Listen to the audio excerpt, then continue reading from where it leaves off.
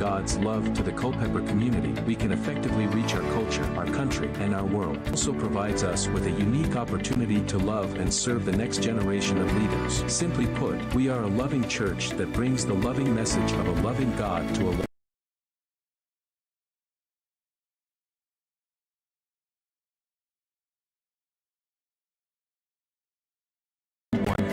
4400. Worship services are held every Sunday morning at 10:30 a.m. at City Light Baptist Church. Worship with us at 1121 Sperryville Pike in Culpeper. Consulting is a proud sponsor of Culpeper Cavaliers baseball. When it comes to working with clients, our golden rule takes priority. We simply want to guarantee 100% satisfaction with the work done. CM Contracting and Consulting provides general contracting and consulting services.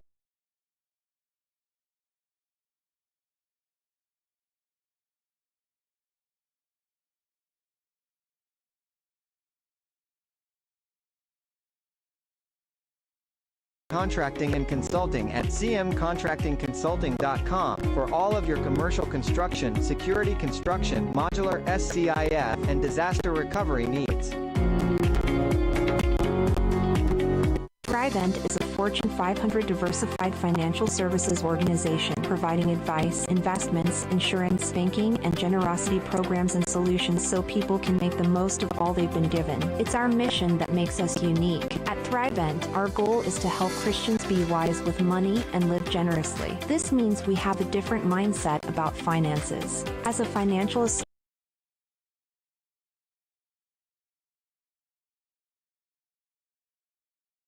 that reflects your goals and values. Whether it is helping you with college planning, retirement income planning, or protecting loved ones, together we can develop a financial strategy that helps your money work for you. Call Gretchen's office in Rixieville at 540-937-3525 to learn more or schedule a meeting time.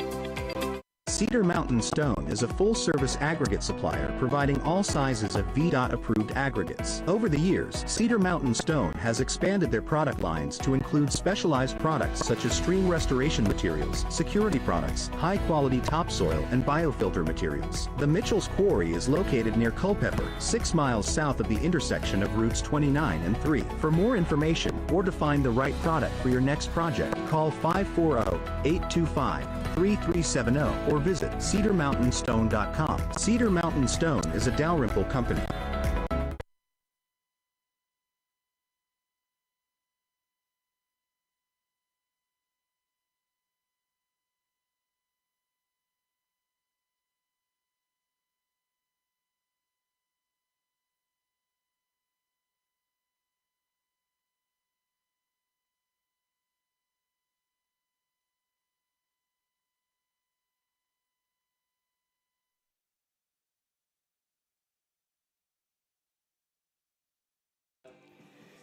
Good evening, ladies and gentlemen, near and far, and welcome into this evening's doubleheader between the Purcellville Cannons and the Culpeper Cavaliers here from Culpeper County High School. For the audio difficulties we are having, my laptop is, for some reason, deciding now is the perfect time to start hanging on by threads. We take a look at starting into that. We're in a light day coming to this game, and we're currently having a 5 o'clock start time is what we're being told. So we will go ahead with our pregame proceedings here on the Culpeper Cavaliers Baseball Network. Looking at the Purcellville starting lineup coming into this evening's game number 1 of the doubleheader, leading off for the Cannons in game 1, the second baseman from Fredericksburg, Virginia, a 5'11", 175-pound righty-righty senior out of Mount St. Mary's University, number 8, Tristan McAllister.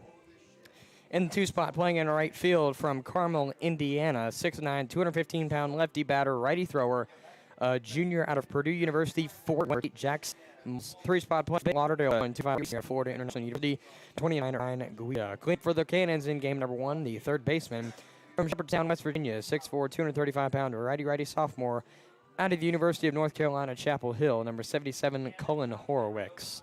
In the 5-spot, playing in left field from Lithonia, Georgia, 5'9", 205-pound righty-righty junior out of Paul D. Camp College, number 22, Joseph Eichelberger.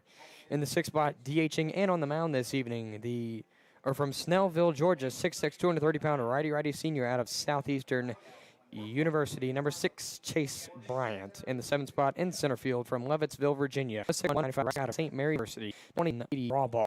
In the Kansas City for the one from today, TE Florida. 5'10", 100-pound righty to Florida International University. Number 34, Brendan Roney. And in the 9th spot, playing at short from Prairieville, Louisiana. 5'9", 170-pound righty junior out of Arkansas State University. Number 20, Braden Caskey. And again, on the mound for the Cannons in this game, number 1, the DH and pitcher, number 6, Chase Bryant.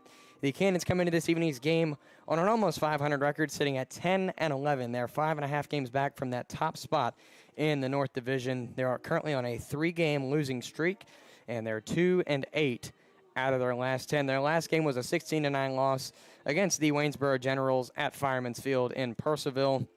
A 14-2 to the Lumberjacks and 5 loss to the Cardinals all day. They're on a win over the Newmarket Rebels last Saturday, June 24th. Under tonight's game, the doubleheader, actually, they will verse the Cavaliers in Game 2 at 7:30. That is still on time for that. The Purcellville Cannons will take on the Charlottesville Tom Sox at Cho Field on Thursday night before traveling to Winchester to take on the Royals on Friday at Jim Barnett Park. The batting leaders coming into this evening's game for the Purcellville Cannons, leading the team with a .750 batting average, is the second batter in the lineup, Jason Michaels. In second with a .471 is Tristan McAllister. In third with a .441 is Brendan Roney. And rounding out in fourth with a .417 is Ryan Guida. There are 2 Purcellville Cannons players with 4 home runs on the season. They lead the team, that being Colin Horwicks and Joseph Eichelberger. Mikey Brinton in third with 1 home run, and that is it for the Purcellville Cannons home run hitters on the season, as there have only been 9 by 3 batters. Speaking of Eichelberger, he leads the team in RBIs with 25. Colin Horwicks in second with 16. In third with 9 RBIs on the season is Torres, and rounding out in fourth with 8 is Keegan Knutson. The pitching leaders coming into this evening's game for the Purcellville Cannons. There are 3 Cannons with 2 wins on the season, those being Mizrahi, King, and Smith. Lyman is the one that has been placed in fourth with 1.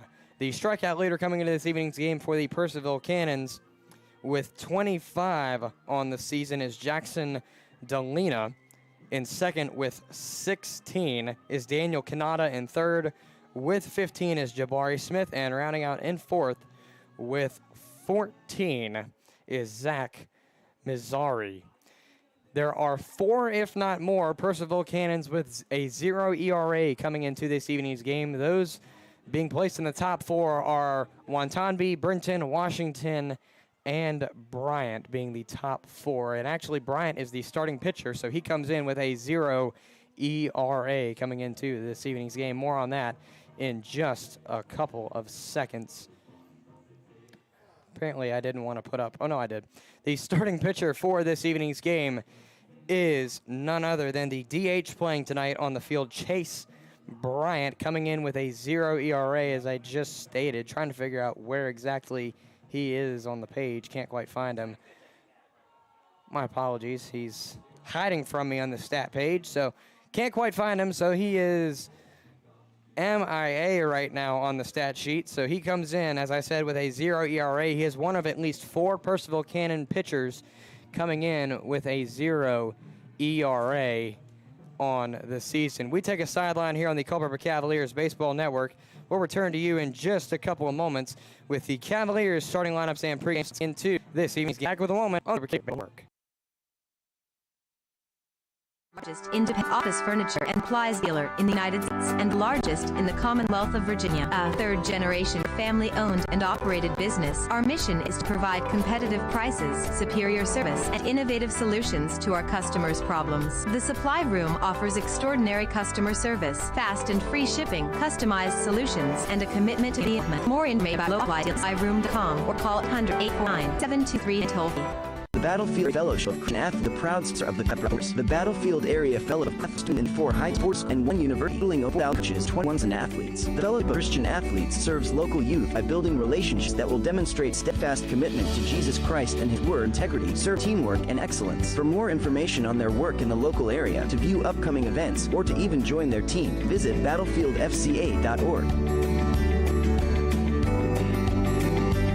The Law Office of Robert C. Hudson is a proud sponsor of the Culpeper Cavaliers. The Law Office of Robert C. Hudson, PLLC, can help serve clients with real estate, civil litigation, land use and zoning, creditor rights, business and its more information.org for Robert Hudson, bring the links of Simon Law Robert Hudson, Board of Culpeper Cavaliers Baseball. Culpeper Wood Preservers, a proud supporter of Cavalier baseball, is the #1 choice for pressure-treated lumber. By using Culpeper wood, you can be confident that you are using the highest quality product backed by one of the largest producers in the industry. Our products, warranties, selection, and reputation make us the clear choice for today's homeowner. Culpeper Wood Preservers also provides project plans and education, care and maintenance tips, decking comparisons, and helpful hints for your current structure or next project. To contact Culpeper Wood Preservers, visit them at 15487 Braggs Corner Road in Culpeper. Call them at 800-817-6215 or visit their website at culpepperwood.com.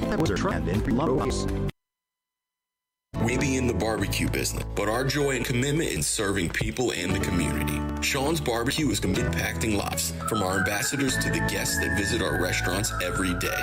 We would like for all of our ambassadors to invest time and energy in making the businesses thrive by creating a positive atmosphere, engaging with one another, and connecting with our guests. Sean's Smokehouse Barbecue. Real wood, real food, real good. Now back to the Saber Metrics pregame show on the Culpeper Cavaliers Baseball Network. Now that my audio wants to work, we welcome you to the Saber Metrics pregame show part 2. As if you missed it, we went over the Purcellville Cannons starting lineups and stats coming into this evening's game, and we will now transition to the Culpeper Cavaliers starting lineups and stats coming into this evening's game. And if you're experiencing any freezing or noticing any freezing, my apologies. The technology up here, at least for streaming, does not want to cooperate right now. Like I said before, my laptop is running on a thread. I tried propping it up to get some air to it, and I think that is part of the problem. But I've got 2 laptops. One is processing the stream. The other one is getting the stream live, and I think the one that's getting the stream live is now getting a little hot. It's sitting directly in the sun, which is an issue too. So if we can't get this out perfect, again, my apologies. I do have a recording as well, so if it doesn't come up the right way, hopefully the recording comes out perfect enough to where it can be salvageable enough to re-upload after the fact. Despite that, we will take a look at the Culpeper Cavaliers starting lineups and pregame stats. Leading off for the Cavaliers in this game, #1, thank you, Andrew. He's trying to fan my computer down a little bit, but I don't think that's going to happen until the sun goes down, but we'll just have to deal with it as we go. In the meantime, let's look at the Culpeper starting lineups without further ado, as I try to go off on a tangent for some reason. Leading off in this game, #1 for the Cavaliers in left field from Omaha, Nebraska. A 5'11", 180-pound lefty batter, righty thrower. Yep, I was right. A senior out of Creighton, #5, Jack Terosian. In the 2 spot, playing at third base from Chesapeake, Virginia, 5'10", 180-pound righty senior out of Radford, #8, Connor Butler. In the 3 spot, playing at short from Reading, Pennsylvania, 6 foot, 190-pound righty junior out of Misericordia College, #15, Connor Marignac. Cleaning up for the Cavaliers this evening, playing in center field for game #1 from San Diego, California, a 5'11", 175-pound lefty sophomore out of Arizona State, #11, Kian Vu. In the 5 spot, playing at DH from Sugar Land, Texas, 6'2", 215-pound lefty batter, righty thrower, a sophomore out of Arizona State University, #7, Reese Beeler. In the 6th spot for the Cavaliers in this game, #1, playing in right field from Tampa, Florida, 6 foot, 180-pound righty junior out of Georgetown, #10, Jaden Sheffield. In the 7th spot, playing at first base from Vancouver, Washington, 6'3", 195-pound righty senior out of Brown University, #24, Quinn Rooks. In the 8th spot, behind the dish for this game, #1 for the Cavaliers from Lake Station, Indiana, 5'9", 165-pound righty-righty sophomore out of Ohio State University. Number 1, Alonzo Paul Jr. And in the 9th spot for the Cavaliers in this game, number 1, playing at second base from Mechanicsville, Virginia, 5'10", 180-pound righty-righty sophomore out of VCU, number 6, Ethan Serrano. And on the mound for the Cavaliers in this game, number 1, from Midlothian, Virginia, 5'10", 200-pound right-handed pitcher, a sophomore out of VCU, number 41, Brian Curley. I had the wrong tab up. The Cavaliers come into this evening's game on a 9-14 record, 7.5 games back from that top spot in the South Division on a one-game losing streak as they lost 11-4 to the Tom Sox last night. Get more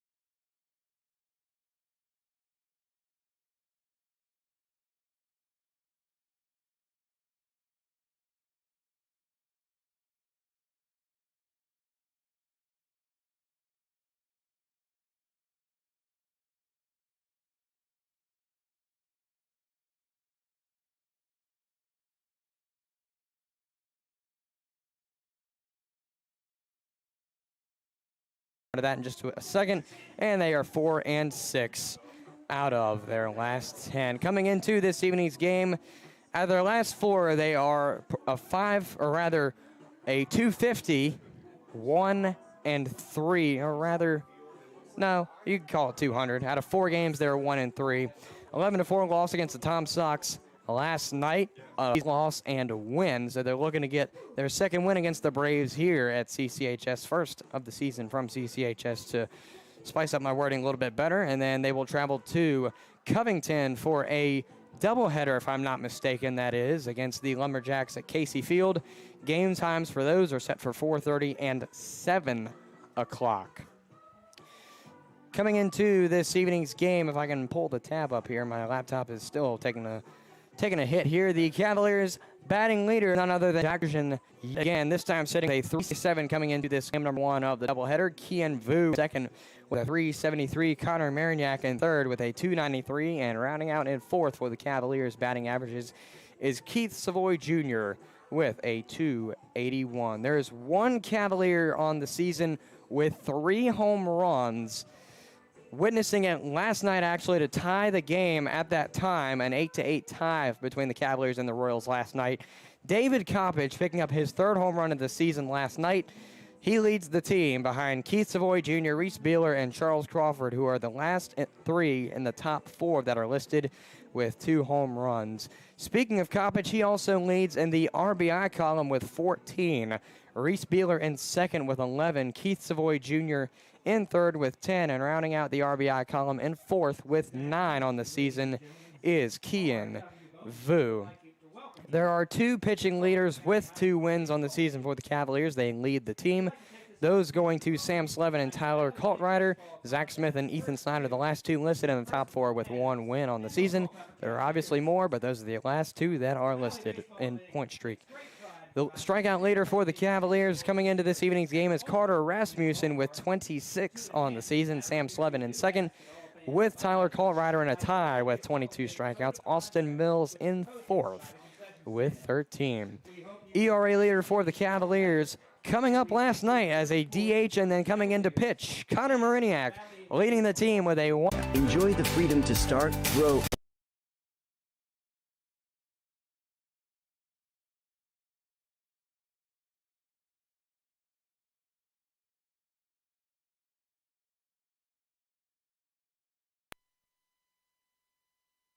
Cedar Mountain Stone is a full-service aggregate supplier providing all sizes of VDOT-approved aggregates. Over the years, Cedar Mountain Stone has expanded their product lines to include specialized products such as stream restoration materials, security products, high-quality topsoil, and biofilter materials. The Mitchell's Quarry is located near Culpeper, 6 miles south of the intersection of routes 29 and 3. For more information or to find the right product for your next project, call 540-825-3370 or visit cedarmountainstone.com. Cedar Mountain Stone is a Dalrymple company.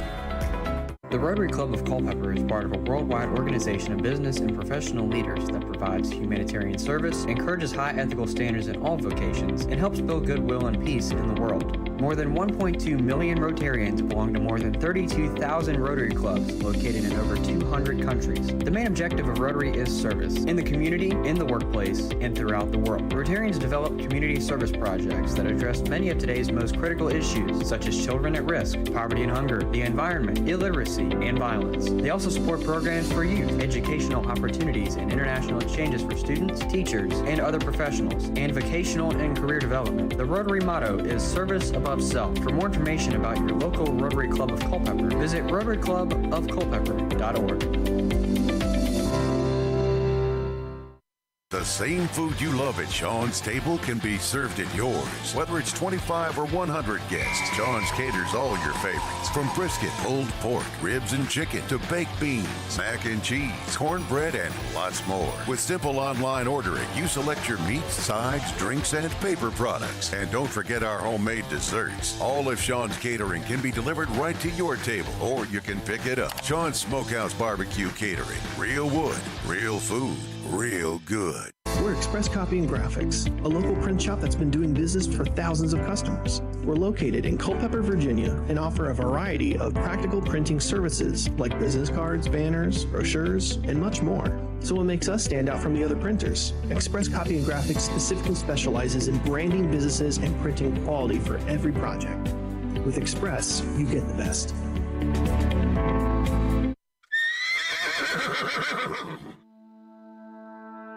This is Culpeper Cavaliers baseball. That's lined down high and far. Chasing back the left fielder. He leaps, and it's gone! David Coppage sends it home. That is lined down into left center. It's going high. It's going far. Kiss it goodbye! Keith Savoy Jr. with the 2-run shot. You're tuned in on the Culpeper Cavaliers Baseball Network. That was a home run for Connor Butler. The solo home run off the first pitch. Jaden Sheffield will come up and pop that one. It's an RBI single. Now, it's time for baseball on the Culpeper Cavaliers Baseball Network. Indeed, it is time for baseball. After our several technical issues, I think we now have it ready. So thank you, everybody, for sticking around. And again, our apologies for the technical issues that we've experienced coming into this game number 1. But we are ready to play some baseball here, if I can figure out where I put everything through moving around a bunch of stuff.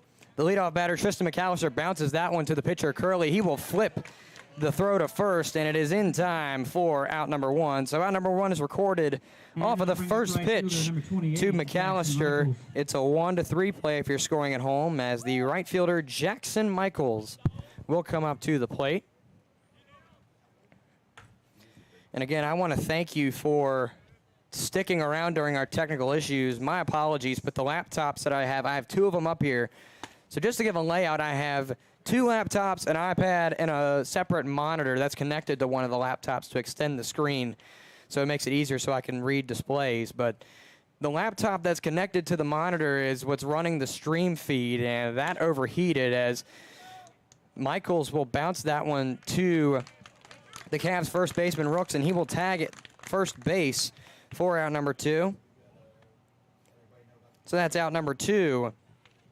Up by the Cannons. Now batting for the Cannons, the first but the broadcast goes from the laptop that's connected to the monitor to a separate laptop that actually I hit start and stop on, and then that laptop overheated at the same time, and so I restarted the one, left the other, as there's nothing really wrong with that one.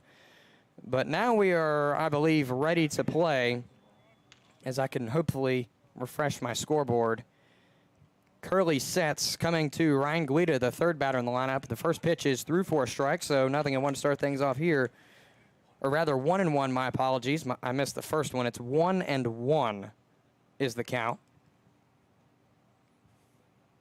Guida, the third man due up for the Cannons in this first inning. Here comes the pitch from Curly. That one will go through as well. Strike 2 is the call. 0-2 is the count coming to Guida in plate appearance number 1.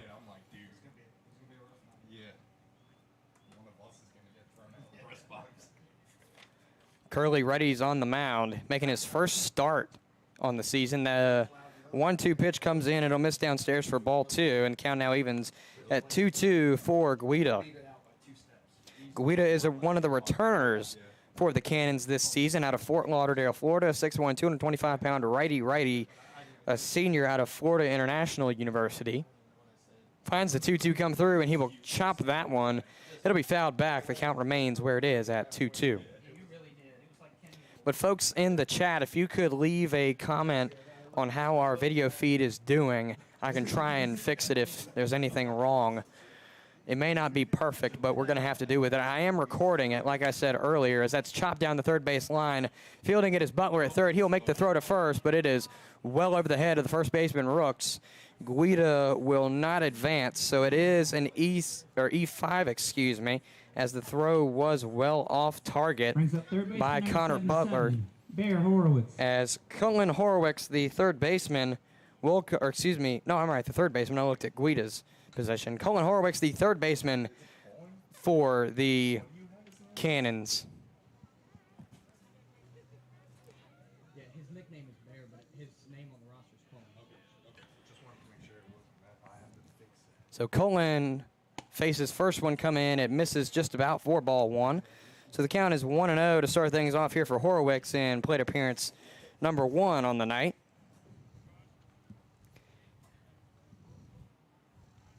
Curly readies. Here comes the 1-0. That one looks beautiful, and it is for strike 1. The count now evens at a ball and a strike for the batter Horowitz, the third baseman for the Cannons. Resident of Shepherdstown is another one of the Cannon returners, 6'4", 235 pounds, righty-righty, a sophomore out of UNC Chapel Hill. Faces a 1-1 from Curly as it comes in. That one is beautiful as well. Now a 1-2 count coming to the third baseman, Cullen Horowitz. He comes into the game 17 for 61. That's a 278. 4 home runs, which leads the team with another batter and 16 ribbies.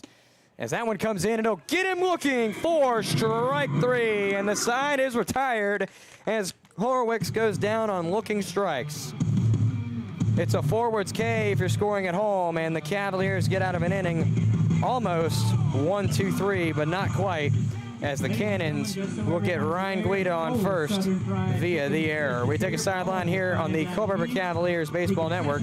We'll return to you in just a moment with more Cavalier Baseball. Located a mile west of downtown Culpeper, just off Route 29, Mountain Run Winery is set on 36 acres within a larger swath of farmland. With as many as 20 wines produced each year, you would be hard-pressed to find this many quality wines at a winery of our size. We specialize in small batch production of a range of varietals. We have multiple Best in Virginia award-winning wines. For more information, call 703-638-5559 or visit mountainrunwinery.com. Ready to try some of their farm-to-bottle award-winning wines on site? Visit them at 10753 Mountain Run, Lake Road in Culpeper. On-site consumption only offered every Friday through Sunday. Curbside pickup available daily. Call ahead to reserve a time. You must be 21 years or older to indulge. Drink responsibly. Path Recreation and Fitness Center is a proud sponsor of Culpeper Cavaliers Baseball. Our full 27,000 square foot center is open with multi-sport courts, batting cages, a fitness area, activity rooms, and more to serve all your recreation and fitness needs. The fitness area offers classes for adults and children, strength and cardio equipment, functional training room, and kids corner child care. Stop by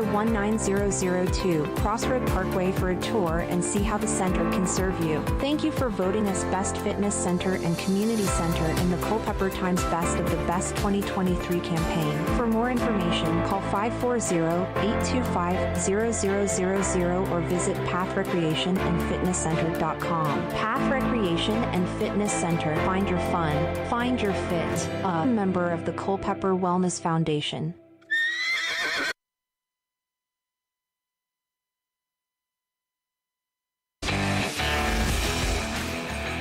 So the Cavs get out of the first inning almost on a 1-2-3. They allow Ryan Guida to get on via an error by Connor Butler, but the Cavaliers get out of it on the next batter. So no score yet for the Cannons, as the Cavaliers will call up Tarosian, Butler, and Marignac to lead things off in this game number 1 of the doubleheader. Again, the Cavaliers and the Cannons were originally supposed to square off for the first time here at CCHS on June 21st, but with the rain on that day and the next day following, those games had to be postponed. And in fact, the game that was supposed to be on the 22nd against Waynesboro actually got rescheduled to earlier this week on the 27th, or rather earlier last week for technicality on the 27th, and this one got rescheduled as a doubleheader since Purcellville was supposed to come to CCHS in just 2 short weeks. As Tarosian steps in the left-hand batter's box, he will find the first one go by for a strike. Looked like he wanted to swing and didn't, and unfortunately either way the call was going to be made unless he made contact with that baseball. So here comes the 0-1. That misses away for ball 1, so Chase Bryant will deal a 1-1 to Tarosian, playing left field this evening for the Cavs in game number 1. The 1-1 comes in. That's downstairs for ball 2. So 2 straight balls given to Tarosian from Chase Bryant here in this first plate appearance. Bryant sets and deals the 2-1. That one's outside in the opposing strike zone. Tarosian being a lefty, so it goes in the right-hand batter's box for ball 3. And Tarosian sits 3-1. Here comes the 3-1 pitch, and that one's downstairs. Ball 4 is the call, and the leadoff batter Tarosian will take the 90-foot walk of fame on a base on balls as Connor Butler will come up. It's also worth noting before Tarosian's card disappears on point streak, he's the hottest batter for the Cavaliers coming into tonight's game. A 29 for 77 record. That's a 376, 8 ribbies in the process, as the third baseman Connor Butler will step into the right-hand batter's box for his first plate appearance of the evening. First one is fouled away. Strike 1 on the board for Connor Butler. Nothing in 1 to start things off here for Butler, and plate appearance number 1 on the afternoon. As Bryant readies on the mound, got an 0-1 coming off of the foul ball. Here comes the pitch, and did that touch him? Doesn't say just yet, but Tarosian stealing to second. Nothing on the offense, or rather on the defense for the Cannons there. So Tarosian will stand safely, assuming it's called a ball and that it missed Butler in the meantime. So we're going to say 1-1 as he stands still at the dish, a ball and a strike. So he will get the ball off of a very wild pitch by Bryant, who receives his sign. Will ready on the mound. Got Jack Tarosian 90 feet behind him directly on second. Nobody home for the Cannons to make the play. Here comes the 1-1. That is grounded past the third baseman, Horowitz. Tarosian will stop at third, and just like that, the Cavs will threaten the corners, and rather Tarosian will come home. He came home while I wasn't looking, and Butler will take to second. And just like that, the Cavs lead. So Tarosian will round. I'm not quite sure what the heck happened out there in left field, but Eichelberger was late apparently getting to the ball, and now it's a 1-0 game just like that in the favor of the Cavaliers. I'm scoring that as a single for Connor Butler, and then advancement off of the misread and left. In the meantime, Connor Marignac, the shortstop, will come up as the first pitch comes to him. It is well outside in the left-hand batter's box, for ball 1. So 1-0 is the count to start things off here for Connor Marignac, excuse me. Got to get used to saying Marignac, as I've been saying Marignac, as that had a better flow, but that's not the correct way to say it. Bouncing ball towards short. Butler will backpedal to second. The throw to first is not in time. Marignac made the advancement and beat the ball there. Now batting, the center fielder. We'll see if I caught that. And of course, my replay does not want to work right now, so I'm going to have to reset that in the meantime as Marignac makes it on the single. No error to record as the play was flawless. But Marignac just beat that ball. First pitch to the cleanup batter, Kian Vu, is through 4 strikes, so nothing in one to start things off for the center fielder, Vu, in plate appearance number 1 on the afternoon. As Bryant Reddy's on the mound, got an 0-1 coming with runners on first and second. Cavs lead 1-0. Here comes the 0-1 pitch. That's in the left-hand batter's box, excuse me. I don't know why I want to say strike zone. It's in the left-hand batter's box. Whiffed past his ankles for ball 1. Now a 1-ball, 1-strike count coming to Kian Vu, the cleanup batter for the Cavs this afternoon. Bryant looks back to second. Here comes the 1-1 in the meantime. That one's through for a strike. So now a ball and 2 strikes here for Kian Vu.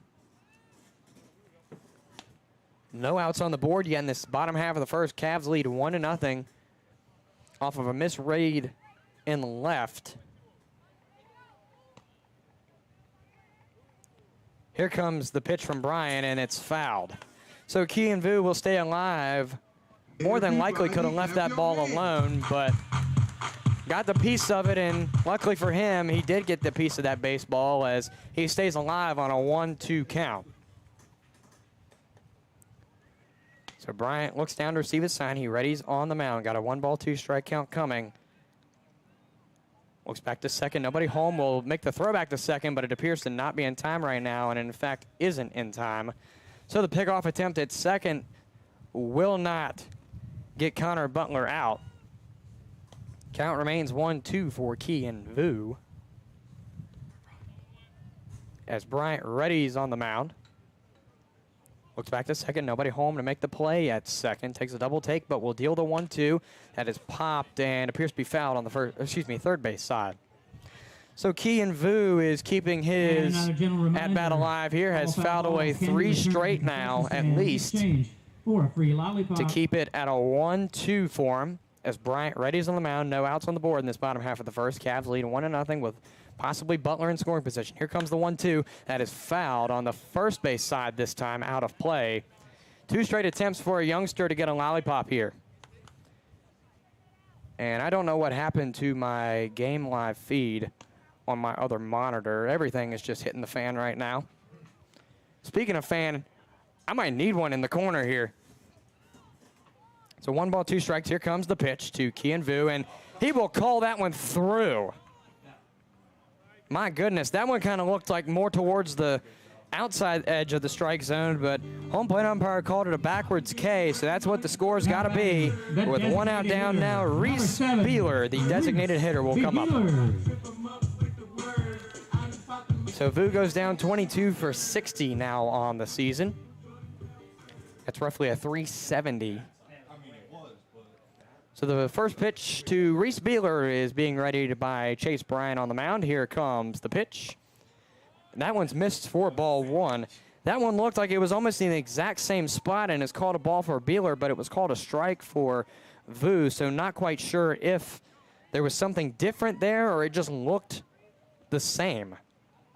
Here comes the 1-0. That'll be tipped and fouled, it appears, or rather, it'll be a swing and a miss. My apologies. Strike 1 is the call. 1-1 is the count to the designated hitter, Reese Beeler, sophomore out of Arizona State, coming to the Cavaliers. Bryant readies the 1-1. Got Connor Butler behind him. We'll look back to second on a double take. Nobody home to make the play. Here comes the 1-1. That's cracked. Hits Bryant in the foot, and it appears that Beeler will get there in time. No, he is out, but it advances the runners to second and third. It is a sacrifice out at first. So it's a sacrifice 1-3 play for the second out as it gets Marignac to second and Butler to third as the right fielder, Jaden Sheffield, will come up to the plate for the Cavs as Beeler goes down 10 for 42 on the season after that plate appearance. So Bryant Reddy's on the mound, going to deal to Jaden Sheffield now. Here comes the pitch. It's waved. Will they check him? They will say no. So Sheffield gets a ball by the skin of his teeth, as that looked like it could have gone either way. I believe if they would have checked it, they could have gone either way with it. It could have been a ball or a strike. But here comes the 1-0 to Sheffield. That's well outside. Tagging is Butler, and he is safe.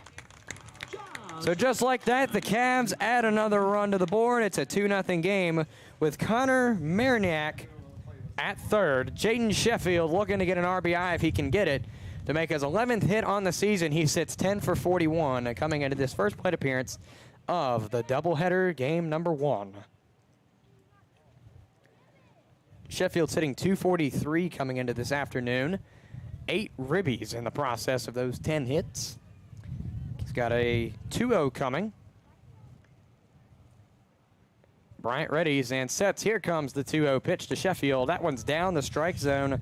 Call it strike 1. It's now a 2-ball, 1-strike count to the right fielder, Jaden Sheffield, a junior out of Georgetown. He's got Connor Marignac on third, looking to add to the Cavalier lead. And that is fouled back at the plate, so it's now a 2-ball and 2-strike count coming to Jaden Sheffield. He has evened the count.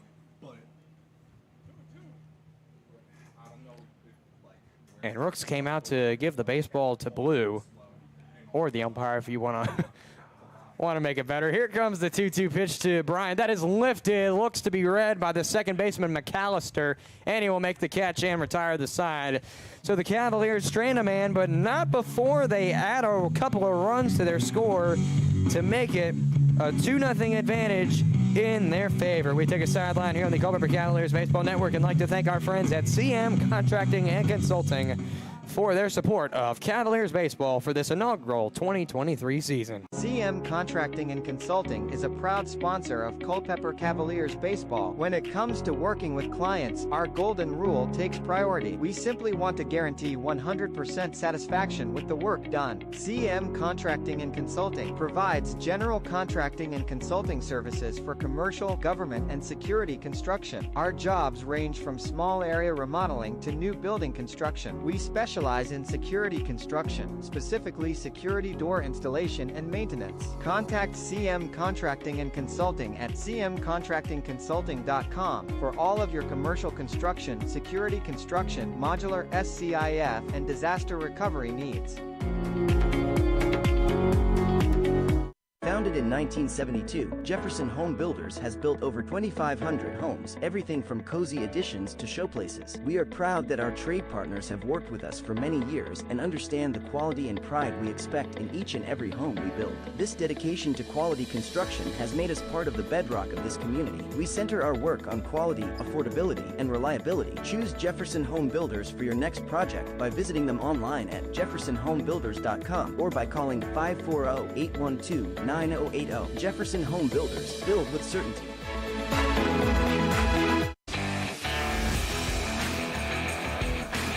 Through one complete inning, it's Cavs 2, Purcellville 0 in this game number 1 of the doubleheader, as the Cannons will move on to Joseph Eichelberger to lead things off in this top half of the second inning. Playing left field, it'll be Eichelberger, Bryant DHing, and draw ball in center field for this top half of the second. Eichelberger faces ball 1 on the first pitch, so it's a 1-0 count coming to the left fielder in this first plate appearance of the second inning.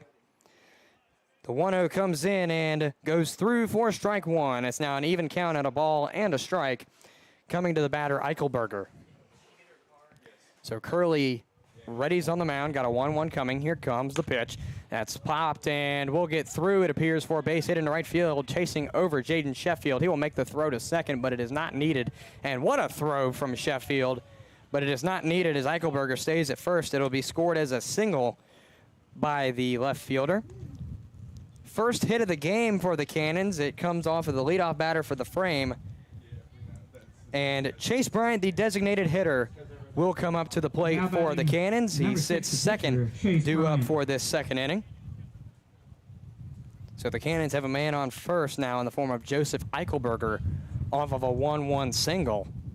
As he readies in the right-hand batter's box, rather, Brian is the man to step in the right-hand batter's box. Curley deals the opening pitch, and that is popped out of the glove of Paul. Ball 1 on a passed ball, and Eichelberger will advance to second. So 1-0 is the count coming to Chase Bryant, the designated hitter slash pitcher on the evening for the Cannons in this game number 1.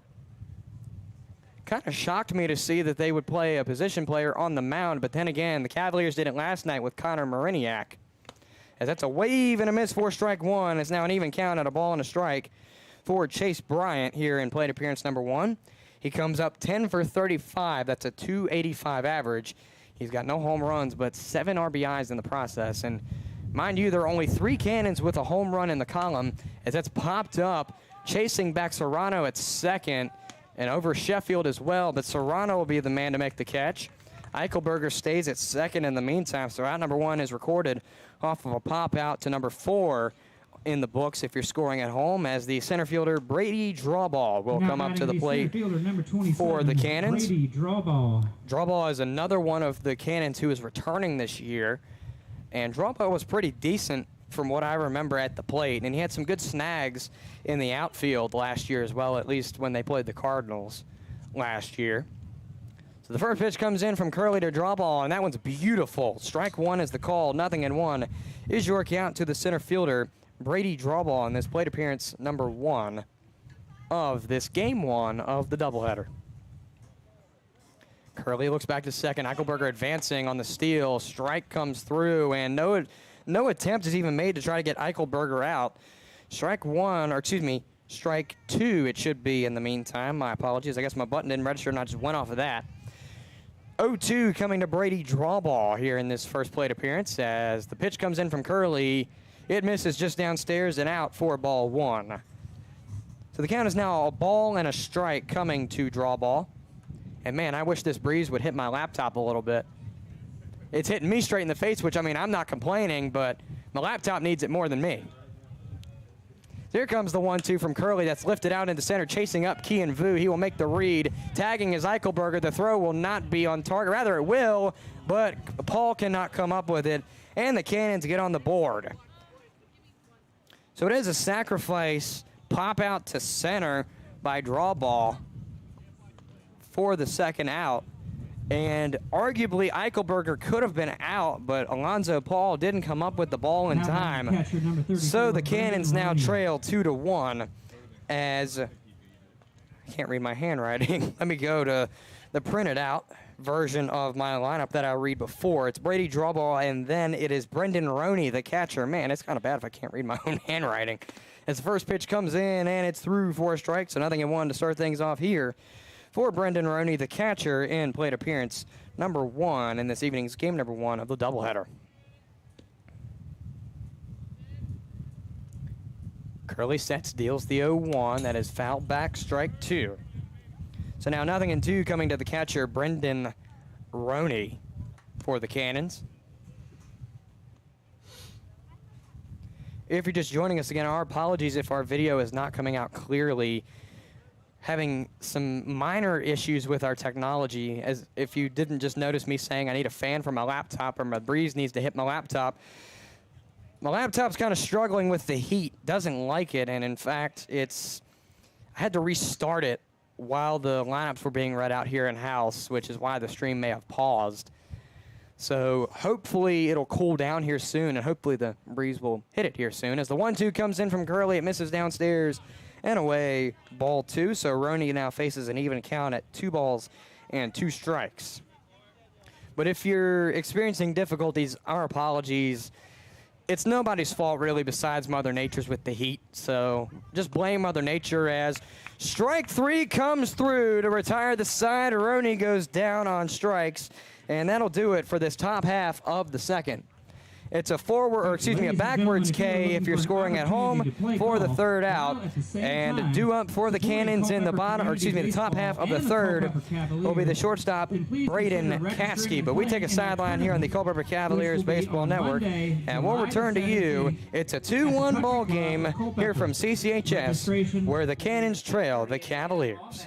We may be in the barbecue business, but our joy and commitment is in serving people and the community. Sean's Barbecue is committed to impacting lives, from our ambassadors to the guests that visit our restaurants every day. We would like for all of our ambassadors to invest time and energy in making the businesses thrive by creating a positive atmosphere, engaging with one another, and connecting with our guests. Sean's Smokehouse Barbecue. Real wood, real food, real good. With over 30 years experience, Settle Excavating and Construction Incorporated offers Culpeper and surrounding counties top-notch services in modular construction, remodeling, additions, site work, and driveways. Pick one of our floor plans to customize, or bring us your plan. We are authorized builders for nationwide homes. For more information, contact Settle Excavating and Construction by phone at 540-547-2898 or visit us online at settleconstruction.com.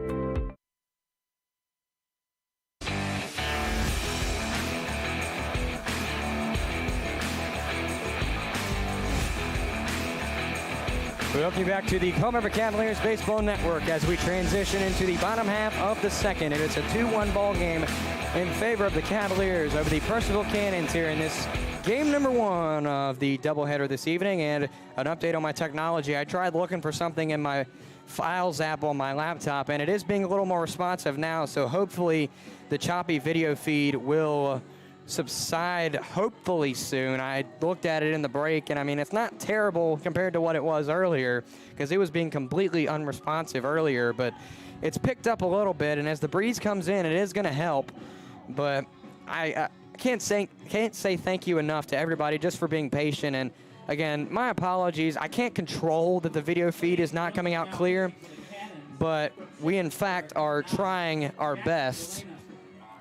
We in fact are trying our best to get the video feed out, as Purcellville will go with a new pitcher. They will retire Chase Bryant as pitcher, so we'll see if he stays in his DH. Most likely will. Andrew Washington will come up on the mound for the Cannons, come up completely undetected by me. Sharpsburg, Georgia native, 6'1", 197-pound, righty senior, out of Georgia Gwinnett College. I don't know why I said right-handed batter. It doesn't usually matter, but Quinn Rooks will lead things off for the Cavaliers here in this bottom half of the second, where his team leads 2-1. As I'm waiting for point streak to update. Some days it updates almost instantly, and other days it wants to take its sweet time. As the first pitch comes to Rooks, he shifts, but it's called strike one, 0-1 being the count coming to the batter. Rooks, the first baseman on the night, or rather the afternoon in this game number 1 of the doubleheader. Here comes the 0-1. That one goes upstairs on the umpire's radar for strike 1. Now a ball and a strike to the first baseman, Rooks. Still waiting on point streak to update, and I will give you some stats on Rooks. There it goes. He is 6 for 38 with a 157 average. He lines that one foul on the first base side, out of play. Now a ball and 2 strikes read to the resume of Quinn Rooks in his first plate appearance. No home runs, but 2 ribbies in the process of those 6 hits. As he steps back into the right-hand batter's box to receive the 1-2 from Washington. Here comes the pitch. Low and away in the dirt, either off of the contact of the catcher's glove or the baseball itself. Either way, ball 2 is the call. 2-2 is the count. So Washington with a 2-2 receives his sign, readies and sets. Here it comes. It's a wave and a miss by Rooks. For strike number 3, it's a forwards K if you're scoring at home. And the first out in this inning came a whole lot quicker than the first out of the first inning for the Cavaliers, as Alonzo Hall Jr. will come up to the plate for the Cavaliers, catching in the 8th spot for the Cavaliers. See if I can pull up some of his stats from college this season. Actually, now that I think about it, he didn't have any. But coming into college, he batted .430 with a .602 on-base percentage, had 37 hits, and scored 51 times in his high school career, or his high school season, senior season at Andrean High School. Faces strike 1 on the first one and will foul that one towards the Culpeper dugout for strike 2. So Paul already finds himself low in a rut on an 0-2. He also had 22 stolen bases in his senior year in high school. His high school won the state championship in 2022, so I believe that was his senior season as well. As he faces 0-2 from Washington, here comes the pitch that's downstairs 4-1 is now a 1-2 count coming to the catcher, Alonzo Paul Jr. here in plate appearance number 1. He's looking to get on the board here with a hit possibly, or at least get on base if he can. But he faces 1-2. Here comes the pitch that is grounded to the shortstop, Caskey. He will pick it up and make the throw to first, and it appears to be in time, and in fact is for out number 2. So Alonzo Paul Jr. goes down on a 6-3 play for out number 2 as the second baseman, Ethan Serrano, will come up to the plate. Paul came in 8 for 38 as point streak updates at the worst time possible. So Paul sat at a 210 coming into the game, 2 ribbies. That will obviously now go down on the season, unfortunately for him. As Serrano faces the first pitch from Washington, it's through for a strike, so 0-1 to start things off for Ethan Serrano in his first plate appearance on the afternoon. He is 8 for 33. That's a 242 average, 7 ribbies, and no home runs yet. As the first pitch comes, or excuse me, the second pitch, my apologies, 0-1 rather. He swings and misses on it for strike 2. So now 0-2 to the second baseman, Ethan Serrano, here in this first plate appearance for him on the afternoon. Here comes the 0-2 from Washington. That appears to be downstairs, and it is 4-1. Now a 1-2 count. So that's 2 straight batters that have gotten a 1-2 count right now. Paul had it, but he got a 6-3 on the next one, so we'll see if Serrano can stay alive or get on base. As Washington deals the 1-2 to Serrano, it goes downstairs. Good stop by the catcher, Roney. Ball 2 is the call. 2-2 is the count to Serrano.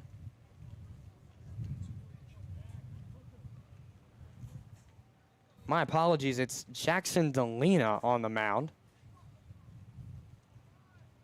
I had 35 for some reason. As the pitch comes in from Delina, it's grounded to second. Scooping up is McAllister. He will flip it to first in time for the out. So the Cavaliers will stay scoreless here in this bottom half of the second.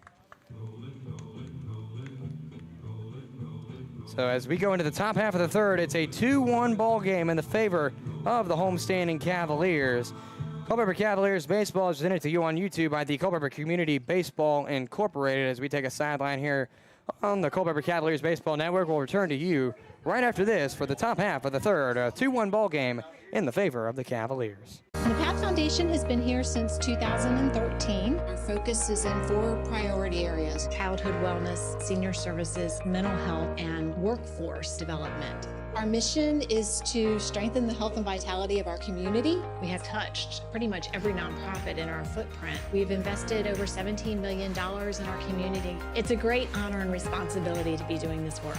And we look forward to working with our board leadership, nonprofits, businesses, and community at large in the years to come.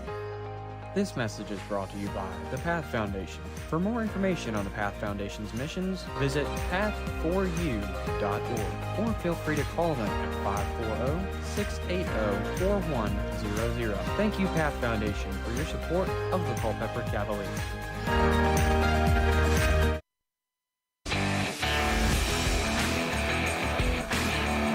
We transition to the top half of the third here from Culpeper County High School for game number 1 between the Purcellville Cannons and the Culpeper Cavaliers in this designated hitter. Cavaliers lead 2-1 as they go back to the defensive half of the field.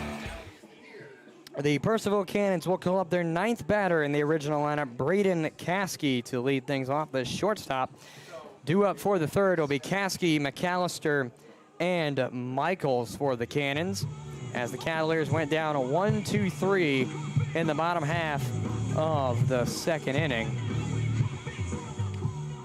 As warm-ups look to round out here for Brian Curley, picking up his third inning now, or going into his third inning of play, excuse me, for better wording. As Braden Caskey steps into the right-hand batter's box, Curley steps rather readies onto the mound. First pitch is popped and fouled away. Strike 1 is the call, 0-1 is the count to the shortstop, Caskey, in his first plate appearance on the afternoon in this game number 1.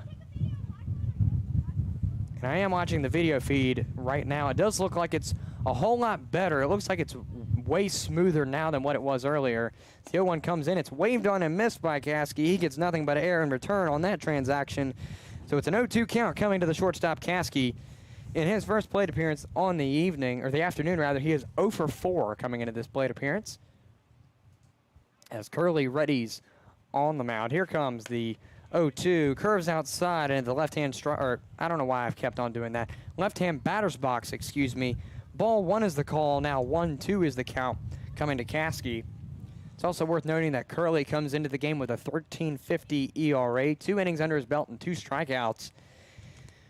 As that will ping Caskey, so he will take a 90-foot walk of fame with a dent on his side.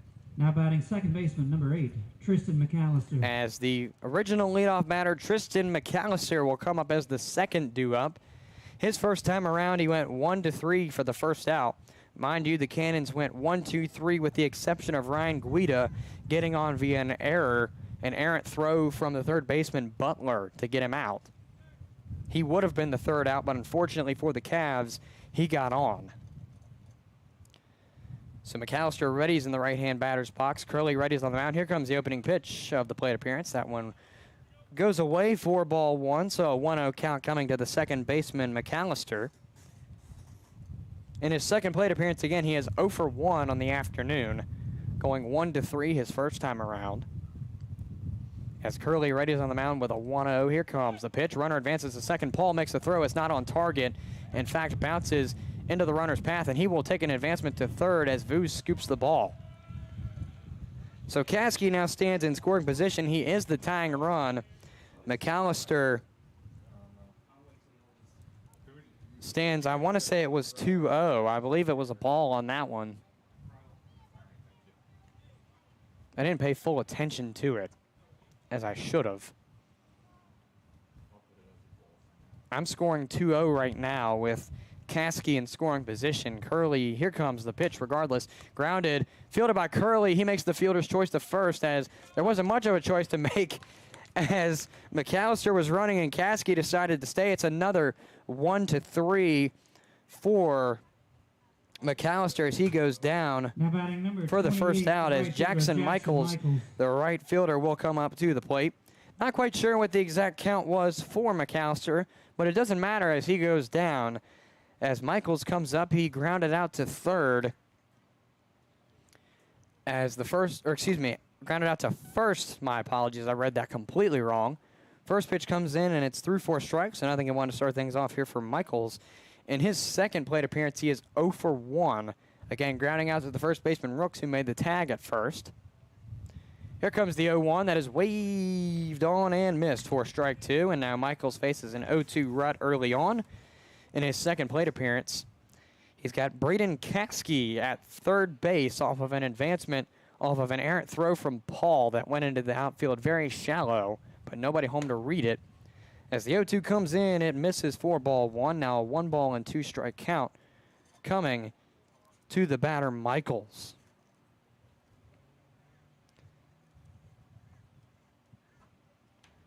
Curly sets, got a 1-2 coming. Here comes the pitch that is grounded foul on the first base side. Count remains 1-2 for the batter, Michaels. Again, Caskey, the man at third for the Cannons here in this top half of the third. They trail 2-1, but Caskey is the tying run.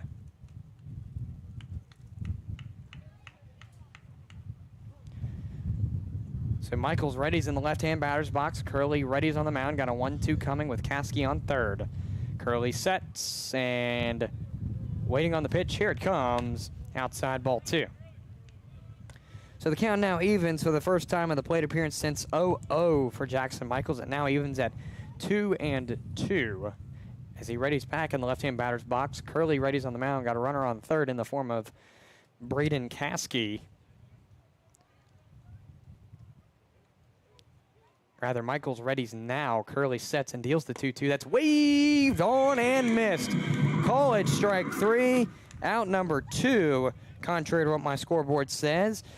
Michaels goes down on strikes. It's a forwards K if you're scoring at home, as the second out is recorded, and Ryan Guida will come up to the plate for the Cannons. He is, you could say, 0 for 1 with that error last time around. Error came from third, Connor Butler. He pops that one up, playable, chasing up Vu in center field And he makes the catch and retires the side, so he will keep the run from scoring as Guida goes down on a pop to 8 if you're scoring at home. As we take a sideline here on the Culpeper Cavaliers Baseball Network, it's still a 2-1 ball game in the favor of the Cavaliers as they look to make this bottom half of the third more memorable than the bottom half of the first. Back in a moment on the Culpeper Cavaliers Baseball Network. Located a mile west of downtown Culpeper, just off Route 29, Mountain Run Winery is set on 36 acres within a larger swath of farmland. With as many as 20 wines produced each year, you would be hard-pressed to find this many quality wines at a winery of our size. We specialize in small batch production of a range of varietals. We have multiple Best in Virginia award-winning wines. For more information, call 703-638-5559 or visit mountainrunwinery.com. Ready to try some of their farm-to-bottle award-winning wines on site? Visit them at 10753 Mountain Run, Lake Road in Culpeper. On-site consumption only offered every Friday through Sunday. Curbside pickup available daily. Call ahead to reserve a time. You must be 21 years or older to indulge. Drink responsibly. Design Options Incorporated is a proud supporter of Culpeper Cavaliers baseball. At Design Options, we provide architectural services for custom drawn residential and commercial plans at a reasonable cost. We provide architectural services for custom house plans, commercial projects, renovation and additions, and garages, barns, and stables. We pride ourselves in helping every client design their project to perfectly fit their needs. Our finished product is a construction plan guaranteed to meet the permit requirements of Virginia. To get in touch with us today, call 540-825-4656 or visit their website at designoptionsinc.com.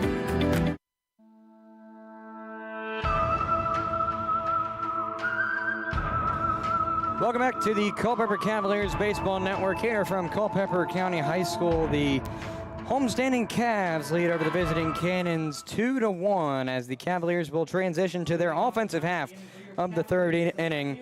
Leading off for the Cavaliers will be Jack Terosian, and the two up following Terosian will be Butler and Marignac.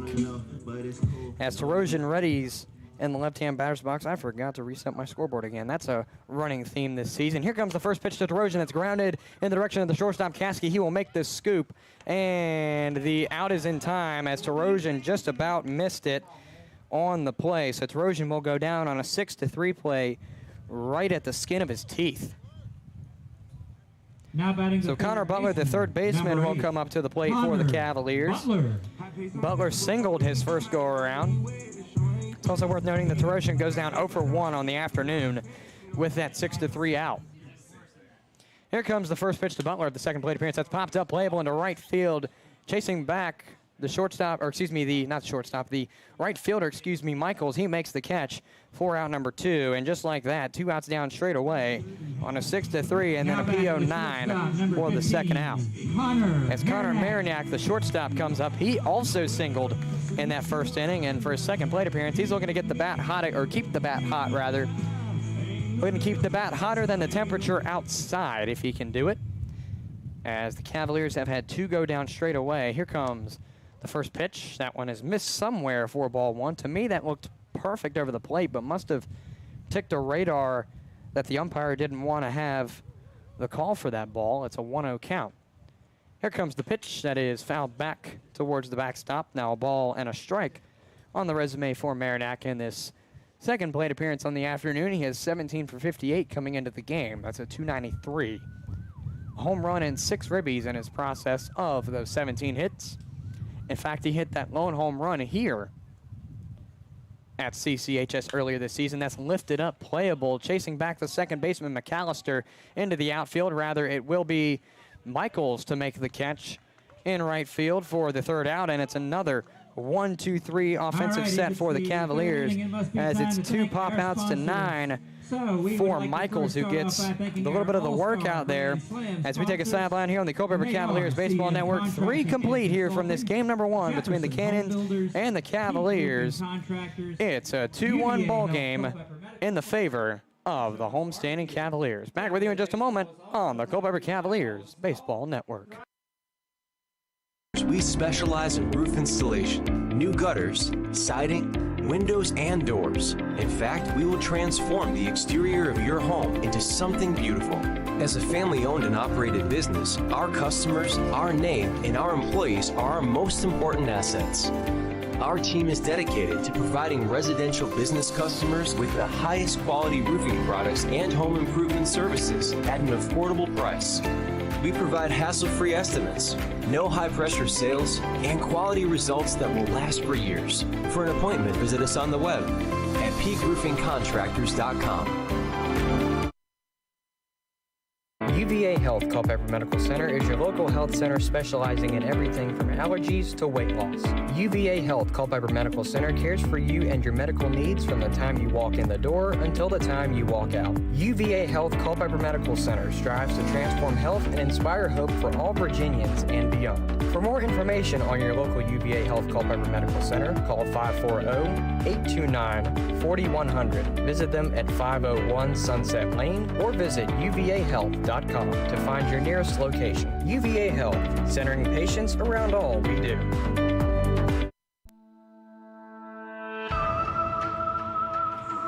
So after 2 complete innings on the mound, or rather 3, my apologies, I made the math wrong, Brian Curley is off of the mound.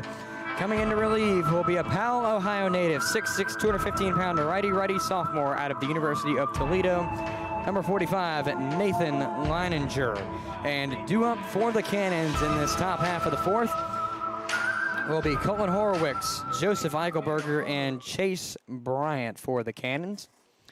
And the leadoff batter, Cullen Horowitz, will step into the right-hand batter's box. He strung out swinging his first go-around for out number 3 of the 1st. He's looking to get out of that slump if he can get there. As the first pitch comes in, it'll miss for ball 1.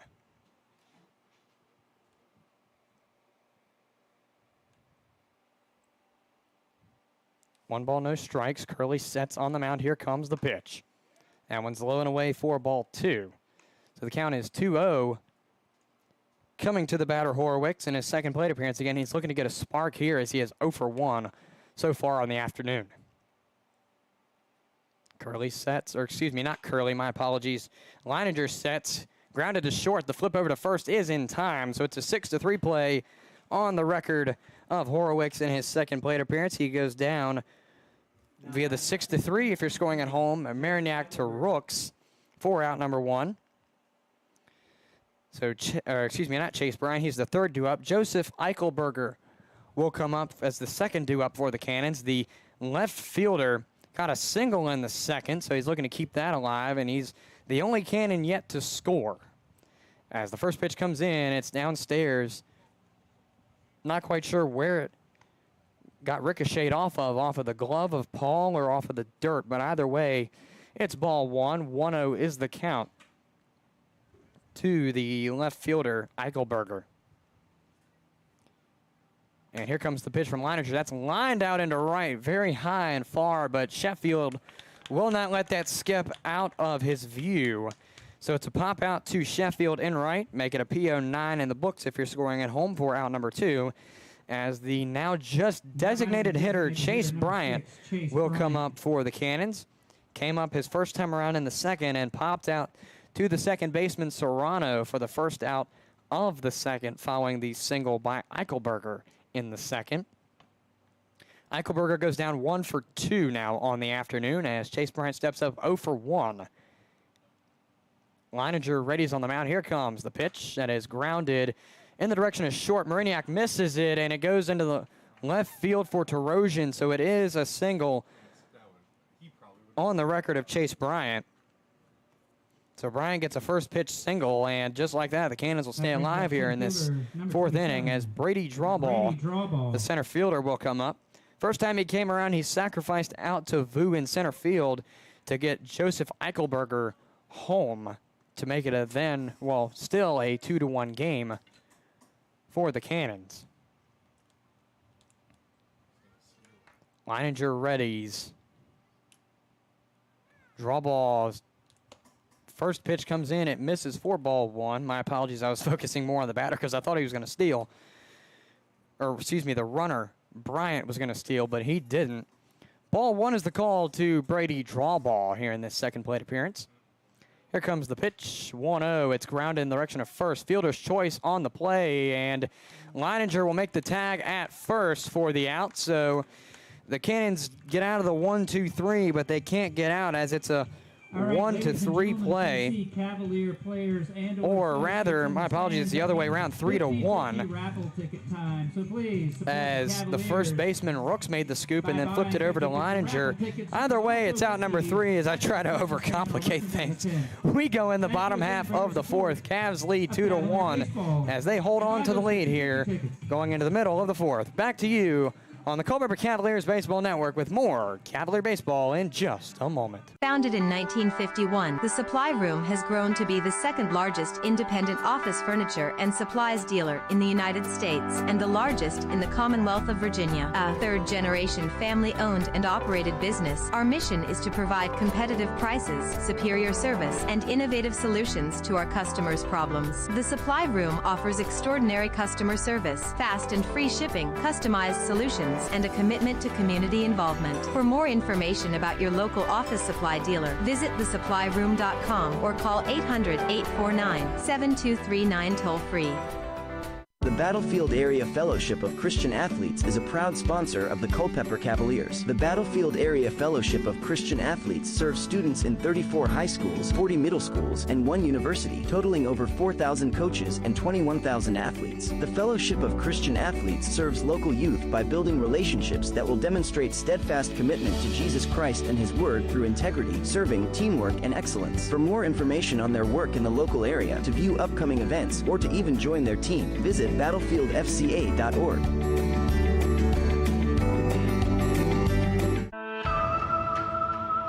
Back now on the Culpeper Cavaliers Baseball Network to resume play here in this bottom half of the 4th from game number 1 of the doubleheader between the Purcellville Cannons and the Culpeper Cavaliers. The Cavaliers will lead off with Kean Vu, followed by Reese Beeler and Jaden Sheffield, as the first pitch to Vu is fouled away.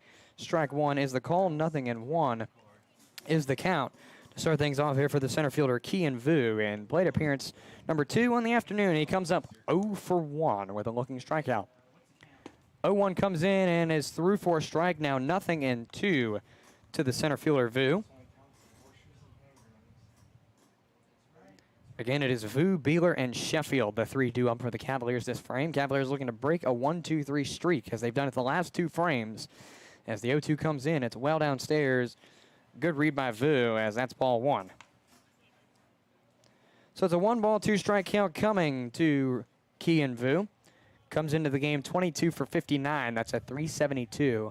A home run and 9 ribbies on the season. Here comes the pitch, and that is lined out. Not quite sure. Actually, no, it's at third. My apologies. I looked a little too far. It's a 5-3 play to get Kean Vu out. I kind of lost the ball as I was trying to look up. I had just about looked up from my scorebook, and I don't know what's going on with my pen. Trying to push down to right, and the pen wants to go inside itself. I don't understand.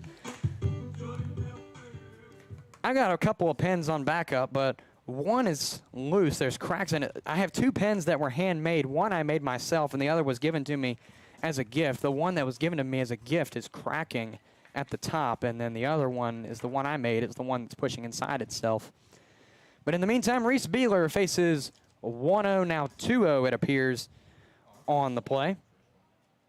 1 out on the board in this bottom half of the 4th. Cavs lead 2-1. As Delina sets, here comes the 2-0 pitch. Beeler wanted to swing, didn't, and that unfortunately went against him as it was a strike. Now 2 balls and a strike. But I do have a general pen made like a generic pen, like a click pen, but I don't like it as much as handmade pens, mainly because of the sentiment and also because the handmade pens write better. 2-1 comes in, and it's fouled away on the third base side. Well out of play. Now a 2-ball and 2-strike count coming to the DH. Reese Beeler, second in the lineup. And just a note for my press box pals, I'm going to say it on the broadcast as well. I just got a note, half hour from here where I live, it's storming. So hopefully that just stays away so we can play this ball game. As Beeler finds ball 3 to go by to fill up the count. But unfortunately, looking at the radar earlier, it looked like we were going to get some rain around 6 o'clock. And it is now 6 o'clock. So here comes the payoff to Beeler. He will walk. Take that 90-foot walk of fame, Reese Beeler. Or no, what in the world? Or it was 2-2, my apologies. So 2-2 was the count, it's now 3-2, my apologies.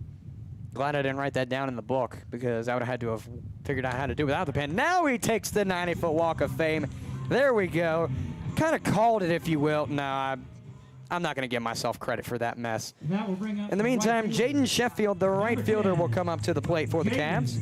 Sheffield. And looking at our radar now, it looks like it's just going to miss us. It is hitting my home, but I want to keep it that way. It's going to shift just north of Culpeper. I live north of Culpeper, too. But here comes the pitch in the meantime to Jaden Sheffield. He will wave through that one and miss for strike one, so 0-1 to start things off here for Jaden Sheffield in plate appearance number 2. Looking to get into statistical action. He is 0 for 1.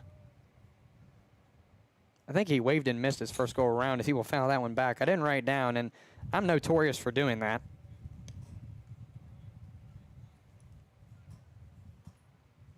Correction, he popped out to 4. So he is, either way, he is 0 for 1, but I just had the out wrong. Or guessed wrong, I guess you could say. So Reese Beeler is on first for the Cavaliers off of a 3-2 walk.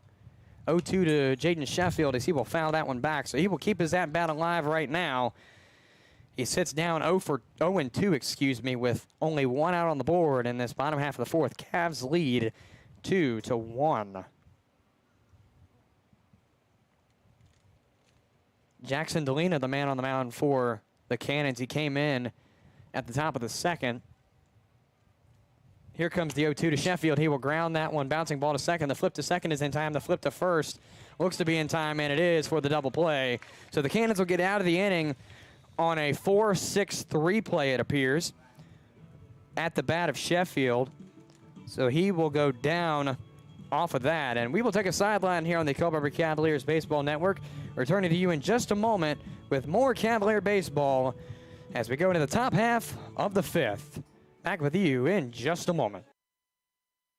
A proud supporter of Cavalier baseball is the #1 choice for pressure-treated lumber. By using Culpeper wood, you can be confident that you are using the highest quality product backed by one of the largest producers in the industry. Our products, warranties, selection, and reputation make us the clear choice for today's homeowner. Culpeper Wood Preservers also provides project plans and education, care and maintenance tips, decking comparisons, and helpful hints for your current structure or next project. To contact Culpeper Wood Preservers, visit them at 15487 Braggs Corner Road in Culpeper. Call them at 800-817-6215 or visit their website at culpepperwood.com. Culpeper Wood Preservers, the trusted brand in pressure-treated lumber for over 45 years. This is a brief in-game reminder that the Valley Baseball League will not tolerate discrimination on the basis of race, religion, color, national origin, age, sex, sexual orientation, marital status, citizenship, and/or military or veteran status. The Valley Baseball League supports all of our teams in addressing these issues at their individual ballpark. Thank you for being a good sport and enjoy the game. Culpeper Battlefield Tours, LLC is a proud sponsor of the Culpeper Cavaliers. Culpeper Battlefield Tours launched in 2022 to provide tours of Culpeper's historic battlefields and sites. Tours of 2 or 3 hours can be customized of Brandy Station Battlefield, Buford's Knoll, Fleetwood Hill, St. James Church, Stevensburg, and the Winter Encampment, or contact Culpeper Battlefield Tours for a specialty tour. To contact them, learn about upcoming events and more, call 540-632-4500 or visit culpepperbattlefieldtours.com. So after only 1 inning, Nathan Leininger is out off of the mound, and replacing him will be an Ashburn, Virginia native, 6'4", 210-pound right-handed pitcher, the sophomore out of the College of William & Mary, number 44, Ethan Snyder. For this top half of the 5th, he will face Brendan Roney, Braden Caskey, and Tristan McAllister for the Cannons as the leadoff batter for the frame, Brendan Roney steps into the right-hand batter's box. Snyder sets. Here comes the pitch. That's fouled away on the first base side, out of play, and I just realized I forgot to reset my scoreboard. My apologies. I don't know why I keep forgetting to do that. So 0-1 is the count to start things off here for Brendan Roney. As Snyder readies on the mound, got an 0-1 coming. Here comes the pitch. That one is just missed somewhere for ball one. I'm not a professional, so I couldn't tell you where, but I can see why he did call ball, but it looks like it could have gone either way. 1-1 is the count regardless. Snyder readies after receiving his signal. He sets and deals the 1-1 pitch. That one is low and away for ball two. Good stop by Paul. As if his glove didn't stop that one, his leg probably would have, as he had that right leg extended out towards the left-hand batter's box. 2 balls and a strike coming to the batter, Roney. Here it comes. That's popped and fair into left field. Tarosian shifting over. And Roney will advance to second, and that ball is well over the head of the second baseman, or excuse me, the shortstop, Mariniak. So Roney will advance to third. So it is a double, but he advances to third off of the E in 7. That will bring up so just like that, Braden Caskey will come up with a man in scoring position. He now goes from not being the go-ahead run to standing at the dish as the go-ahead run.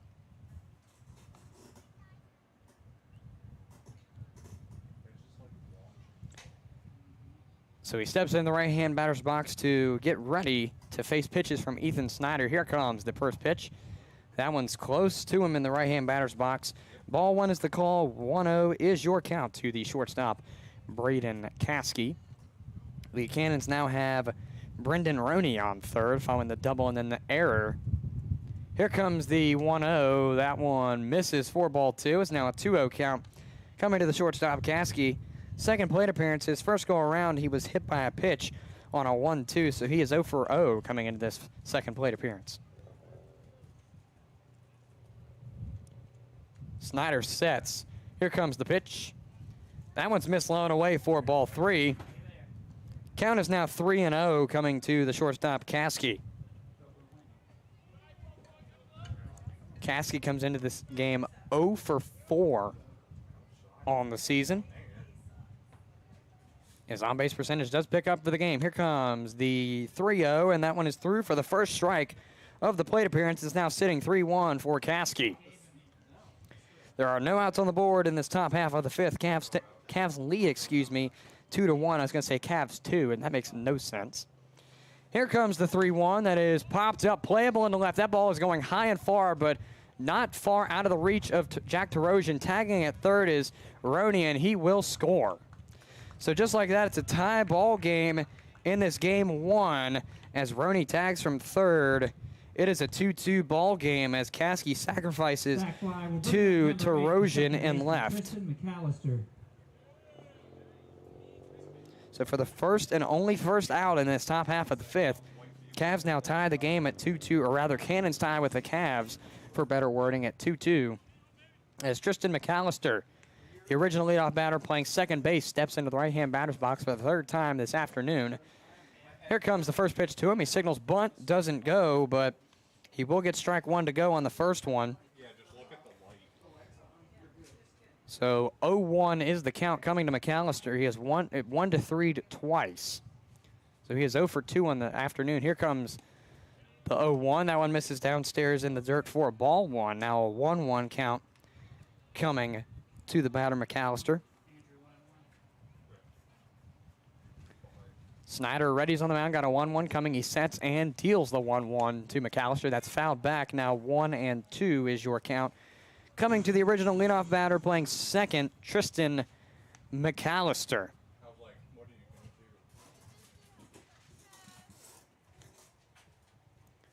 1 ball and 2 strikes for McAllister, who sits 0-2 on the afternoon. Here comes the pitch. That's popped to second. The flip to first is in time, so it's a 4-3 for the second out of the frame. McAllister goes down yet on a throw in the infield, but this time, instead of it being 1-3, it's a 4-3 for the second out. So the right fielder, Jackson Michaels, will come up to the plate for the Cannons. He's 0 for 2 as well, as he grounded out to first on a tag at first and then struck out swinging in his second plate appearance. He now sits 0 for 2 with 2 outs. as the first pitch from Snyder goes upstairs, curves down just a little bit. Excuse me, I didn't mean to hit the strike button. For ball one, as it didn't quite tickle the strike zone enough, if it even did. Here comes the 1-0. That is waved in. He will get nothing but air in that transaction for strike one. Now a 1-1 count coming to the right fielder, Michaels. It's also worth mentioning Snyder comes in with an 8.44 ERA, 5 1/3 innings under his belt, and 4 strikeouts coming into the game as strike two comes in on a looking strike. Now a ball and 2 strikes. Snyder has not picked up a strikeout yet, so he still sits on 4 strikeouts. Looking for number 5 to be at the hands of Michaels, and not quite yet as that one goes outside for ball 2. Count evens this time at 2-2.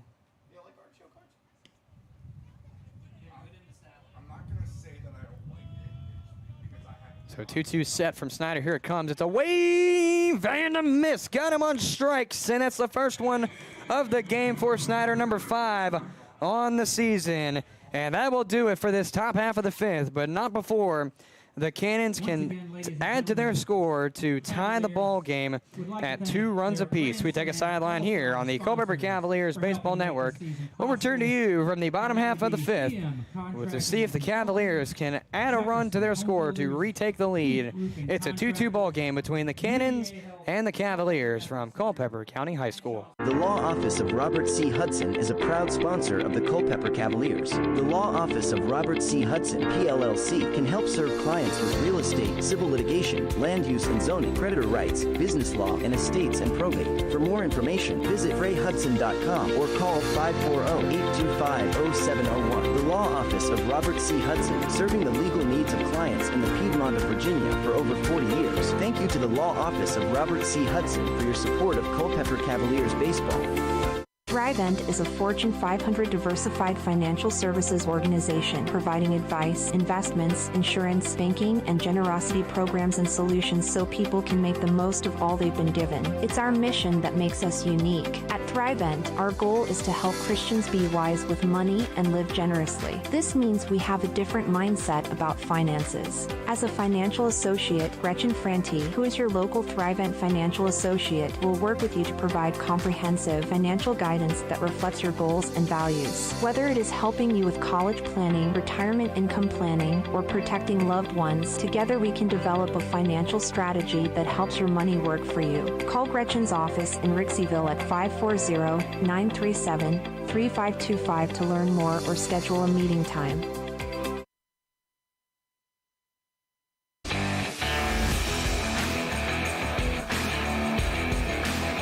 The umpires appear to be in words about possible weather entering the county as we're checking the radar up here in the press box. The weather appears to be missing the county line right on the edge, the north edge of it, but they are looking out. I want to say that is the north. As they are talking about weather here, no warm-ups have taken on yet for Delina or whoever would have come in if that was necessary on the pitching coach for Purcellville's radar. Again, that's not official word, but just saying that's could have been a possibility depending on what they decide to do for this game number 1. But they are in talks about the weather as over towards the north. See if I can catch it. Not quite. The weather is missing the county according to our radar up here, but it's edging the county northeastward. So like I said, it's hitting my hometown because I'm on the southern end of the county that's north of Culpeper. So it's hitting my home perfectly fine. But here it's not hitting, but they are in talks about the weather possibly coming here. There may even be possible chances of lightning strikes happening. So we are still sitting in a poorly timed intermission, if you want to call it that. Not sure exactly what's going on as there is a bunch of groups on the field just splitting up and around. So we'll come back hopefully with some good words in just a few moments on the Culpeper Cavaliers Baseball Network. We'll return to you either in 2 minutes or when warm-ups resume here from Culpeper County High School. Back with you in just a moment on the Culpeper Cavaliers Baseball Network. We'll keep you updated with whatever goes down on the field. The same food you love at Sean's Table can be served at yours. Whether it's 25 or 100 guests, Sean's caters all your favorites. From brisket, pulled pork, ribs and chicken, to baked beans, mac and cheese, cornbread, and lots more. With simple online ordering, you select your meats, sides, drinks, and paper products. And don't forget our homemade desserts. All of Sean's catering can be delivered right to your table, or you can pick it up. Sean's Smokehouse Barbecue Catering. Real wood, real food, real good. So perfect timing. Weather delay has been determined on the field. As if you may be able to see, it is a lightning delay.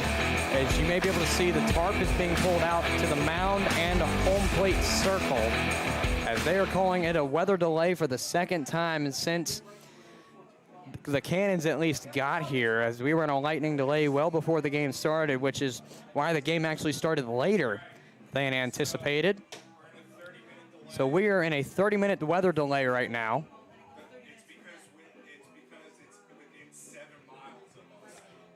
So they're calling weather delay because the Lightning is within 7 miles of the field. So that's why they're calling the weather delay, because it is within the vicinity. Although 7 miles is a little distance, it's not too far with lightning. You never know what will happen with lightning. So we'll take a sideline here on the Culpeper Cavaliers Baseball Network, because it seemed to just get darker there unless the sun went behind that big cloud at the perfect time. We'll take a sideline here on the Culpeper Cavaliers Baseball Network. We'll return to you in a couple of moments, hopefully with some good words.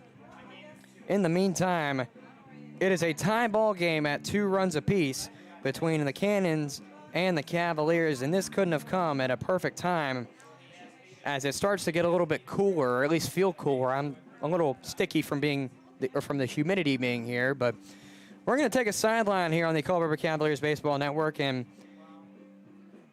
just take a quick sideline to just wait it out and see what's happening with the weather delay.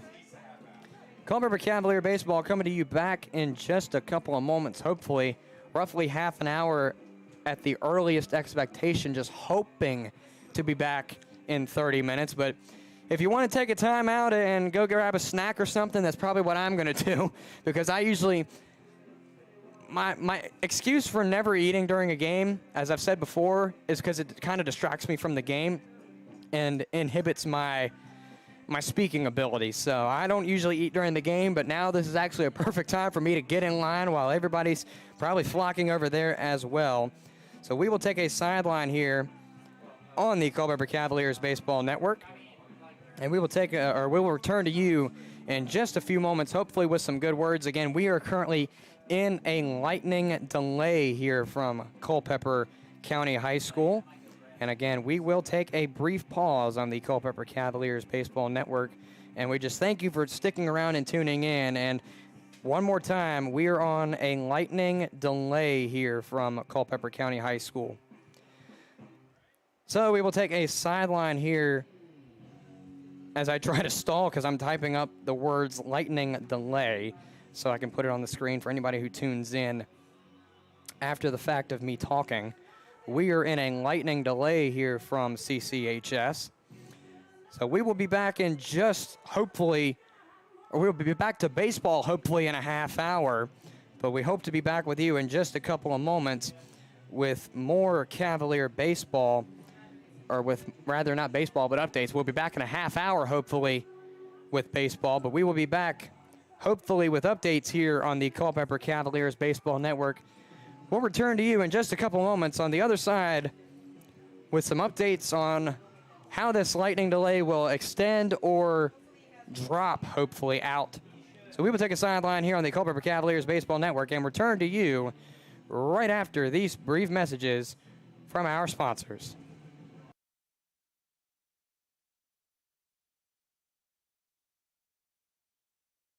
Table can be served at yours. Whether it's 25 or 100 guests, John's caters all your favorites. From brisket, pulled pork, ribs and chicken, to baked beans, mac and cheese, cornbread, and lots more. With simple online ordering, you select your meats, sides, drinks, and paper products. And don't forget our homemade desserts. All of Sean's catering can be delivered right to your table, or you can pick it up. Sean's Smokehouse Barbecue Catering. Real wood, real food, real good.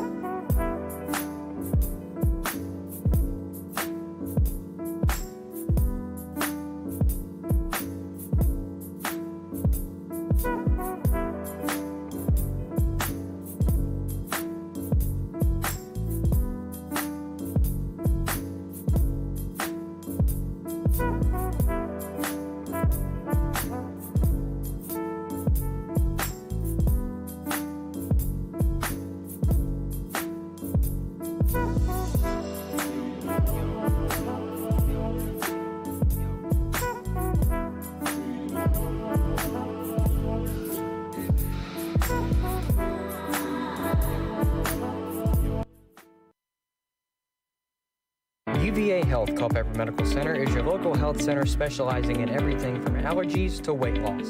UVA Health Culpeper Medical Center cares for you and your medical needs from the time you walk in the door until the time you walk out. UVA Health Culpeper Medical Center strives to transform health and inspire hope for all Virginians and beyond. For more information on your local UVA Health Culpeper Medical Center, call 540-829-4100. Visit them at 501 Sunset Lane or visit uvahealth.com to find your nearest location. UVA Health, centering patients around all we do. The PATH Foundation has been here since 2013. Our focus is in 4 priority areas: childhood wellness, senior services, mental health, and workforce development. Our mission is to strengthen the health and vitality of our community. We have touched pretty much every nonprofit in our footprint. We've invested over $17 million in our community. It's a great honor and responsibility to be doing this work. And we look forward to working with our board leadership, nonprofits, businesses, and community at large in the years to come. This message is brought to you by the PATH Foundation. For more information on the PATH Foundation's missions, visit path4u.org or feel free to call them at 540-680-4100. Thank you, PATH Foundation, for your support of the Culpeper Cavaliers.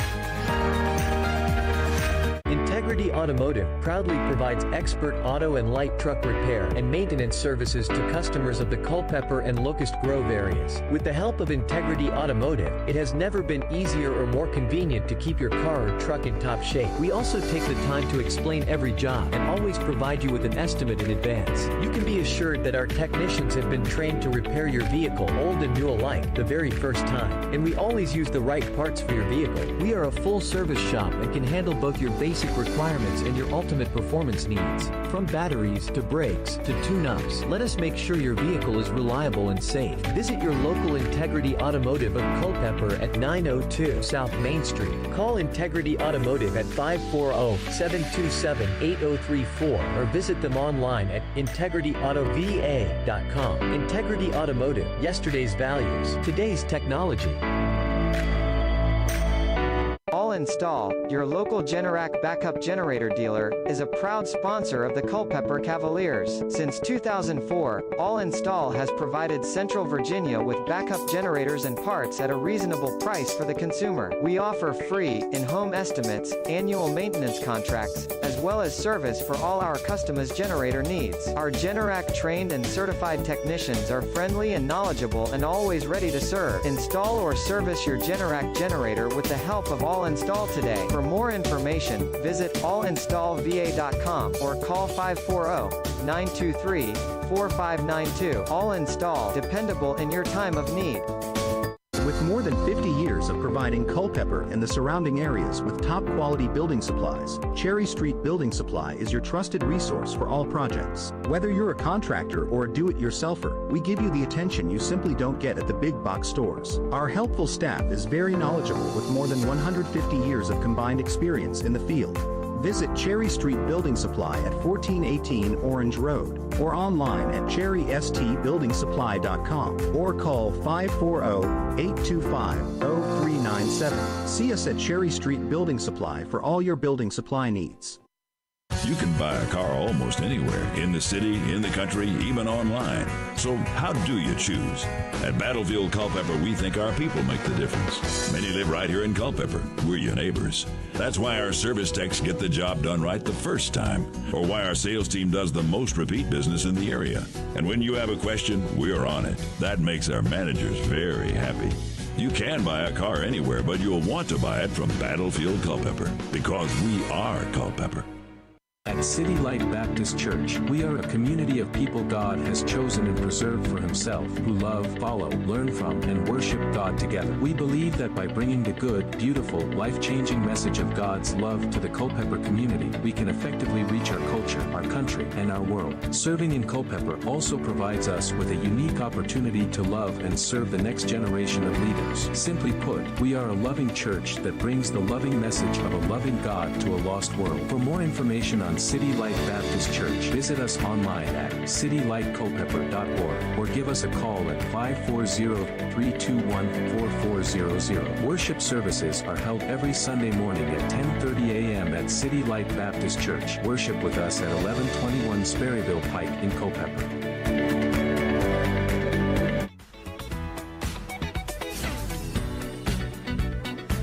We still sit in a lightning delay here at Culpeper County High School. If you're just joining us or you just tuned back in, we are still in that weather delay as we sit in a 2-2 ball game going into the bottom half of the fifth. Just to refresh your memory, the Cavaliers didn't get their bottom half of the frame as the game was put on hold after Purcellville took their round in the top half of the fifth, ending with Jackson Michaels. And once his plate appearance was over, the game was put on pause after a brief visit between the coaches talking over things with their players and the umpires. And that seems like it was 2, 3, 4, 5, 6, 7, 8, 9 hours ago, but it was really only like maybe about a half hour ago now, as we still sit in a weather delay here at Culpeper County High School. If we continue the game, which word still hasn't been provided on if we're going to continue or if we're going to pause and make up the game later. But right now, the Cavaliers will have due up Quinn Rooks, Alonzo Paul Jr., and Ethan Serrano when play resumes here at CCHS. But again, we currently sit at a weather delay due to lightning within the vicinity. And I found out during the break while I was gone that the Valley League has a rule that if there's lightning within 7 miles, that the game that has to be played, or the game that's being played, has to be put on hold. So it's a 7-mile radius for lightning in the Valley League, which I did not know that. So that's good to know now that lightning has hit 7 miles from here. Exactly. So just checking in, we are still in a lightning delay if you were just tuning back in. You're more than welcome to tune back out, grab a snack, get even more comfortable as you already are, and we are going to be sitting here for a little bit longer because we still have not received word, and most likely we'll receive word when players go out to the field and start warming up. In the meantime, we will take a sideline here on the Culpeper Cavaliers Baseball Network, just coming back in to say hi, hello, how are you? We're still sitting here just as much as you are, as we're still in a weather delay due to lightning here in Culpeper County. As we take a sideline here on the Culpeper Cavaliers Baseball Network, we hope to return to you in just a few moments with some good words, but if not, we'll return to you with words regardless. Back in a moment here on the Culpeper Cavaliers Baseball Network in just a moment. The Rotary Club of Culpeper is part of a worldwide organization of business and professional leaders that provides humanitarian service, encourages high ethical standards in all vocations, and helps build goodwill and peace in the world. More than 1.2 million Rotarians belong to more than 32,000 Rotary clubs located in over 200 countries. The main objective of Rotary is service, in the community, in the workplace, and throughout the world. Rotarians develop community service projects that address many of today's most critical issues, such as children at risk, poverty and hunger, the environment, illiteracy, and violence. They also support programs for youth, educational opportunities, and international exchanges for students, teachers, and other professionals, and vocational and career development. The Rotary motto is service above self. For more information about your local Rotary Club of Culpeper, visit rotaryclubofculpeper.org.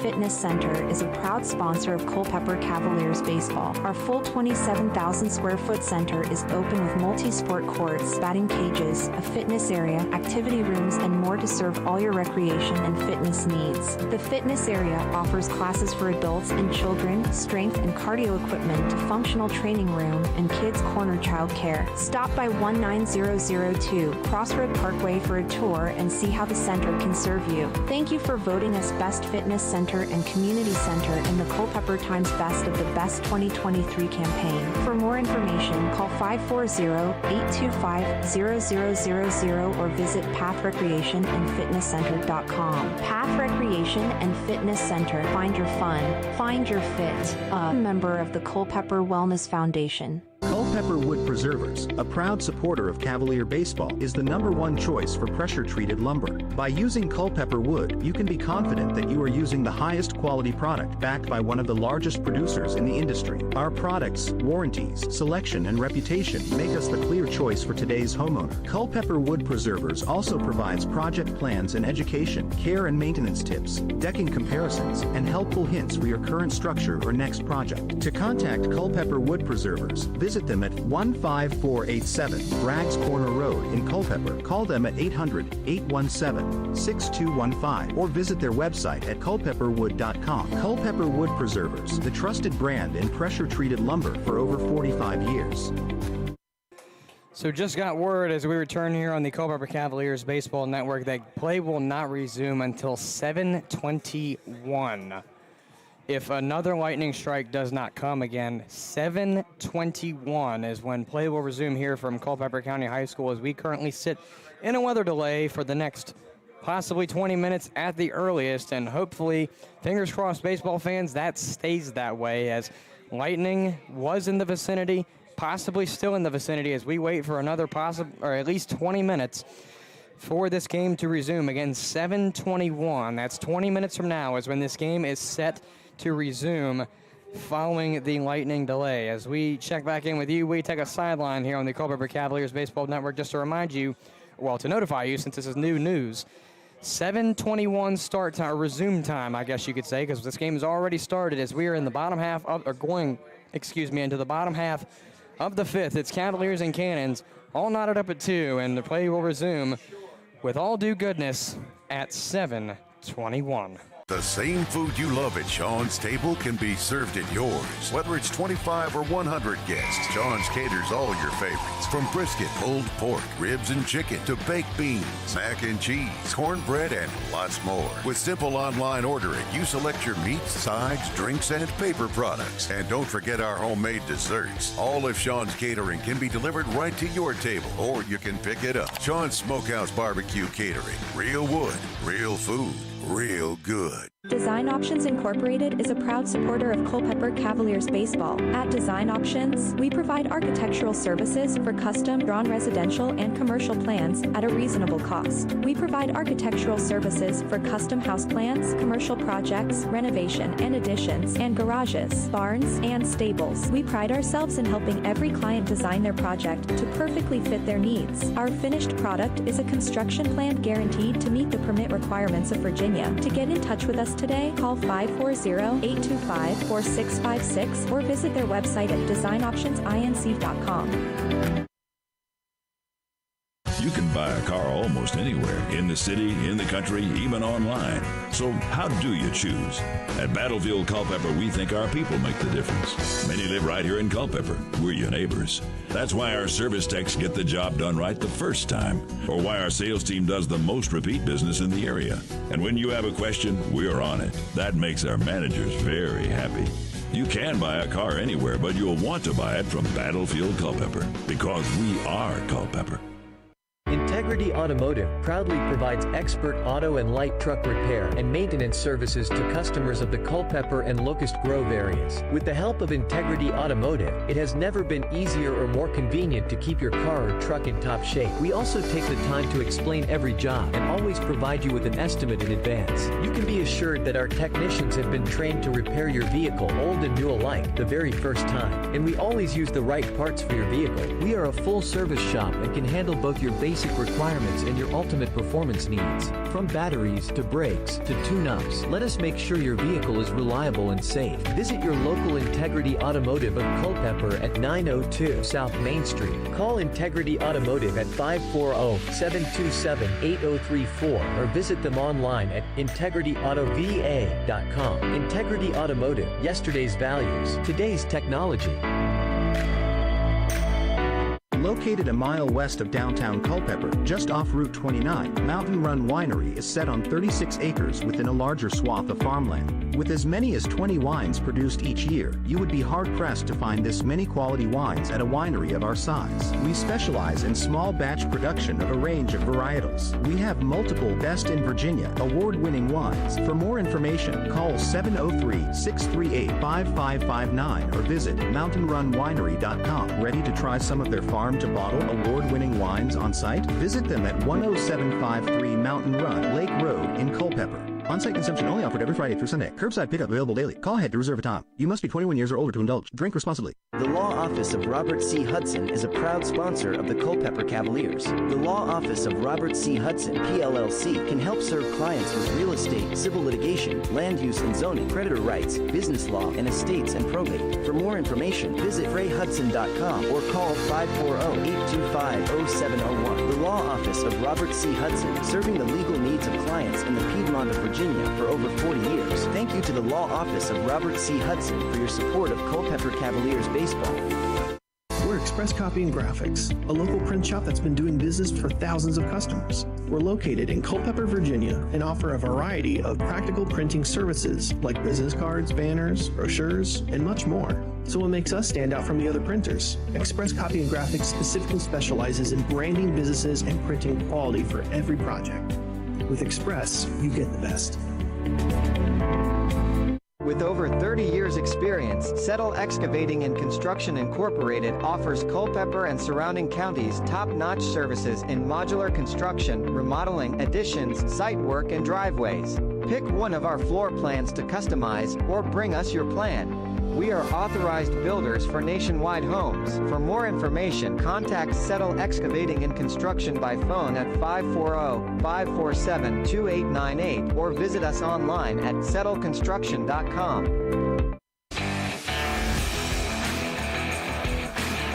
Checking back in here on the Culpeper Cavaliers Baseball Network as we sit in a weather delay here at CCHS. Resuming play in 15 minutes, according to my last word.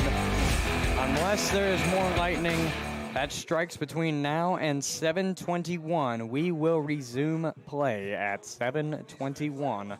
Again, if the lightning holds off and stays that way, and Mother Nature, if you can hear me, along with all the baseball fans here and far, we don't need weather anymore, as this game needs to get underway, as this game will now resume at around the time the second game was supposed to start originally. And just checking in again, we are resuming play as of right now at 7:21, unless otherwise noted. So that's a little less than 15 minutes now where we will get set and ready to resume. Again, the Cavaliers will be up to bat.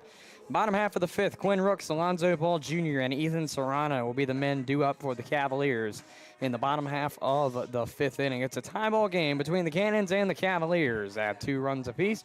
As we take a sideline here on the Culpeper Cavaliers Baseball Network. Just wanted to check in and inform you on any new news, but fortunately and unfortunately, we haven't gotten anything new, which is a blessing and is hurtful at the same time, because it's a blessing because we're still starting at 7:21, but it's bad because we want to start right now. It does appear that there are some Cavaliers going out to the field to remove the tarp.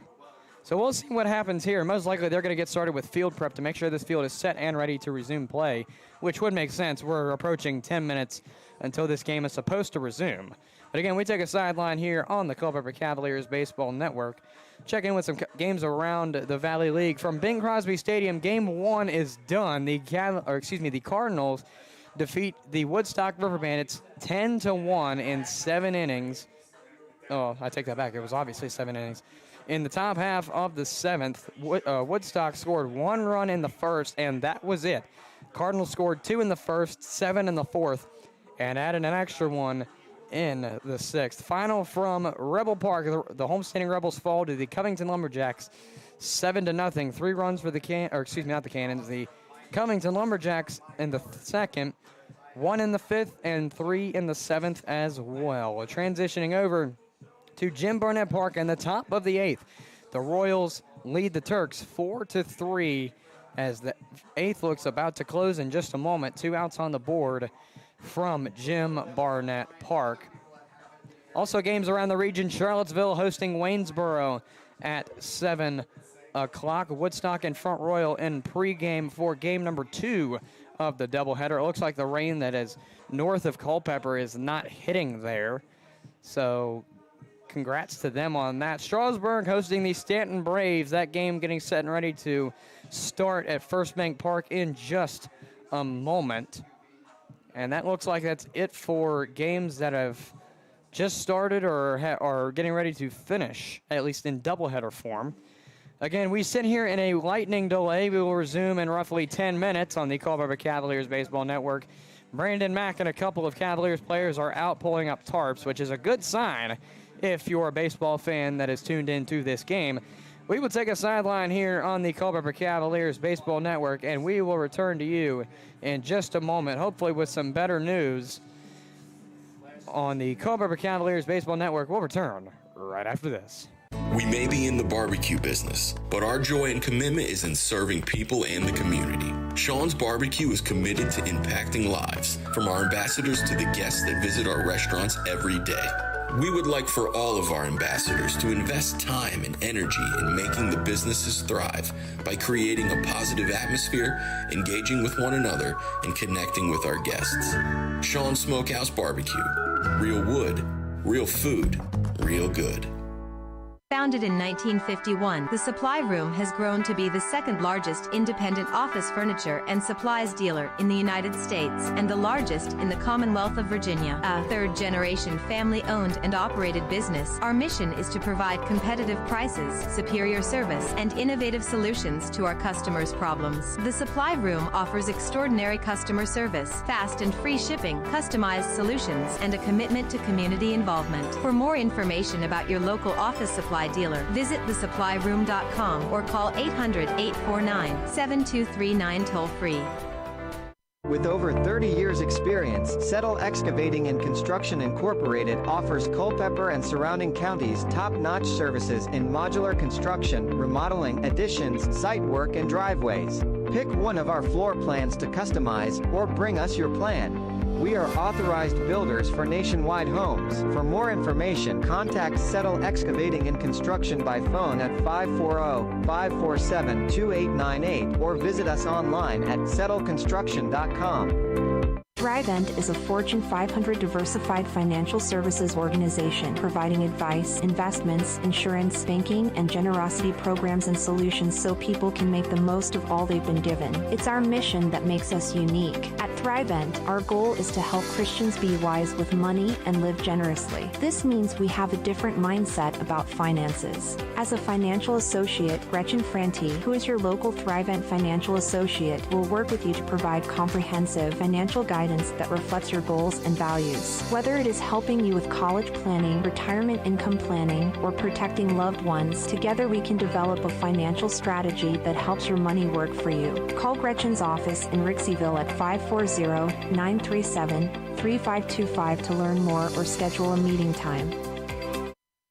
Culpeper Wood Preservers, a proud supporter of Cavalier baseball, is the #1 choice for pressure-treated lumber. By using Culpeper wood, you can be confident that you are using the highest quality product backed by one of the largest producers in the industry. Our products, warranties, selection, and reputation make us the clear choice for today's homeowner. Culpeper Wood Preservers also provides project plans and education, care and maintenance tips, decking comparisons, and helpful hints for your current structure or next project. To contact Culpeper Wood Preservers, visit them at 15487 Braggs Corner Road in Culpeper. Call them at 800-817-6215 or visit their website at culpepperwood.com. Culpeper Wood Preservers, the trusted brand in pressure-treated lumber for over 45 years. Wade Schicks Chrysler of Culpeper is the official Chrysler, Dodge, Jeep, and Ram dealer of the Culpeper Cavaliers. It's easy to jump to the conclusion that shopping for a new Pacifica, Ram 1500, Jeep Cherokee, or any other model can be strenuous, but it doesn't have to be. At Chrysler of Culpeper, our friendly professionals are available to ensure that all your questions are answered while giving you the opportunity to peruse the Chrysler, Dodge, Jeep, or Ram at your liberty. When a vehicle's caught your eye, simply catch our attention. We're happy to schedule a test drive at your convenience. At Wade Schicks Chrysler of Culpeper, we have devoted ourselves to helping and serving our customers to the best of our ability. We believe the cars we offer are the highest quality and ideal for your life needs. Visit the dealership at 11030 James Monroe Highway on Route 29 North in Culpeper. Can't make it to the dealership? Visit our website at chryslerofculpeper.net.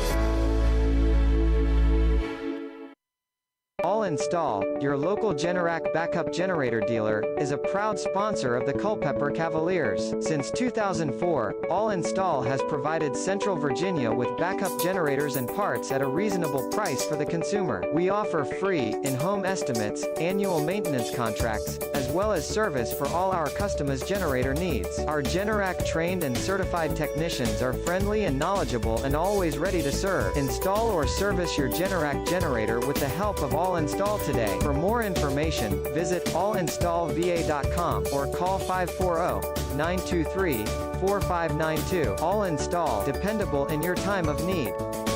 Cedar Mountain Stone is a full-service aggregate supplier providing all sizes of VDOT-approved aggregates. Over the years, Cedar Mountain Stone has expanded their product lines to include specialized products such as stream restoration materials, security products, high-quality topsoil, and biofilter materials. The Mitchell's Quarry is located near Culpeper, 6 miles south of the intersection of routes 29 and 3. For more information or to find the right product for your next project, call 540-825-3370 or visit cedarmountainstone.com. Cedar Mountain Stone is a Dalrymple company.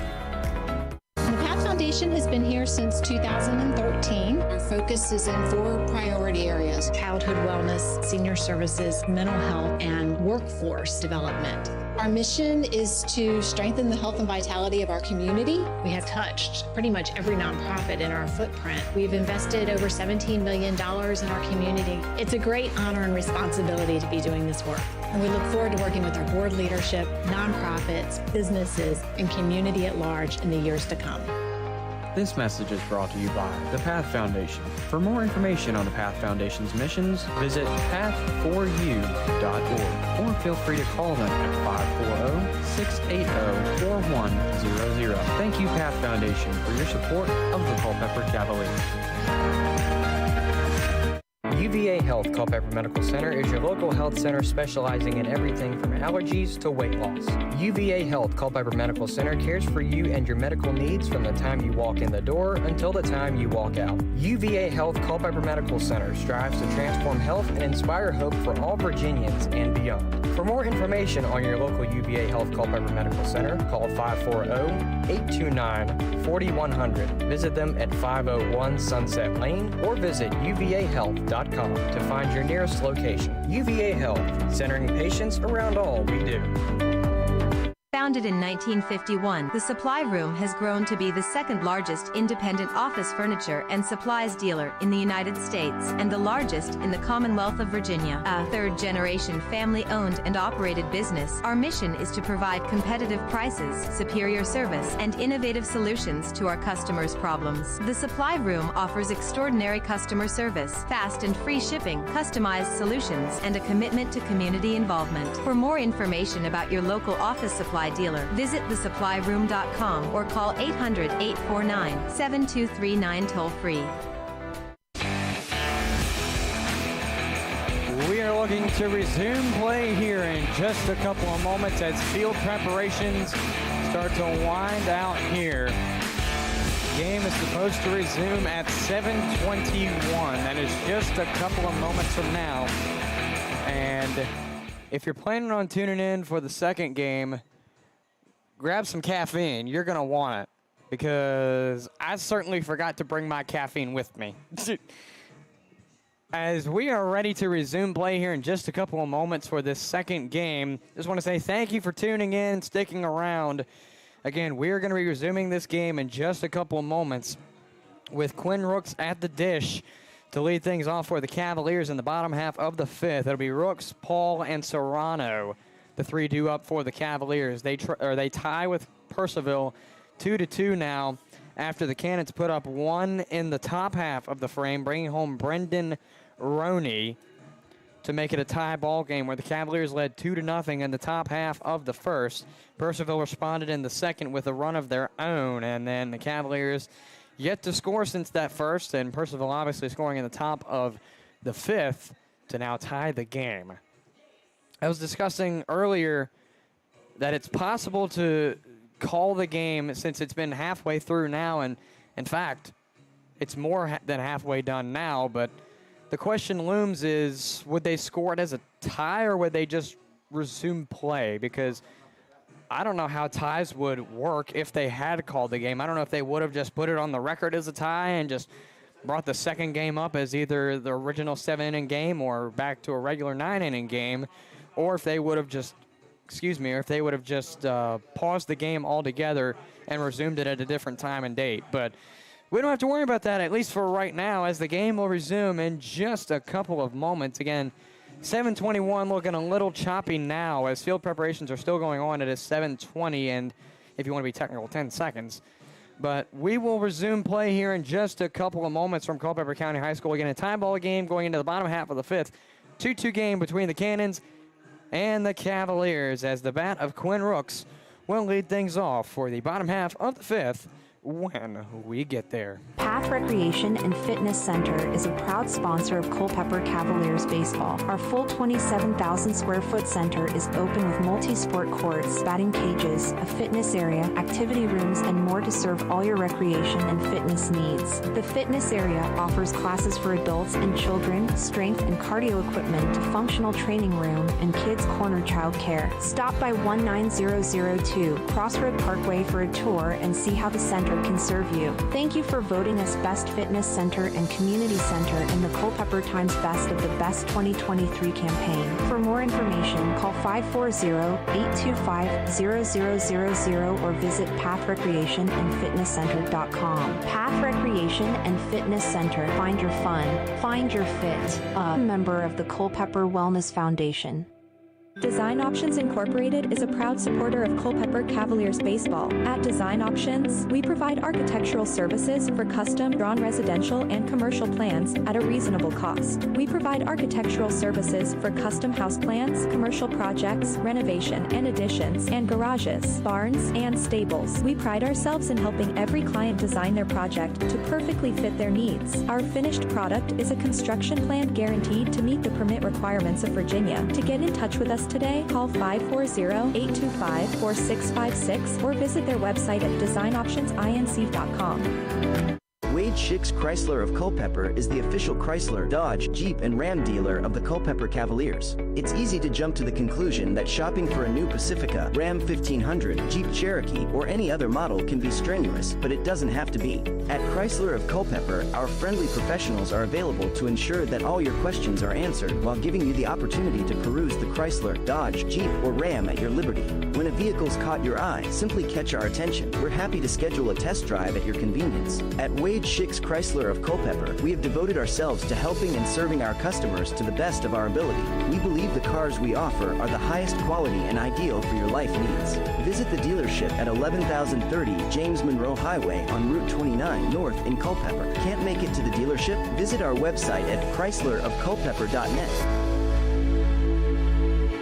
The same food you love at Sean's Table can be served at yours. Whether it's 25 or 100 guests, Sean's caters all your favorites. From brisket, pulled pork, ribs and chicken, to baked beans, mac and cheese, cornbread, and lots more. With simple online ordering, you select your meats, sides, drinks, and paper products. And don't forget our homemade desserts. All of Sean's catering can be delivered right to your table, or you can pick it up. Sean's Smokehouse Barbecue Catering. Real wood, real food, real good. At Peak Roofing Contractors, we specialize in roof installation, new gutters, siding, windows, and doors. In fact, we will transform the exterior of your home into something beautiful. As a family-owned and operated business, our customers, our name, and our employees are our most important assets. Our team is dedicated to providing residential business customers with the highest quality roofing products and home improvement services at an affordable price. We provide hassle-free estimates, no high-pressure sales, and quality results that will last for years. For an appointment, visit us on the web at peakroofingcontractors.com. Culpeper Battlefield Tours, LLC, make us the clear choice for today's homeowner. Culpeper Wood Preservers also provides project plans and education, care and maintenance tips, decking comparisons, and helpful hints for your current structure or next project. To contact Culpeper Wood Preservers, visit them at 15487 Braggs Corner Road in Culpeper. Call them at 800-817-6215 or visit their website at culpepperwood.com. Culpeper Wood Preservers, the trusted brand in pressure-treated lumber for over 45 years.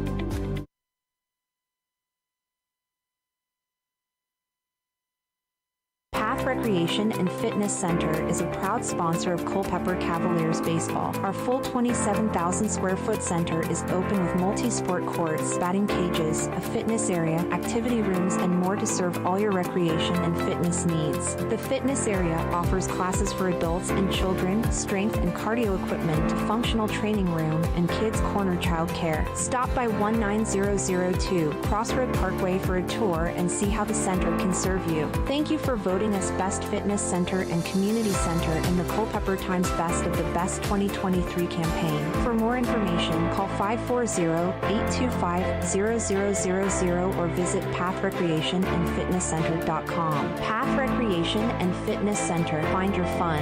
Find your fit. A member of the Culpeper Wellness Foundation.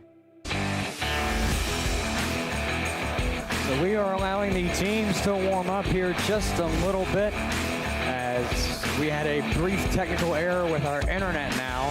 Technical error on top of technical error just constantly. But we have switched internets, and now hopefully this will stick, hopefully. We have switched internet connections now from a hotspot to the school Wi-Fi. So we're hoping now that that will power us through. So again, we thank you for sticking around through our constant technical issues and through the weather delay as well.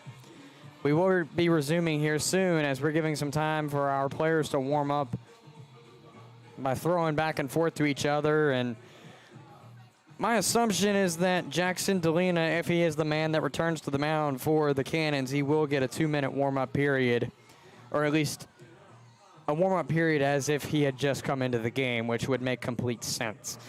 Either way, we will see you hopefully in just a few minutes for the return of baseball here at CCHS for the first time in well close to an hour now. We took a sideline here on the Culpeper Cavaliers Baseball Network. Just wanted to connect back in and just explain why our video feed froze, and again, our apologies for that. hopefully that will not be an issue, and hopefully we will, knock on wood, we won't have any more technical issues tonight. But knowing that, if I say that, it's going to end up happening again. But I'm going to keep my mouth shut from now on. We'll take a sideline here on the Culpeper Cavaliers Baseball Network and return to you, hopefully in just a few more minutes, with the return of Cavalier Baseball.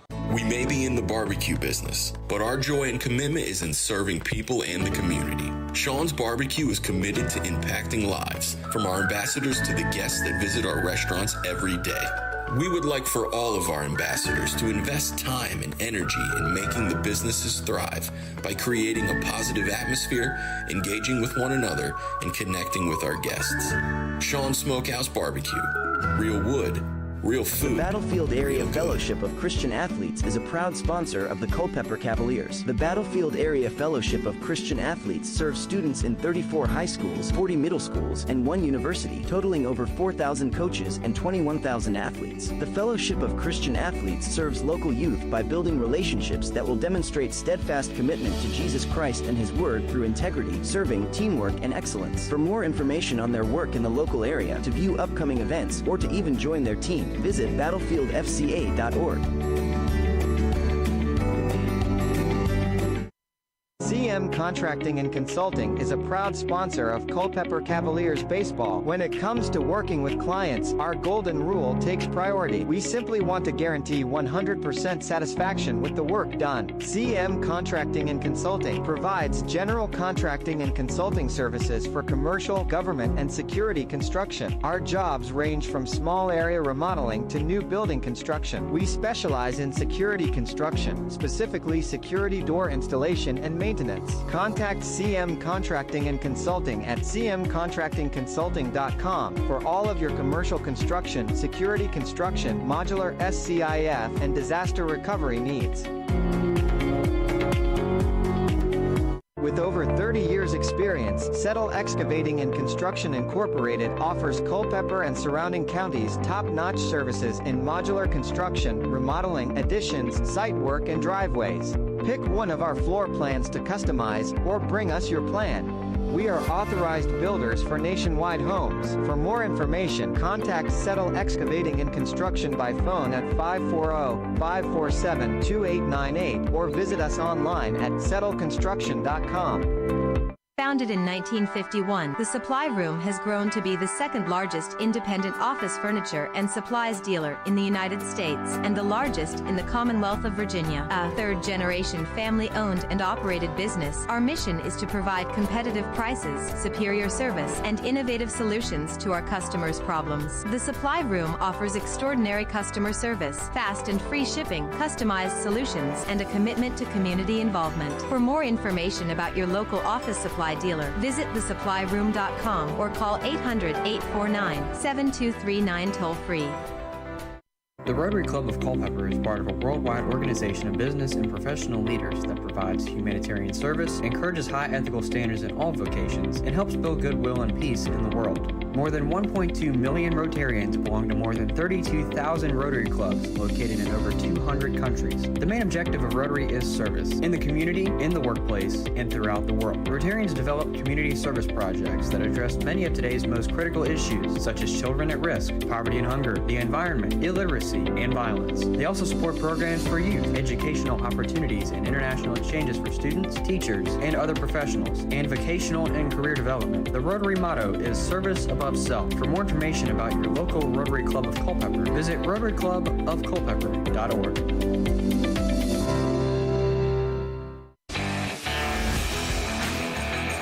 After what seems like forever, we are out of the weather delay here at Culpeper County High School, and what better way to resume play with Quinn Rooks to lead off for the Cavaliers in this bottom half of the fifth. As we get ready to resume play, Rooks stands in the right-hand batter's box. Here comes the opening pitch of the resumption of play. It'll be swing and a miss for strike one, so nothing in one to start things off here for Quinn Rooks. In plate appearance number 2, he is 0-1 on the night. Also brought to my attention in just before we got started, Brendan Roney is out of the game, and Jose Torres is the man behind the dish to catch the balls and the strikes from the pitcher Jackson Delina. As a 1-1 comes into Rooks from Delina. As he readies in the right-hand batter's box, here comes the 1-1 pitch. That one looks through. It is for strike 2. So Rooks faces 1-2 on the next one. As if you're just joining us, we resumed play just a second ago. Tie ball game in the bottom of the 5th at 2-2 between the Cannons and the Cavs. Quinn Rooks, the leadoff batter for the frame. Here comes the 1-2. That is cracked bouncing ball. Fielded by the third baseman, Horowitz. He will scoop to first, and he is not in time. What a rush by Quinn Rooks to make the play. Not available at first. So that brings up Alonzo Paul Jr. to the plate for the Cavaliers. Alonzo Paul. As I caught that on replay, and I'm trying to reset my replay here so I don't get another black screen here. We'll see if that does anything. There we go. So you can take a look at Quinn Rooks' at bat that got him to the plate, or to the dish, nope, not the right word, to first base. There we go, from the dish. There we go. That's the right word. In the meantime, Rooks signals, not Rooks, Paul, I'm all over the place right now. Paul signals bunt, doesn't get it to go. So ball 1 is the call for Alonzo Paul Jr., second plate appearance of the night. Went 6-3 his first time around. He's looking to bring Quinn Rooks home following the single. As that is bunted down the third base line, they will try to make the throw, and it is not in time as it gets away from the first baseman, Guida. Alonzo Paul standing safely on first following the single, or the bunt, rather. And Quinn Rooks now on third for the Cavs with no outs down in this bottom half of the 5th. Ethan Serrano, the second baseman, will have an act to follow because he's got a man in scoring position. And there's a man in scoring position for the Cavs for the first time since the first inning. As the Cavs did not get anybody on base for the last 3 frames, they went 1-2-3 every time as that's grounded through into right field. That will bring home Quinn Rooks. As I lost my voice on that scream, that might be a sign for me to shut up here soon. Quinn Rooks makes it to second. Andrew's signaling for me to hand over the headphones. I don't know about that one yet. I'm just messing around. As Alonzo Paul Jr. stands at second and Ethan Serrano gets on first via the RBI, Jack Tarosian comes up to the plate for the Cavs. Tarosian walked his first go-around and got 6-3 his second. He's looking for his third one to bring Paul home if he can get him to come. The first pitch in the meantime goes through for a strike. So 0-1 to start things off here for Jack Tarosian in plate appearance number 3 on the night.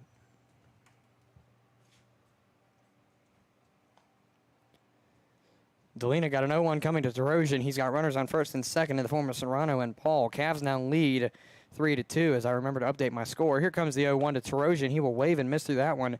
Get nothing but air in return for strike 2. And now it's an 0-2 count for the original leadoff batter, Tarosian. He's batting 4th in this frame. Cavaliers have retaken the lead 3-2 after the delay, bringing Quinn Rooks home off of an Ethan Serrano RBI. That's the right way around. As Delina looks back to second, nobody home to make the play. Here comes the 0-2. Fouled back, stays in the park just about for an 0-2 count. So Tarosian keeps his at-bat alive and starts to get some change back on the return. Although he doesn't get it to go where he needs it to go, he does keep it in the ballpark, and he does stay alive. 0-2 count, no outs down yet. Cavs lead now 3-2 in this bottom half of the 5th after we just resumed play moments ago. Delina looks back to second, will deal the 0-2. That's popped up in the direction of center, chasing over draw ball to his right for a couple of steps. He will make the catch out there for out number 1 as Tarosian goes down on a PO8 after making an 0-2 count for the first out of the frame. As the third baseman, Connor Butler, will come up to the plate for the Cavs. He singled his first go-around and then popped out to Michaels in right, so he is 1 for 2 on, I guess you could now say, the evening since we've been sitting here for so long through the weather delay. Thank you again for tuning in and sticking in with us during the weather delay and through our multiple technical errors. I hope this does not resume on Thursday when we return, as the throwback to second will not be in time as it's not in the glove of, I want to say that's the shortstop Caskey, or no, rather that is the second baseman McAllister.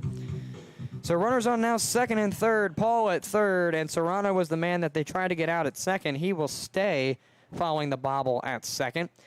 And Ethan Serrano faces, or not, excuse me, Connor Butler, rather, faces 0-1. I don't know why I looked down at Serrano. I knew he wasn't even the batter, and that's where my eyes went.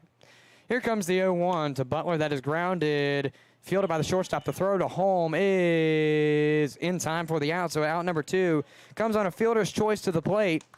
But runners now threaten the corners for the Cavaliers as Alonzo Paul Jr. is caught at the plate. So that'll be a 6-2 play, if I can score that correctly, for the second out. As Butler gets on via, I guess you could say that was a single for Butler, so nope. Rather, it was to be fielder's choice, excuse me. I don't know why I said that. I literally just said fielder's choice, and I went back on my own wording. Fielder's choice is the score. Let me just scratch that out before I come back to that. I was like, oh, it's a single. No, it's not. Connor Mariniak, in the meantime, after my screw-up, comes up. First pitch is missed away for ball 1. 1-0 is the count for Mariniak. In his third plate appearance, he is 1 for 2 with a single his first go-around and then popped out to right his second go-around. Cavs threaten the corners with Ethan Serrano on third and Connor Butler at first. Here comes the 1-0. That is fouled back, now a 1-1 count. Cavs would like Alonzo Paul to cross to make it a little bit more cushion on the lead. But it is a 1-1 count for the batter. They need to get on, or, well, no, I take that back. They do need to get him on if Alonzo Paul is going to call home some way. Not Connor Butler. Connor Mariniak is at the plate. Connor Butler at first. After the pickoff attempt at first is not in time. Again, we have resumed play for about 10 minutes now. Cavs now lead 3-2 after Quinn Rooks comes home after an Ethan Serrano RBI single. As Delina sets, will throw back to first. It is not in time. So the Cavs have Connor Butler, who has had to slide back to first 2 times in a row now. And it is Ethan Serrano now standing on third. Again, he is the reason that the Cavaliers have the score, or the lead rather, on the board with scoring Quinn Rooks off of an RBI. The ball and a strike. Here comes the pitch that is lined out high and far into left field. Is it gone? That ball is not gone, but it is close. 1 run scores, bring home 2, and the Cavs now lead 5-3 after they bring Ethan Serrano and Connor Butler home. It is a 2-run RBI double for Connor Mariniak after he brings home Serrano and Butler. Key and Vu will have an act to follow on that one, as again, it is now a 5-2 game in the favor of the Cavs as Connor Mariniak stands, or excuse me, Mariniak, I need to get used to saying that. Mariniak stands on second. The first pitch to Vu in the meantime is through for a strike. I guess my count didn't reset, or I didn't reset it. No balls, 1 strike to the center fielder, Key and Vu, originally cleanup, but he will bat 6th if my math serves me correct. No, 7th, excuse me. As Delina sets, got a man on second, Mariniak. He will advance to third off the steal, and they did not get him. My goodness. Horwicks did not come up with that baseball, so Connor Mariniak will stand at third. I think another song that could be played during a steal is Smooth Criminal, because if they make it, that is really smooth. There you go, Kenny. There's an. Oh, you just played it? Oh, well, that shows how much I can hear and pay attention. Okay, so I've just made myself look like an idiot on international standards now. Well, I do that almost every game, so what am I saying? Oh, on the double, okay. Okay. See, I'm just a little late. As ball 1 comes in, it's a 1-1 count to Key and Vu. True. I can barely hear you, to be honest with you. And honestly, I can't really tell how loud I'm being. It's 2-1. It is 2-1. There you go. I'm in my own world again. Here comes the 2-1 pitch that has popped up, playable over into the direction of left, chasing up the left fielder, Eichelberger. Rather, it's the shortstop, Caskey, to make the catch for out number 3. But not before the Cavs add to their score. They now lead 5-2 going into the top half of the 6th. We take a sideline here on the Culpeper Cavaliers Baseball Network and return to you in just a moment as the Cavs will return to defense for the first time in a little while. The Battlefield Area Fellowship of Christian Athletes is a proud sponsor of the Culpeper Cavaliers. The Battlefield Area Fellowship of Christian Athletes serves students in 34 high schools, 40 middle schools, and 1 university, totaling over 4,000 coaches and 21,000 athletes. The Fellowship of Christian Athletes serves local youth by building relationships that will demonstrate steadfast commitment to Jesus Christ and His Word through integrity, serving, teamwork, and excellence. For more information on their work in the local area, to view upcoming events, or to even join their team, visit battlefieldfca.org.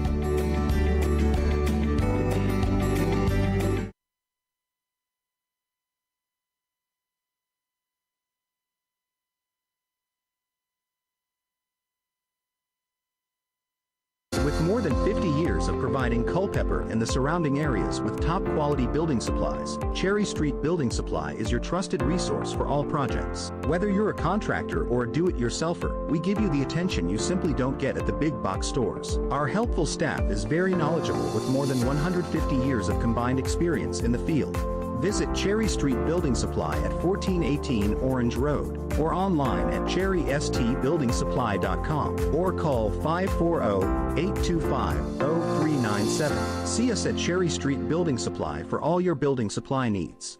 Cedar Mountain Stone is a full-service aggregate supplier providing all sizes of VDOT-approved aggregates. Over the years, Cedar Mountain Stone has expanded their product lines to include specialized products such as stream restoration materials, security products, high-quality topsoil, and biofilter materials. The Mitchell's Quarry is located near Culpeper, 6 miles south of the intersection of routes 29 and 3. For more information or to find the right product for your next project, call 540-825-3370 or visit cedarmountainstone.com. Cedar Mountain Stone is a Dalrymple company. So the Cannons will lead off with Ryan Guida as they go into the top of the 6th, down 5-2 to the Culpeper Cavaliers. Guida in the meantime faces strike one to start things off here for this top half of the 6th. Guida, the right-hander, facing the new pitcher Sam Slevin, who was listed as a closer before this game, but for reasonable reasons, if that makes sense, he has been put in early, and to preserve pitching especially after that delay, Sam Slevin will come in for Ethan Snyder after an inning of work. As Guida, in the meantime, faces ball 2 go by, it's a 2-1 count coming to the first baseman.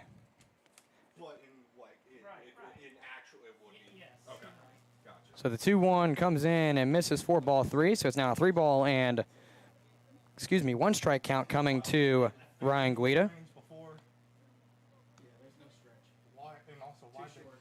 Slevin deals the 3-1. That is popped up, playable in direction of right center, chasing back the second baseman Serrano. Sheffield makes the call and the catch.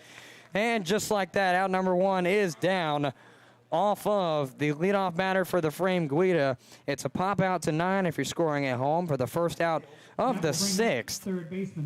As Colin Horowitz, the third baseman, will come up 0 for 2 with a swinging strikeout rather, and a 6-3 play in his first and second plate appearances respectively. So he's looking to get into the hit column here if he can muster that up. As the first one comes in, it misses upstairs, close to Horowitz's stance in the right-hand batter's box for ball 1. 1-0 is the count coming to Horowitz, the third baseman. Slevin deals the 1-0. That one, did it ping him? No, it ricocheted off of something, though. 2 balls and no strikes, so it didn't come off of the bat. I'm going to assume it came off of Paul somewhere because it ricocheted, because it went back at an angle. Here comes the 2-0 from Slevin. That one looks to be through, but just downstairs. 4-3, now a 3-0 count coming to Horowitz.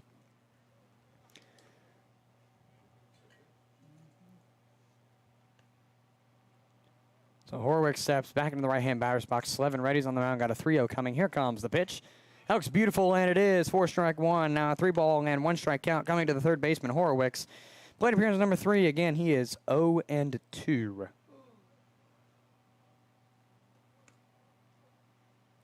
Here comes the 3-1. That one's downstairs. Oh, no, rather strike 2. I was with Horowitz on that one. I thought that was going to be ball 4, and unfortunately for him, it's a full count. How about that from Slevin to fool the batter and the broadcaster? I mean, the broadcaster's kind of an idiot compared to what Horwicks has in his head, but here comes the payoff from Slevin, and that one is through ball 4. So Horwicks will get the walk after all, but it does come off of the payoff. He will take the 90-foot walk of fame after he is loaded up on the count, as Joseph Eichelberger will come up to the plate.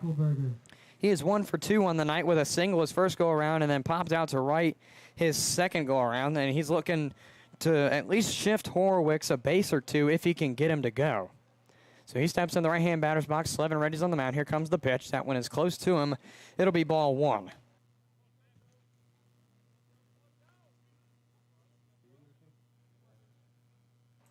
So 1-0 is the count coming to Joseph Eichelberger. That one's through. Beautiful pitch by Slevin. It's now a ball and a strike coming to the left fielder Eichelberger, who again is 1 for 2 on the afternoon. He will wave and get nothing but air on that transaction for strike 2. It's now a ball and 2 strikes coming to the left fielder Eichelberger. Cannons have Horwicks on first. Slevin on the mound was supposed to close, but he has come in early because of the delay. And that one will get him looking for strike 3. Out number 2 on the board, as it's a forward K in the third box that Eichelberger occupies for out number 2. As the DH, Chase Bryant will come up. He is also 1 for 2, but he popped out to second his first go-around and then singled his second. But first base was the only bag he occupied in that 4th inning. And he was the only Cannon to get on base that inning as well. So the first pitch to him appears to miss. It does for ball 1. So 1-0 is the count to the DH, Chase Bryant. In fact, looking over my notes, it appears that the Cannons have gotten someone on base every inning. So that's not a bad streak to have, as the 1-0 converts to a 2-0 on the missed pitch. They had Guida on first via the error. Eichelberger on first, or on a single, and then he scored. Brady Caskey walked and got to third, as that one is lined out into left. Or rather, I lost the baseball. Lined out to third, excuse me, for the out, and that retires the side. I'm going to probably check my eyesight in the break because I lost that baseball. As we take a sideline here on the Culpeper Cavaliers Baseball Network, Cavaliers hold on to their lead through the top of the 6th.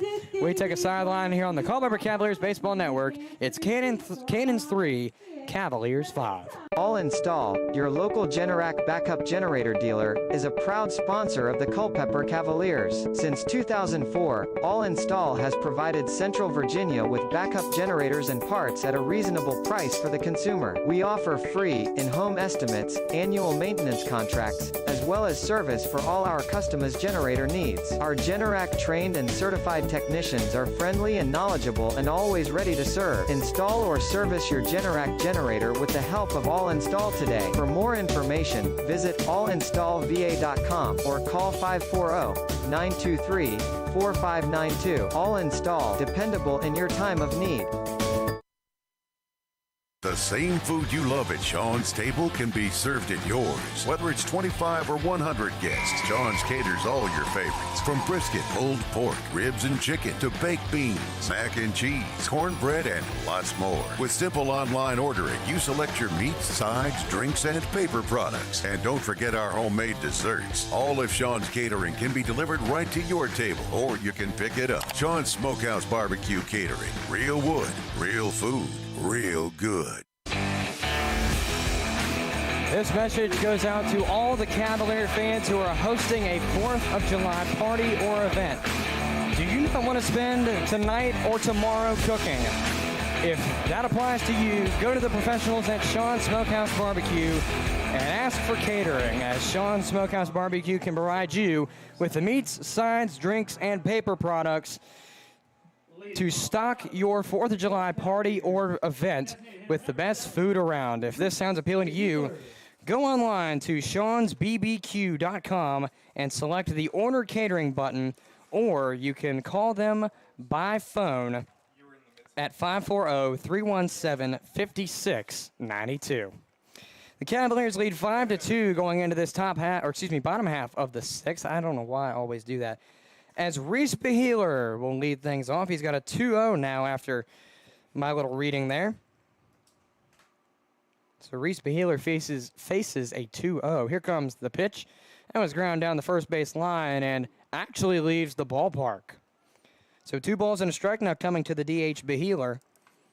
In plate appearance number 3, he sacrificed a 1-3 play to bring Terosian home earlier in the game and then got walked and didn't go much farther as the 2-1 misses for 3-1. Due up for the Cavaliers this frame is obviously Beeler, followed by Sheffield and Rooks. Are the 3 due up for the Cavaliers in this bottom half of the 6th. Here comes the 3-1 from Delina, and that one will miss for ball 4. So deja vu all over again for Reese Beheeler. He takes the 90-foot walk of fame, base on balls after almost 2 consecutive, I guess, mirrored counts. Pay off the first walk and then 3-1 the second time around. And we will get a mound visit for Delina, and he will be done. After, if my math serves me right, 5 innings, Delina is done. And we will take a sideline here on the Culpeper Cavaliers Baseball Network. And after the break, we will reveal the identity of the new pitcher in just a moment. Back with you in a moment on the Culpeper Cavaliers Baseball Network. At Peak Roofing Contractors, we specialize in roof installation, new gutters, siding, windows, and doors. In fact, we will transform the exterior of your home into something beautiful. As a family-owned and operated business, our customers, our name, and our employees are our most important assets. Our team is dedicated to providing residential business customers with the highest quality roofing products and home improvement services at an affordable price. We provide hassle-free estimates, no high-pressure sales, and quality results that will last for years. For an appointment, visit us on the web at peakroofingcontractors.com. Founded in 1972, Jefferson Home Builders has built over 2,500 homes, everything from cozy additions to showplaces. We are proud that our trade partners have worked with us for many years and understand the quality and pride we expect in each and every home we build. This dedication to quality construction has made us part of the bedrock of this community. We center our work on quality, affordability, and reliability. Choose Jefferson Home Builders for your next project by visiting them online at jeffersonhomebuilders.com or by calling 540-812-9080. Jefferson Home Builders, build with certainty. Cedar Mountain Stone is a full-service aggregate supplier providing all sizes of VDOT-approved aggregates. Over the years, Cedar Mountain Stone has expanded their product lines to include specialized products such as stream restoration materials, security products, high-quality topsoil, and biofilter materials. The Mitchell's Quarry is located near Culpeper, 6 miles south of the intersection of routes 29 and 3. For more information or to find the right product for your next project, call 540-825-3370 or visit cedarmountainstone.com. Cedar Mountain Stone is a Dalrymple company. Going into the break, Jackson Delino was retired after 5 innings of work on the mound for the Cannons. Replacing him, of course, because I didn't write it down, I got to find him by eye. A St. Charles, Illinois native, 6'8", 230-pound right-handed pitcher, a junior out of Elgin Community College, number 7, Isaac Kopalchuk. He will face Jaden Sheffield in his first batter faced. He's got Reese Beeler on first. As the first pitch comes in, it'll miss for ball 1. So 1-0 is the count to start things off here for Jaden Sheffield in plate appearance number 3. He's looking to make a spark as he popped out to second to start things off, and then a 4-6-3 on the second time around. Here comes the 1-0 from Kopolchik. That is in the opposing batter's box for ball 2. Sheffield is a righty, and that went in the left-hand batter's box as I had to think about what my directions were there for a second. As Kopolchik looks back to first. Here comes the 2-0 in the meantime. Low and away, ball 3. So Sheffield sits up in the count 3-0 with Reese Beheeler on first, and I'm trying to get used to that. I realized that I was saying that wrong too. I got to get used to that. So if I keep saying it the way I used to say it, my apologies. I got to break that habit in. As the 3-0 comes in and misses downstairs, and Sheffield will get his first stint on base as Beheeler transitions to second. Sheffield will get on first via the 90-foot Walk of Fame. Nothing but balls go past him as the first baseman, Quinn Rooks, will come up for his second plate appearance to consecutive frames, third of the game, as he struck out swinging his first go-around. He singled his second in the previous frame, and he's got runners before him if he can do it again. He steps to ready in the right-hand batter's box. Kopalchik readies on the mound. He takes a long look back to second. Nobody home there to make the play. And will deal the opening pitch of the plate appearance. That is well close to Rooks.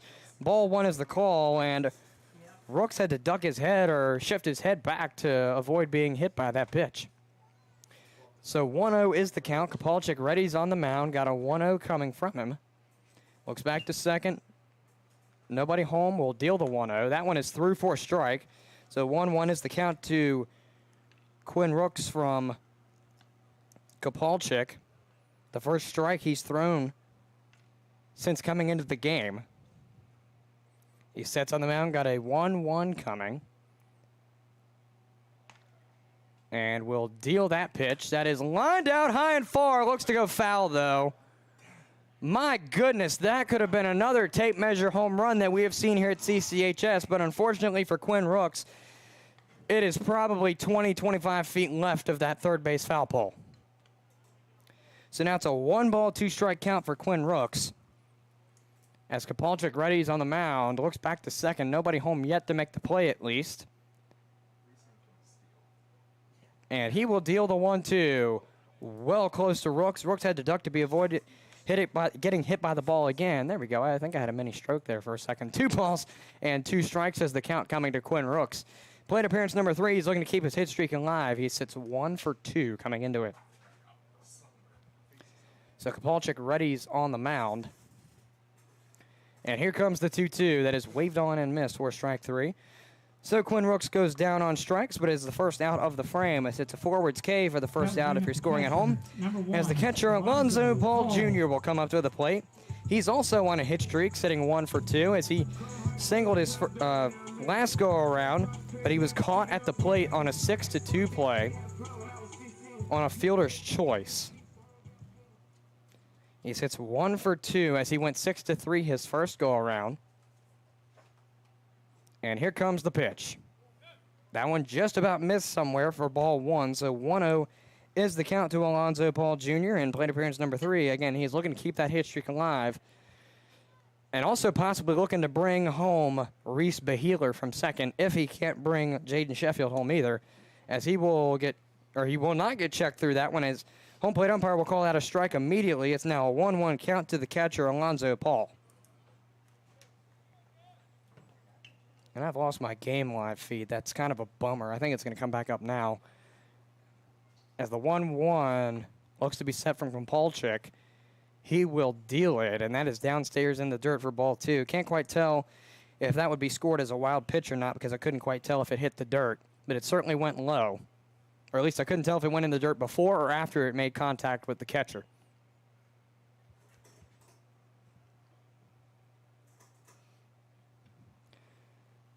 So 2 balls and a strike come to Paul. As the pitch comes in, that's upstairs, ball 3, and the count is now 3 balls and a strike coming to the catcher, Paul. And now Game Live is updated. I guess since I switched internets over because the hotspot went down. Never mind, the game was in delay for like the first 15 or 20 minutes of resumption. As the 3-1 is set from Kopalchik. It's okay, Andrew. I make so many mistakes, I just don't even remember. As the throwback to second looks to be in time. No, it is not! My goodness, that was a lucky call for Beheeler. I think if Kopalchik would have bombed that off of the mound, that would have been it for the inning, or not for the inning, but for Beeler. I thought we had 2 outs, but we only have 1. Beeler certainly would have been out for the second out, but he is luckily still on second as he is still taking a long lead off. It's got to be easily 10 feet from the bag. As Kopalchik looks back to second, he will deal the 3-1 to Paul. That one goes through, strike 2, and now the count is full for the catcher, Paul, at 3 balls and 2 strikes. With a walk, the bags will be loaded. With a hit, it could possibly bring Beheeler home. And with a strikeout, there will be 2 outs on the board. We'll see what happens with this payoff as Kopalchik is ready to deal it. Here it comes as it's downstairs, ball 4. The bags are loaded with 1 out. So Alonzo Paul Jr. takes the 90-foot Walk of Fame after a rather extensive plate appearance, and Ethan Serrano will come up. Looking to get another RBI if he can, but the Purcellville pitching coach looks to come out, and it appears we have a signal to the bullpen. Going to hold off for right now just to make sure that is true. But it appears, in fact, that Kopalchik is done. He did record the 1/3 of the inning, but other than that, he is out. As we take a sideline here on the Culpeper Cavaliers Baseball Network, we'll reveal the identity of the new pitcher in just a moment. Back when we return from the pitching substitution break. Battlefield Automotive is the official Chevrolet, Ford, and Toyota dealer of the Culpeper Cavaliers. We provide a vast selection of new and used vehicles, exceptional car care and customer service with a smile, and are committed to providing amazing customer experiences. Our service center is here to help ensure you enjoy many great years of driving with the vehicle you purchase from us. Choose your next Chevrolet, Ford, or Toyota vehicle from the experts at Battlefield Automotive. With 4 locations across the region, Battlefield Automotive is just a short drive away on Route 29 South. For more information on finding your next new or used Chevy, Ford, or Toyota, visit battlefieldauto.com. The Law Office of Robert C. Hudson is a proud sponsor of the Culpeper Cavaliers. The Law Office of Robert C. Hudson, PLLC, can help serve clients with real estate, civil litigation, land use and zoning, creditor rights, business law, and estates and probate. For more information, visit frayhudson.com or call 540-825-0701. The Law Office of Robert C. Hudson, serving the legal needs of clients in the Piedmont of Virginia for over 40 years. Thank you to the Law Office of Robert C. Hudson for your support of Culpeper Cavaliers Baseball. We're Express Copy and Graphics, a local print shop that's been doing business for thousands of customers. We're located in Culpeper, Virginia, and offer a variety of practical printing services like business cards, banners, brochures, and much more. So what makes us stand out from the other printers? Express Copy and Graphics specifically specializes in branding businesses and printing quality for every project. With Express, you get the best.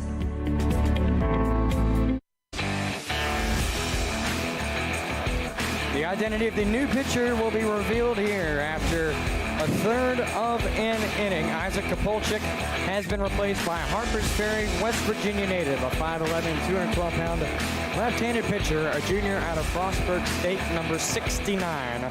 Will Ricketts will come in. He sits with a 5.40 ERA, 11 2/3 under his belt, and 5 strikeouts on the season. Kopalchik retires with 2 walks and a strikeout on the night, as Ethan Serrano will be the man due up for the Cavaliers following the pitching change.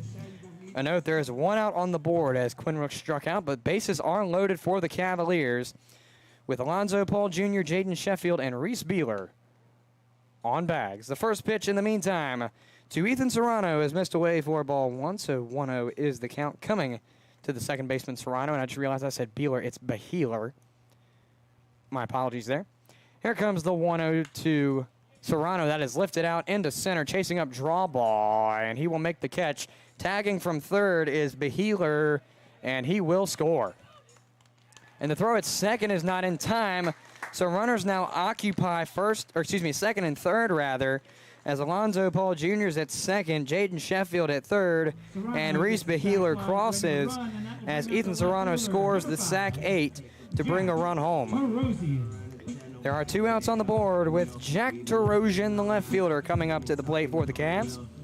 He's 0 for 2 on the night with a walk his first go-around. He went 6-3 and then popped out to draw ball in center for his second and third times respectively. He's looking to get an RBI here to bring Jaden Sheffield in as the first pitch misses, or rather second pitch that I missed the first one. Ball 2 is the call, 2-0 is the count.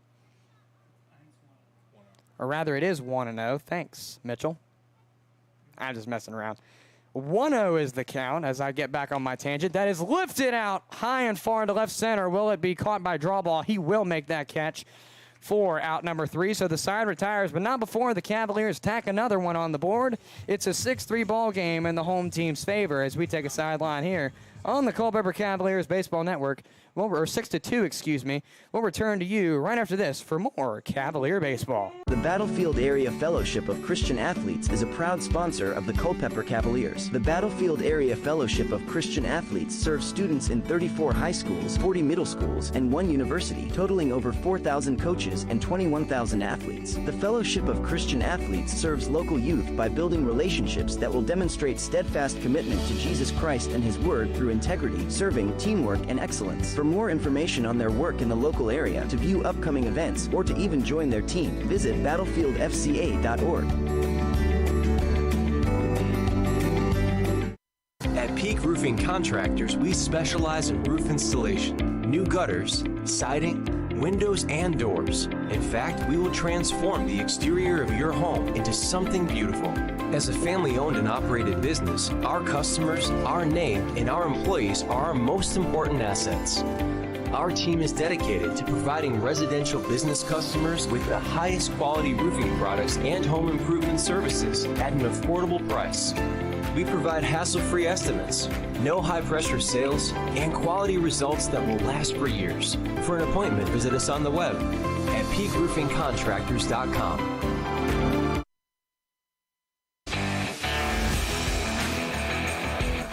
We welcome you back to the Culpeper Cavaliers Baseball Network, where the Culpeper Cavaliers lead over the Purcellville Cannons in this game one of the doubleheader tonight, 6-2, contrary to what I said before the break. And if Sam Slevin, who is still on the mound for the Cavs, was subbed in at the top half of last inning, if he can finish this inning, the Cavaliers will pull out the victory in this first game of the doubleheader, as the batter for the frame will not be a Cavalier. Rather, it will be Brady Drawball to lead things off. He finds strike one go by for his first one to go by. It's an 0-1 count as Slevin deals it. It's tipped and fouled back. Either it was tipped or it just got past the catcher and the batter, and he still swung at it. So 0-2 is the count regardless of what happened there. Nothing in two from Slevin to draw ball. Here comes the pitch. As lined out, Serrano reading, but he can't quite get there. So it is a base hit on the record of draw ball for this game number one. He gets a single on an 0-2 count. And that's actually his first single of the night, excuse me. He sacrificed to pop out to 8 and then went, I think I ended up going 1-3. I don't know what I wrote there. It's either a 3-1 or 1-3 play his second go-around. I scratched over it and really shouldn't have done that. As not Brendan Roney, my apologies, the new catcher, Jose Torres, I believe, is the one batting. In fact, that is true, as he finds ball one. I didn't change that. So even though this could possibly be his last bat, at least if you're a Cavalier fan, you're hoping that's the case, I'll write him in. As a strike comes through, it's now a 1-ball, 1-strike count coming to Torres. In his first plate appearance, he comes up 13 for 38 into this evening's game number one. That is a .342 average, 9 ribbies in the process of those 13 hits. So it's 2-1 now in the count to from Slevin. And the 2-1 comes in and misses for ball 3, and with draw ball on first, Torres looks to possibly occupy that first base, and Slevin needs to calm his pitches down here a little bit. 3 balls and a strike. Here comes the pitch. That is fouled just out of play on the first base side.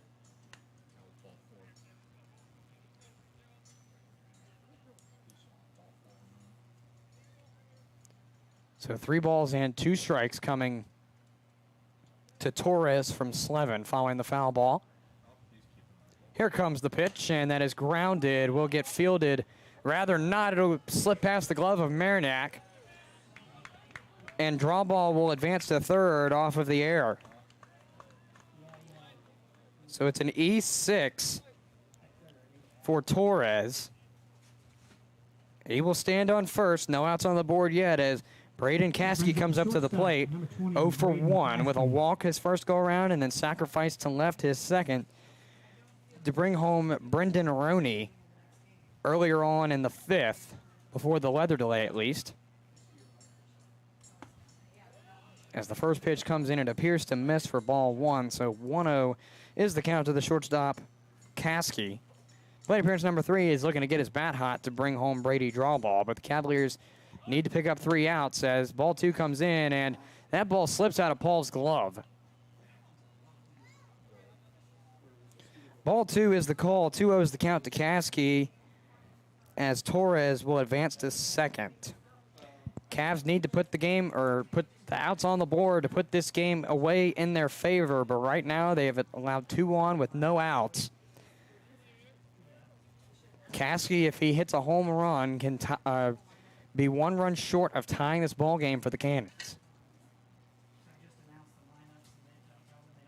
Here comes the 2-0. That one looks through and is for strike 1. So 2 balls and a strike now come to Caskey. Purcellville trails 6-2 to the Cavaliers. No outs on the board. They have runners on second and third in the form of Torres and draw ball, as that one is fouled out of play in the Cavalier bullpen.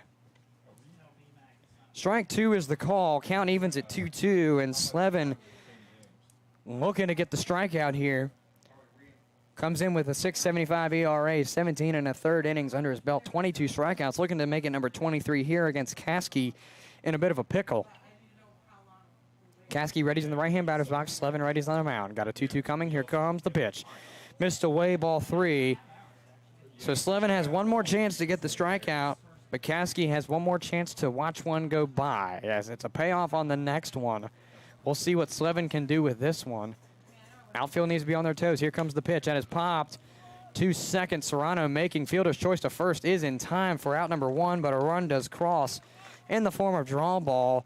It is a sacrifice hit on the record of Caskey at 3 for the first out. Torres advances to second. 1 out on the board, top of the 7th. Now I'm correct with the score, 6-3, like I said earlier. So I guess I kind of jinxed it on that one, as Tristan McAllister will come up to the plate for the Cannons. He is 0 for 3 on the night with 2 1-3s and a 4-3. Needs to bring Torres home to keep this game alive for the Cannons. There's only 1 out down in this top of the 7th. The Cavs lead 6-3, and mind you, we still have another ball game after this one. So Slevin readies, as does McAllister. Here comes the opening pitch that is lined up in the direction of right field. Chasing back Serrano. He will make the catch. Tagging is Torres. He will score. And it's a 6-4 ball game with 2 outs in the top half of the 7th. It's a sacrifice to 4 to bring Torres home. Bring up the right fielder, number 28, Jackson Michaels. So 2 outs on the board in this top half of the 7th. Cavs lead now 6-4. Their lead is slowly drifting away, but they have 2 outs with Jackson Michaels at the dish. The lefty finds ball 1 go near his feet for ball 1. Slevin has struggled a little bit here. He's gotten the strikes to go by, but he's looking for that 23rd strikeout of the season and can't record it, as ball 2 goes almost in the exact same spot, but maybe a couple inches in front of Michaels' feet. And now Paul will meet with Slevin just to try and get a word in and calm him down.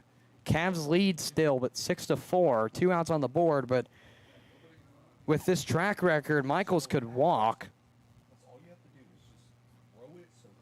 as Slevin is struggling to pick that baseball up into the strike zone. Play resumes in just a moment. Slevin readies. Here comes the pitch that is popped up, playable into center, chasing over Vu to his right. Will he make the catch? That will do it for game number 1. The final score, the Cavaliers are victorious 6-4. Don't go anywhere, folks, as we will stay on this stream for the broadcast. Tune in just a moment for our brief Saber Metrics pregame show for game number 2. And we will take a sideline to have a quick break. I'm going to grab a drink or 2, not an alcoholic beverage, obviously, because that's kind of inappropriate. I'm going to grab a water or a soda really quick, because it's kind of hot. At least the humidity has gotten to me a little bit. But the Cavs do pick up the win, 6-4 for game number 1. We'll return to you in just a couple of moments for game number 2 here from Culpeper County High School. Back with you in a moment after you hear a word from our friends at Integrity Automotive. Integrity Automotive proudly provides expert auto and light truck repair and maintenance services to customers of the Culpeper and Locust Grove areas. With the help of Integrity Automotive, it has never been easier or more convenient to keep your car or truck in top shape. We also take the time to explain every job and always provide you with an estimate in advance. You can be assured that our technicians have been trained to repair your vehicle, old and new alike, the very first time. And we always use the right parts for your vehicle. We are a full-service shop and can handle both your basic requirements and your ultimate performance needs. From batteries to brakes to tune-ups, let us make sure your vehicle is reliable and safe. Visit your local Integrity Automotive of Culpeper at 902 South Main Street. Call Integrity Automotive at 540-727-8034 or visit them online at integrityautovA.com. Integrity Automotive, yesterday's values, today's technology.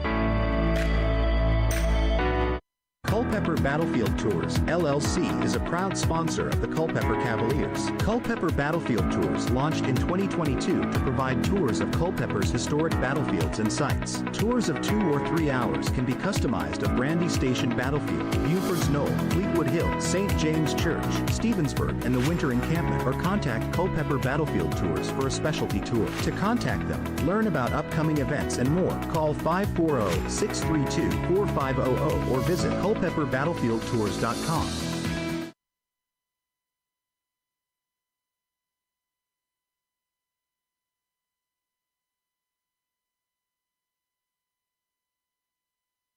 With over 30 years experience, Settle Excavating and Construction Incorporated offers Culpeper and surrounding counties top-notch services in modular construction, remodeling, additions, site work, and driveways. Pick one of our floor plans to customize or bring us your plan. We are authorized builders for nationwide homes. For more information, contact Settle Excavating and Construction by phone at 540-547-2898 or visit us online at settleconstruction.com.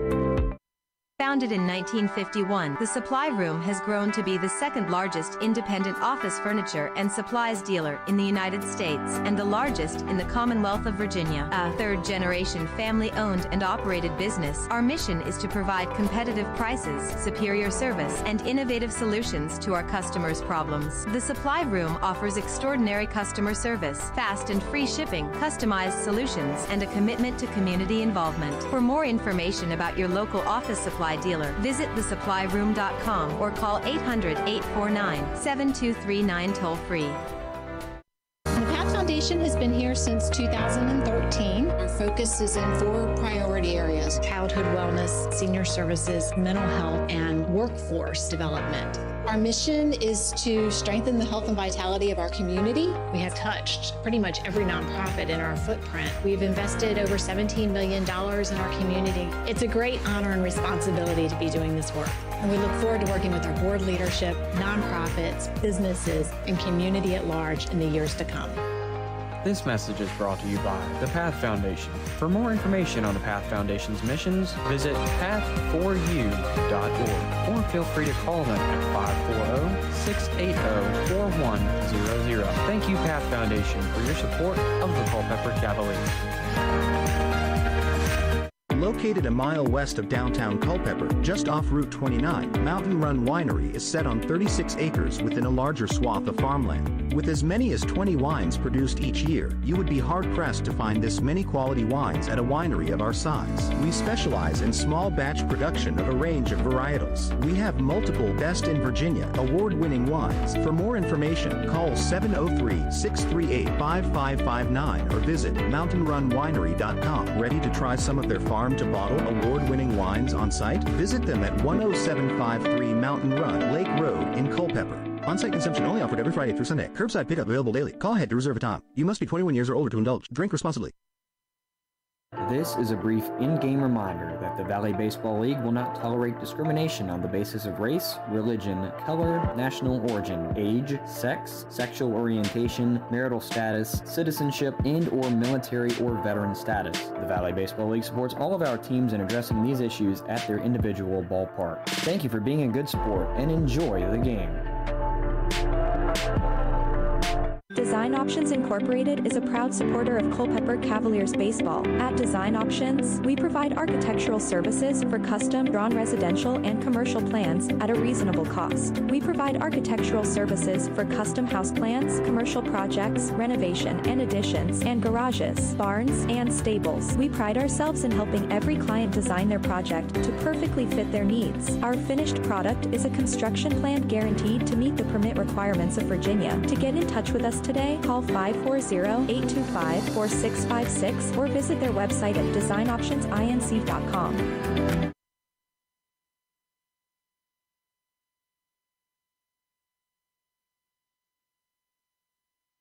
Recreation and Fitness Center is a proud sponsor of Culpeper Cavaliers baseball. Our full 27,000 square foot center is open with multi-sport courts, batting cages, a fitness area, activity rooms, and more to serve all your recreation and fitness needs. The fitness area offers classes for adults and children, strength and cardio equipment, a functional training room, and kids corner child care. Stop by 19002 Crossroad Parkway for a tour and see how the center can serve you. Thank you for voting us Best Fitness Center and Community Center in the Culpeper Times Best of the Best 2023 campaign. For more information, call 540-825-0000 or visit pathrecreationandfitnesscenter.com. Path Recreation and Fitness Center. Find your fun. Find your fit. A member of the Culpeper Wellness Foundation.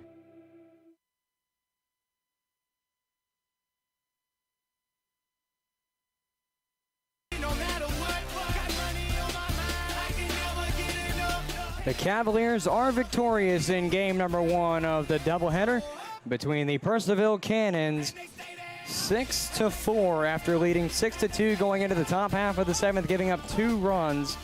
They win 6-4 in game number 1 of the doubleheader as we take a quick post-game look at game number 1, and we'll soon transition to a pre-game look at game number 2. This is why I hate doubleheaders, is because you got to switch tangents from post-game, break, oh, here we go to a new game. This is the one reason why I don't like doubleheaders besides the late night, but I mean, you get what you receive with any Valley League game going late. But I have the Culpeper lineup. I don't have the Purcellville lineup, so I'm just going to go straight into stats for the first game. I was hoping to have both lineups ready, but unfortunately not. So the Cavaliers win 6-4 after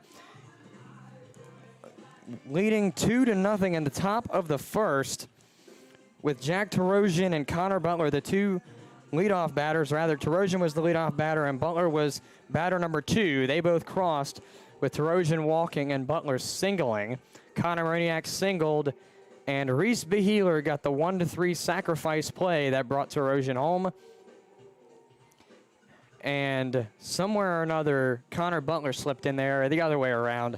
Cavaliers led 2-0 at the end of the first, and the Cannons trailed 2-1 at the middle of the second, with Joseph Eichelberger hitting a single and then being sacrificed in by Brady Drawball.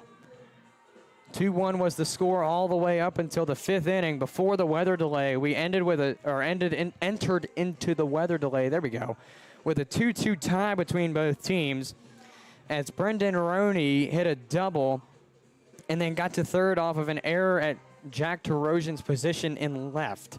He would then score off of a sacrifice hit by Braden Casey, Caskey, my apologies, I read that name wrong, to then take a 2-2 tie. And then the Cavaliers would come out of the weather break leading off. Where did I lead off at? With Quinn Rooks, who singled, Paul singled, Serrano singled to bring Rooks home on an RBI. Jack Tarosian popped out to center. Connor Butler got on via fielder's choice and scored. Connor Mariniak got a double and batted in Butler, and I want to say it was Serrano as well. Yes, in fact, that is true. And then Kian Vu popped out to short to end that 5th inning that the Cavaliers so desperately needed to get back in front. Cannons went scoreless in the top of the 6th. Bottom of the 6th, Beheeler walked and came across the dish. After Sheffield walked, Paul walked, and Serrano sacrificed out to center field, and that is all she wrote for this first game. We will transition to the bottom part of tonight with the second game in just a couple of moments, but real quick, we'll take a quick look around the Valley League before transitioning to our game number 2 here in just a couple of moments. Again, final score from earlier on in game number 1 at Bing Crosby Stadium. The Front Row Cardinals are victorious over the Woodstock River Bandits 10-1, and game number 2 is well underway. Once that page loads, I'll tell you the exact score. It gave 4-0 Woodstock, no inning. That game has now been delayed, so Front Royal is getting a little bit of a taste of what we got here at CCHS at Bing Crosby Stadium. That game is delayed in the 5th. Woodstock leads 2-0 after 2 straight 2-run innings in the 4th and the 5th. From First Bank Park, it appears Stanton is trailing to Strasburg 5-2. A 2-run second inning for the Braves after the Express led 1-0 after the end of the first. The Express added 4 in the bottom of the 3rd. And now I correct myself. It is a tie game at 5 apiece as the Braves just recorded 3 runs in the top of the 4th. Express with 1 out in the bottom of the 4th. Now a tie ball game at First Bank Park. Final from Winchester. It appears 5-3. The Royals take down the Turks at Jim Barnett in 9 innings. So that was a regularly played game at Jim Barnett Park. Again, the final from Rebel Park earlier, the Covington Lumberjacks are victorious in 7 over the Newmarket Rebels, and it appears game number 2 is going sour for them as well. The Covington Lumberjacks lead 7-1, it appears, as of right now. The score is loading, make it now 7-2. That game is over. The Lumberjacks go in and sweep the Rebels at their own field, 7-1 and 7-0 and 7-2. And from Charlottesville High School, as we'll transition over to that, the Tom Sox in the bottom of the 4th are spanking Waynesboro right now, 13-2. The Tom Sox, as of right now, are eligible for the slaughter rule if that is in. Oh no, I take myself back. It is a 9-inning game. I was gonna say 7, but I stopped myself before I made myself look stupid. A 9-inning game at Charlottesville can possibly end in the 7th, I want to say. Is that what the rule is? In the 5th, excuse me. It's in the 5th where the 10-run rule can be in effect, and if the Generals don't score as the Tom Sox end the 4th, it's a 13-2 ball game as the Generals and the Tom Sox transition into the 5th inning. I don't think I've missed any of the other games yet. I think those are all the games that have happened or are happening right now around the Valley League, as of course you are tuning in to game number 2 between the Purcellville Cannons and the Culpeper Cavaliers. Back with you in a moment with a lineup for both teams in just a moment. You're listening to Culpeper Community Baseball on the Culpeper Cavaliers Baseball Network. Back with you with Culpeper Cavaliers Baseball in just a moment. Design Options Incorporated is a proud supporter of Culpeper Cavaliers baseball. At Design Options, we provide architectural services for custom drawn residential and commercial plans at a reasonable cost. We provide architectural services for custom house plans, commercial projects, renovation and additions, and garages, barns, and stables. We pride ourselves in helping every client design their project to perfectly fit their needs. Our finished product is a construction plan guaranteed to meet the permit requirements of Virginia. To get in touch with us today, call 540-825-4656 or visit their website at designoptionsinc.com. With more than 50 years of providing Culpeper and the surrounding areas with top quality building supplies, Cherry Street Building Supply is your trusted resource for all projects. Whether you're a contractor or a do-it-yourselfer, we give you the attention you simply don't get at the big box stores. Our helpful staff is very knowledgeable with more than 150 years of combined experience in the field. Visit Cherry Street Building Supply at 1418 Orange Road or online at cherrystbuildingsupply.com or call 540-825-0397. See us at Cherry Street Building Supply for all your building supply needs.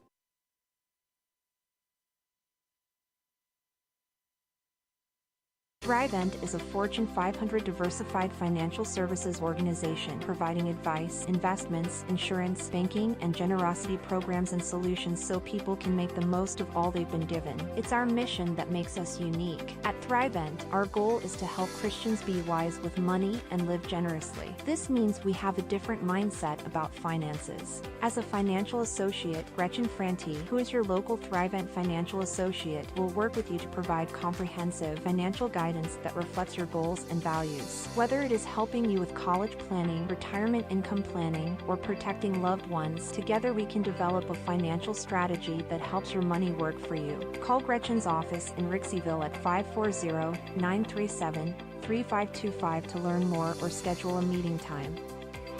Path Recreation and Fitness Center is a proud sponsor of Culpeper Cavaliers baseball. Our full 27,000 square foot center is open with multi-sport courts, batting cages, a fitness area, activity rooms, and more to serve all your recreation and fitness needs. The fitness area offers classes for adults and children, strength and cardio equipment, to functional training room, and kids corner child care. Stop by 19002 Crossroad Parkway for a tour and see how the center can serve you. Thank you for voting us Best Fitness Center and Community Center in the Culpeper Times Best of the Best 2023 campaign. For more information, call 540-825-0000 or visit pathrecreationandfitnesscenter.com. Path Recreation and Fitness Center. Find your fun. Find your fit. A member of the Culpeper Wellness Foundation. Culpeper Battlefield Tours, LLC is a proud sponsor of the Culpeper Cavaliers. Culpeper Battlefield Tours launched in 2022 to provide tours of Culpeper's historic battlefields and sites. Tours of 2 or 3 hours can be customized of Brandy Station Battlefield, Buford's Knoll, Fleetwood Hill, St. James Church, Stevensburg, and the Winter Encampment, or contact Culpeper Battlefield Tours for a specialty tour. To contact them, learn about upcoming events and more, call 540-632-4500 or visit culpeperbattlefieldtours.com. At Peak Roofing Contractors, we specialize in roof installation, new gutters, siding, windows, and doors. In fact, we will transform the exterior of your home into something beautiful. As a family-owned and operated business, our customers, our name, and our employees are our most important assets. Our team is dedicated to providing residential business customers with the highest quality roofing products and home improvement services at an affordable price. We provide hassle-free estimates, no high-pressure sales, and quality results that will last for years. For an appointment, visit us on the web at peakroofingcontractors.com. UVA Health Culpeper Medical Center is your local health center specializing in everything from allergies to weight loss. UVA Health Culpeper Medical Center cares for you and your medical needs from the time you walk in the door until the time you walk out. UVA Health Culpeper Medical Center strives to transform health and inspire hope for all Virginians and beyond. For more information on your local UVA Health Culpeper Medical Center, call 540-829-4100. Visit them at 501 Sunset Lane or visit uvahealth.com to find your nearest location. UVA Health, centering patients around all we do. We may be in the barbecue business, but our joy and commitment is in serving people and the community. Sean's Barbecue is committed to impacting lives, from our ambassadors to the guests that visit our restaurants every day. We would like for all of our ambassadors to invest time and energy in making the businesses thrive by creating a positive atmosphere, engaging with one another, and connecting with our guests. Sean's Smokehouse Barbecue. Real wood, real food, real good. Path Recreation and Fitness Center is a proud sponsor of Culpeper Cavaliers baseball. Our full 27,000 square foot center is open with multi-sport courts, batting cages, a fitness area, activity rooms, and more to serve all your recreation and fitness needs. The fitness area offers classes for adults and children, strength and cardio equipment, a functional training room, and kids corner child care. Stop by 19002 Crossroad Parkway for a tour and see how the center can serve you. Thank you for voting us Best Fitness Center and Community Center in the Culpeper Times Best of the Best 2023 campaign. For more information, call 540-825-0000 or visit pathrecreationandfitnesscenter.com. Path Recreation and Fitness Center. Find your fun. Find your fit. A member of the Culpeper Wellness Foundation.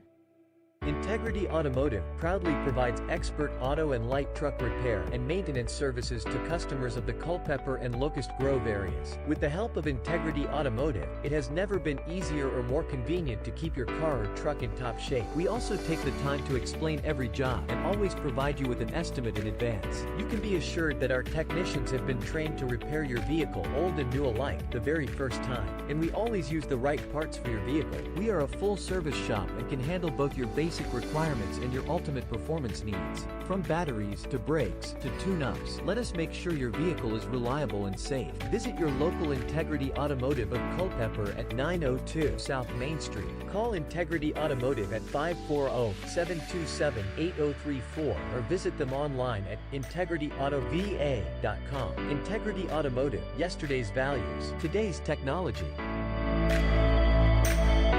The Rotary Club of Culpeper is part of a worldwide organization of business and professional leaders that provides humanitarian service, encourages high ethical standards in all vocations, and helps build goodwill and peace in the world. More than 1.2 million Rotarians belong to more than 32,000 Rotary clubs located in over 200 countries. The main objective of Rotary is service, in the community, in the workplace, and throughout the world. Rotarians develop community service projects that address many of today's most critical issues, such as children at risk, poverty and hunger, the environment, illiteracy, and violence. They also support programs for youth, educational opportunities, and international exchanges for students, teachers, and other professionals, and vocational and career development. The Rotary motto is service above self. For more information about your local Rotary Club of Culpeper, visit rotaryclubofculpeper.org.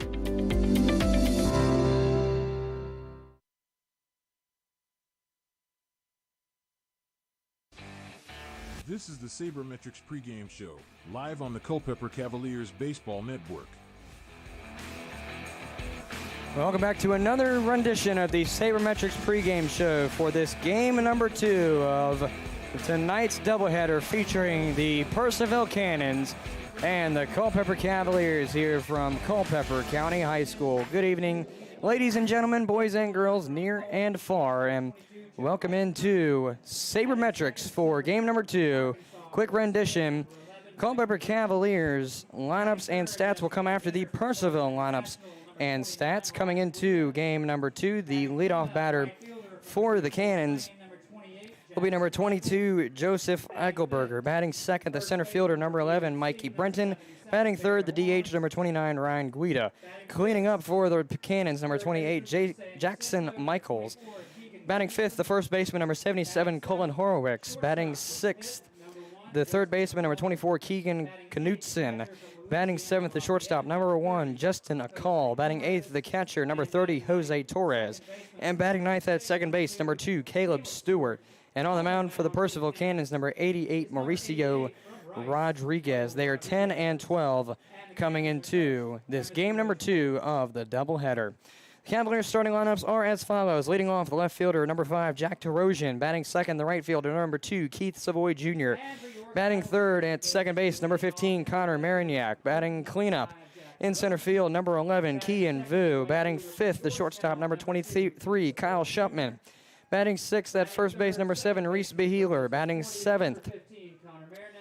Oh, I lost my 7. Batting seventh, the designated hitter, number 4, Charles Crawford. Batting eighth, doing the catching, number 48, Ryan Peterson.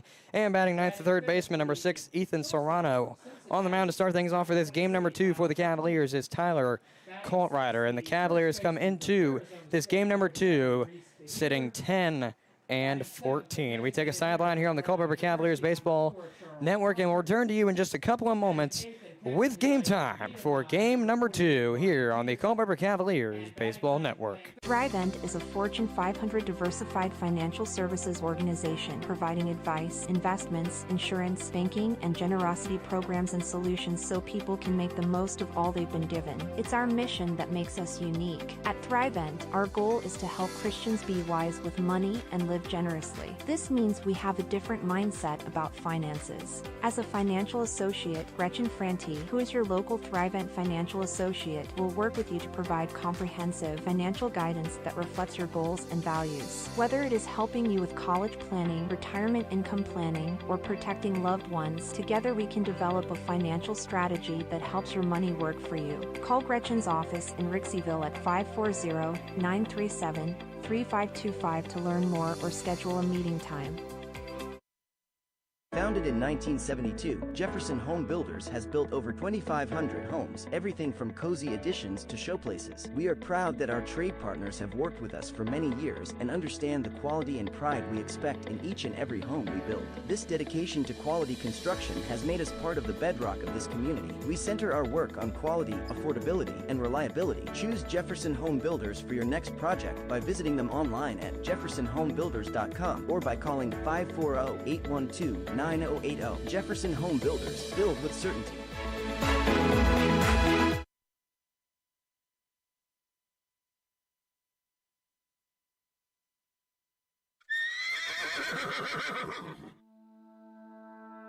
This is Culpeper Cavaliers baseball. That's lined out high and far. Chasing back the left fielder. He leaps, and it's gone!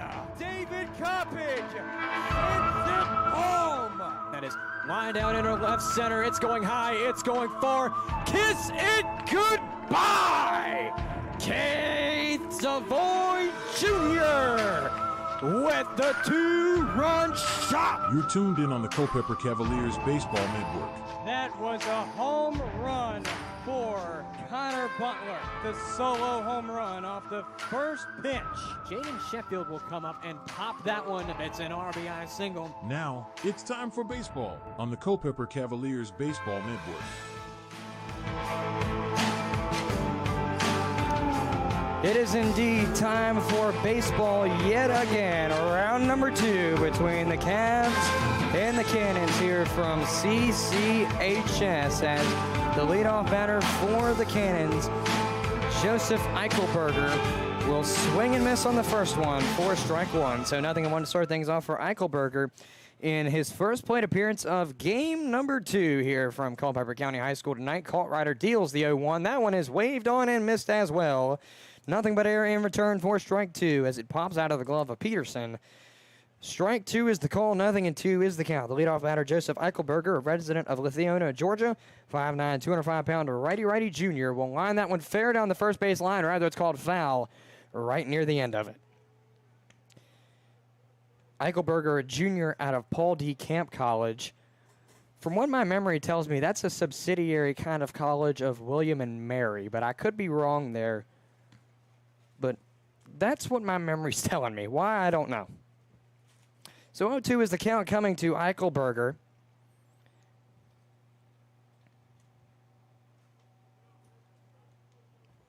In his first plate appearance of this second game, play resumes as he steps back into the right-hand batter's box. Here comes the pitch from Coltrider. Grounded, this time stays fair, fielded by Serrano at second. The flip to first by Rooks is in time for the first out. So the first out is down on a 4-3 play. Eichelberger going down, and that will do it for the first out of the frame as the center fielder, Mikey Brenton, will come up to the plate. Correction, it is Connor Mariniak at second. Point streak's telling me otherwise, and I realize now that... Oh, yes, that is the wrong game. Thank you, Andrew. I just realized I'm an idiot. Well, I knew that for a long time, but I realized for a fact that I'm an idiot. Oh, well. We'll figure it out in a second. As the meantime, Brenton faces 0-1. He will wave and miss through that one for strike 2. Perfect time for me to figure that out, too, as the game is already going on here. I'll just reset it, I guess. As the 0-2 comes from Coltrider. Here comes the pitch. Waved and missed for strike 3. So, not Coltrider, Brenton, rather, goes down on strikes. It's a forwards K if you're scoring at home for the second out. And what I was trying to say before Andrew woke me up to reality is Brenton is one of the returners for the Cannons as well. He came in last year, and he was rather decent as well for the Cannons. But unfortunately, his first plate appearance of his stint tonight did not go his way, as the first pitch to Ryan Guida is through for a looking strike. So nothing and one to start things off here for Guida in plate appearance number 1 of this game number 2. As that one is popped out in the direction of right field. That ball is high and far, and it bounces right in front of the warning track, scooping his Vu. He'll make the throw to second, and it's not on target, but man, that was a heck of a throw from the center fielder, Vu. Guida gets on via the double, and that brings up Jackson Michaels, the right fielder. Number 28, Jackson Michaels. Almost got game live up here in the meantime. I cannot believe I was that big of an idiot to not reset the game live link, but here we are. In the meantime, around the Valley League, 5-5 delay at Strasburg. That makes sense because Front Royals game between Woodstock, that was 4-0 Woodstock, actually went to delay mode and then got canceled mode in the 5th. That was a doubleheader, so that game was more than well needed to be scored. Or let me rephrase what I'm trying to say because I'm going off on too much of a tangent. The game was too far ahead to not have to worry about rescheduling or picking it back up. It was in the 5th, and the game went to 7. So 4-0 was the final score from Ben Crosby in the 2nd. So the Cardinals and the River Bandits tie up there as the 1-1 goes through for strike 2. It's now a ball and 2 strikes coming to Michaels. But Strasburg and Stanton are delayed at First Bank Park. And 13-5 in the bottom of the 5th, or excuse me, 13-3, my apologies, I can't read, between Stanton and Charlottesville. Charlottesville leading. My apologies, count is 2 balls and a strike. Coming to Jackson Michaels. So Colt Ryder sets, got a man on second in the form of Ryan Guida. Here comes the pitch that is popped up, playable in the direction of center, but looks like it's not even going to leave the infield. And it is Shupman to make the catch and retire the side. So Michaels pops out to 6 for the 3rd out, and that will do it for this first frame of play for the Cannons. No score yet from the Cannons, but the Cavaliers have the bottom half of the frame to prove themselves here in this bottom half of the first. Back with you on the Culpeper Community Baseball Incorporated's presentation of the Cavaliers and the Cannons. Back in just a moment. Design Options Incorporated is a proud supporter of Culpeper Cavaliers baseball. At Design Options, we provide architectural services for custom drawn residential and commercial plans at a reasonable cost. We provide architectural services for custom house plans, commercial projects, renovation and additions, and garages, barns, and stables. We pride ourselves in helping every client design their project to perfectly fit their needs. Our finished product is a construction plan guaranteed to meet the permit requirements of Virginia. To get in touch with us today, call 540-825-4656 or visit their website at designoptionsinc.com. The same food you love at Sean's Table can be served at yours. Whether it's 25 or 100 guests, Sean's caters all your favorites. From brisket, pulled pork, ribs and chicken, to baked beans, mac and cheese, cornbread, and lots more. With simple online ordering, you select your meats, sides, drinks, and paper products. And don't forget our homemade desserts. All of Sean's catering can be delivered right to your table, or you can pick it up. Sean's Smokehouse Barbecue Catering. Real wood, real food, real good.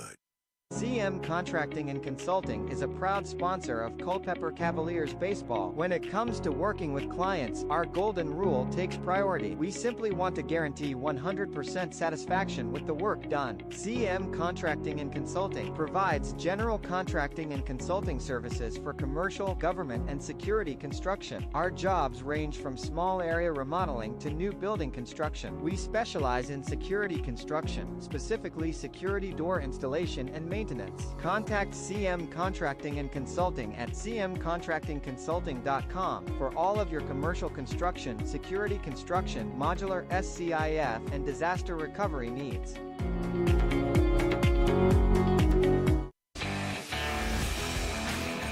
Back now live from Culpeper County High School as the Purcellville Cannons remain scoreless through the first frame. The Cavaliers will lead off with Terosian, Savoy, and Marignac in this bottom half of the first as the Cavaliers won the first game 6-4 and look to start out hot again with Jack Terosian, Keith Savoy Jr., and Connor Marignac all in the 3-2 up for the Cavaliers in this first part of game number 2. So Terosian went last game 0 for 2, according to my book, with a walk his first go-around. He steps into the left-handed batter's box, and play will resume, this time for the Cavaliers. First pitch is grounded into center field. What a first pitch hit for Jack Terosian, and he starts up in his average. First pitch hit for Jack Terosian brings up the right fielder, Keith Savoy Jr. How about that for his average? He's been tanking a little bit over the last couple of games, and what about a start to that one? As he will pick it up to roughly 365 at least. After coming into this game, 362. First one to Savoy is a wave and a miss for strike one. 0-1 to start things off here for the right fielder, Keith Savoy Jr. in plate appearance number 1, not only of the game, but of the night, as this is his first start tonight. So Rodriguez sets and will deal the 0-1. That won't be checked as Savoy started to advance through it, but stopped at the perfect time. It's now an even count at a ball and a strike. Coming to the batter, Keith Savoy Jr. If you're just joining us, this is the second game of the doubleheader tonight. We just started. Yes, we just started over an hour late. As the throw is over the head of the first baseman Horowitz, and Jack Tarosian scampers to second just like that. So Keith Savoy Jr. has a little bit more weight on his shoulders as he has Jack Tarosian possibly in scoring position now early on in this inning.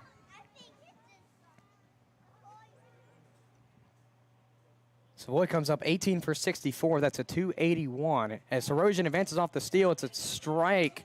And they will say he did not make the play in time, so Tarosian will get the steal. And now, just like that, Savoy definitely has him in scoring position as it's a 1-ball, 2-strike count coming to Keith Savoy Jr. Rodriguez readies. 1-2 coming. Sets. Deals the pitch. Pings him on the right elbow. Or now, wait a minute. They called that a fair ball, and Keith Savoy Jr. is out. Brandon Mack is going to contest that, but if that did come off the front of the bat, that is a legal out. And Mack will come to have a word with the home plate umpire, but again, if that ball did come off the front of the bat, that is a legal out because it was a fair ball. As Connor Mariniak comes up to the plate, I'm going to count that as a ground out to the catcher, even though that is a very improbable way of looking at it. That's how I'm scoring it because that is a very confusing play to score right now. So we're going with that. GO2 in the books if you're scoring at home. First pitch to Mariniak is missed downstairs for ball 1. So 1-0 is the count to Mariniak. Playing second in this game number 2. As Rodriguez sets, got the 1-0 coming. Tarosian on third. Here comes the pitch. Close to him, but just about missed him to stay alive at the plate. Ball 2, 2-0 count. Cavs have Tarosian at third, following the single and then getting to second via a 1-3 mishap. Rodriguez threw it over the head. As that is lined out to right, looks to be read by Michaels and right. He will make the catch. Tagging is Tarosian.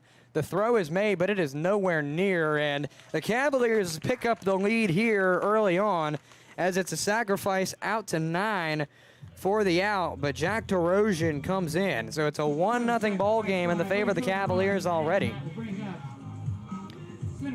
As Kian Vu, the center fielder, will come up to the plate for the Cavaliers. Mariniak goes down 0 for 1, but he, in fact, I would score that an RBI, I believe, because obviously, or technically, he did bat the run in, even though he got out. First pitch in the meantime to Vu is swung on and missed for strike 1. So a 1-0 count, or excuse me, an 0-1 rather count coming to Key and Vu. So the 0-1 also goes through as a strike. Now 0-2 coming to the center fielder Key and Vu. Vu goes down early in the count, got 0-2. Cavs lead 1-0. Rodriguez sets on the mound, got a 0-2 coming. Here comes the pitch. That'll get him for strike 3 looking, and that'll retire the side. So Vu looks at one go by for a backwards K to end this bottom half of the first. Through 1, the Cavs lead 1-0 as we take a sideline here on the Culpeper Cavaliers Baseball Network. We'll return to you in just a moment with more Cavalier Baseball. Founded in 1951, the Supply Room has grown to be the second largest independent office furniture and supplies dealer in the United States and the largest in the Commonwealth of Virginia. A third-generation family-owned and operated business, our mission is to provide competitive prices, superior service, and innovative solutions to our customers' problems. The Supply Room offers extraordinary customer service, fast and free shipping, customized solutions, and a commitment to community involvement. For more information about your local office supply dealer, visit thesupplyroom.com or call 800-849-7239 toll-free. Located a mile west of downtown Culpeper, just off Route 29, Mountain Run Winery is set on 36 acres within a larger swath of farmland. With as many as 20 wines produced each year, you would be hard-pressed to find this many quality wines at a winery of our size. We specialize in small batch production of a range of varietals. We have multiple Best in Virginia award-winning wines. For more information, call 703-638-5559 or visit mountainrunwinery.com. Ready to try some of their farm-to-bottle award-winning wines on site? Visit them at 10753 Mountain Run, Lake Road in Culpeper. On-site consumption only offered every Friday through Sunday. Curbside pickup available daily. Call ahead to reserve a time. You must be 21 years or older to indulge. Drink responsibly. After one complete inning, the Cavs lead 1-0 over the Purcellville Cannons as the Cannons will call up their first baseman, Cullen Horowitz, to the dish. Last game, Cullen Horowitz went 0 for 2 and walked in the 6th. And his first one misses away. Ball 1 is the call. 1-0 is the count coming to Cullen Horowitz, who is 17 for 63 coming into this game number 2. It's a .269. He's got 4 home runs on the season as he finds strike 1 go by. As he watches it, it's a ball and a strike coming to the first baseman, Horowitz. Plate appearance number 1 of this game number 2. You could say plate appearance number 4 combined with the both games now. As the 1-1 misses to 2-1. Due up for the Cannons is Horowitz, Knutson, and a call, in which Justin Akal is also a returner. I will get back into that when he comes up. 2-1 misses to 3-1. I think I accidentally hit, nope. I hit the reset button, but it didn't actually register. So 3 balls and a strike comes to Cullen Horowitz, who is looking to get hot here with his combined batting average on the night. He sits 0-2 and goes up 3-1, and he will get strike 2 to go by. So now the count is full to him. And in fact, that walk he got in the first game was a very close call. He had a 3-1 count and then got strike 2. As the payoff comes, they won't check him. They'll say ball 4. So Horowitz continues his walk streak, if you want to count it from last game to now. Starts out on a walk as Keegan Knutson, the third baseman, comes up for the Cannons. This is his first start of the night overall, or first appearance rather overall, because I mean, you could say this is his first start as well, but first appearance tonight with the combined games. As Colt Ryder deals the pitch, bunt signaled, foul ball. So 0-1 to start things off here for Keegan Knutson and plate appearance number 1 on the night. Worth noting that Colt Ryder comes into the game with a 5.40 ERA, 23 1/3 innings under his belt, 22 strikeouts, make that 23 with Brenton going down earlier. Knutson comes up 15 for 69, that's a .217. He's got 8 RBIs in the process of those 15 hits. And here comes the 0-1 that is fouled on the Cavaliers side of the field, out of play for an 0-2 now coming and another to Knutson. Please return that foul ball to the concession stand. You get a free lollipop. If you're just joining us and you missed the first game, Cavs defeated the Cannons 6-4. They now lead 1-0 in this top half of the second with 1 out down. Or excuse me, no outs down, my apologies. Here comes the pitch that is popped, fielded by Shupman at short, and Knutson is out at first off the 6-3, but the question is, why didn't Shupman go for the double play? So now there's 1 out on the board, contrary to what I said a second ago, as the shortstop number 1, Justin Akal, comes up. Justin Akal is also a returner for the Cannons, or at least for the Valley League, because Jack Hay, for example, is a returner for the Valley League, but he didn't play for Winchester last year. He played for Front Royal. And for some reason, I'm not remembering if Akal was with Purcellville or not, as he fouls that one away. Strike one is the call, nothing and one is the count. I do remember Brenton, Horwicks, and Guida being in the Valley League. Guida, now that I think about it, I don't remember if he was with Purcellville or not. But I know Horwicks and Brenton certainly were. And I know Akal and Guida are definitely returners for the league. As the 0-1 comes in, it misses downstairs for ball one. So now an even count at a ball and a strike as Horwicks got to second that I didn't mark. 1 ball, 1 strike coming to the shortstop, Justin Akal, in his first plate appearance of the night. He's 11 for 48 coming into the game. That's a 229 for RBIs as he will foul that one to the fence. Now a 1-2 count.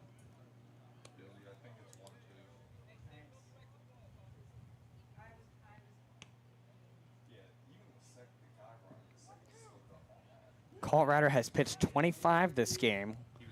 26 is going to be marked as a 1-2. He sets on the mound with Cullen Horwicks 90 feet to his back. Here comes the 1-2 pitch. That is downstairs in the left-handed batter's box for ball 2, as a call is a righty for the Cannons.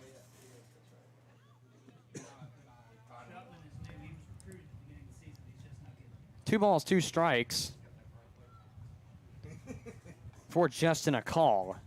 As Colt Ryder readies on the mound, got a 2-2 coming on pitch number 27. Looks back to second to Horwicks. Nobody home to make the play. Double taking back to second. Will deal the 2-2, and that is fouled away. So the count remains 2-2 coming to Justin Akal. The 7th batter in the original lineup is batting 3rd in this second inning.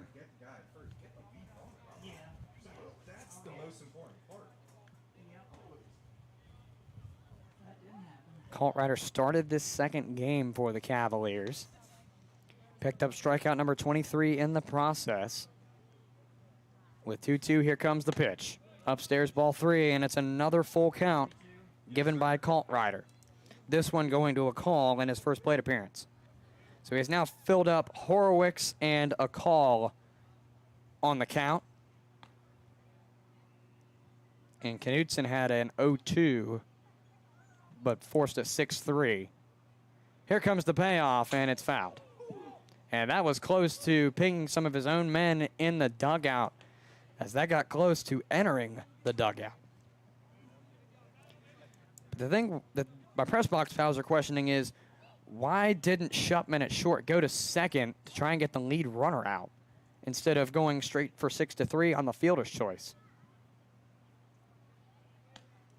Either way, there's only 1 out on the board. Here comes the payoff number 2. That's fouled back again.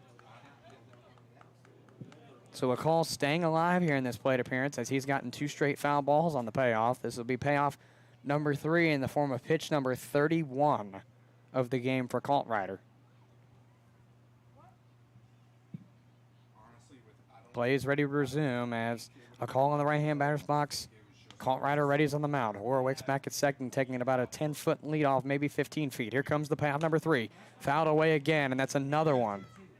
So Akal is really getting his money's worth on this at-bat. He was starting to cash in some change, but now he's getting those checks to cash as he's gotten 3 straight foul balls on the payoff. Mind you, he's got the tying run at second. He is the go-ahead run if he makes something of himself with his hit. Colt Ryder looks back to second. Nobody home to make the play. Here comes payoff number 3. Waved and missed for strike 3, and it got him on out number 2. He goes down on strikes after extending his plate appearance. It's forwards K for out number 2, as that brings up the catcher, Jose Torres. Torres came in late into the game. In fact, after the weather delay in the first game, he came in for Brendan Roney, who actually, according to some of my press box pals, Roney actually left in the middle of the weather delay. As that is popped through into left field, Tarosian scooping, and there's lightning back there. I'm going to keep my mouth shut as the throw to the plate is in time for the out. What an arm from Tarosian. And it's a half an inning that the Cavaliers needed to capitalize on. And my goodness, Jack Tarosian with the cannon from left field to get the runner out at home. Culpeper Community Baseball and the Culpeper Cavaliers. We will take a sideline here on the Culpeper Cavaliers Baseball Network, and when we return to you, the Cavs will retake the offensive set here from CCHS. Back with you in a moment for more Cavalier Baseball.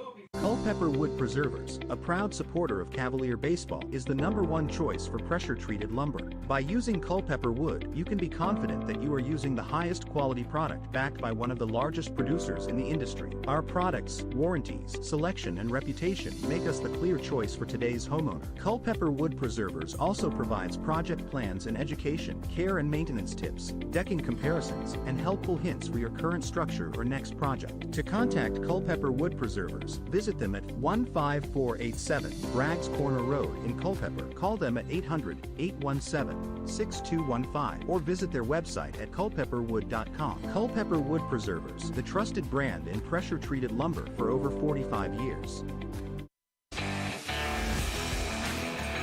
So I've been proven stupid yet again. Out beyond left center is a flashing light. Called it lightning, it's not lightning. I should have known, it's fireworks. They should bring them over here and give the fans a little treat, maybe. I don't know. But it is actually fireworks if you can see it out beyond right center.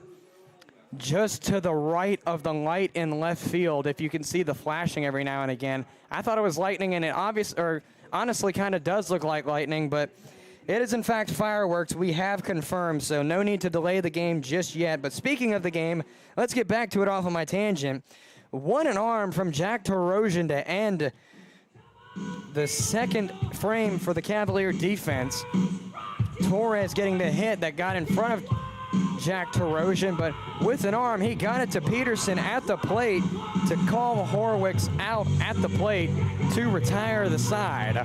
As we transition, it'll be Shupman, Beheeler, and Crawford as the three do up for the Cavs. And I forgot to mention, but I didn't have a lot of time to mention, Shupman is making his first start as a Cavalier here at CCHS. He has appeared in another game, so this is his second appearance overall this season.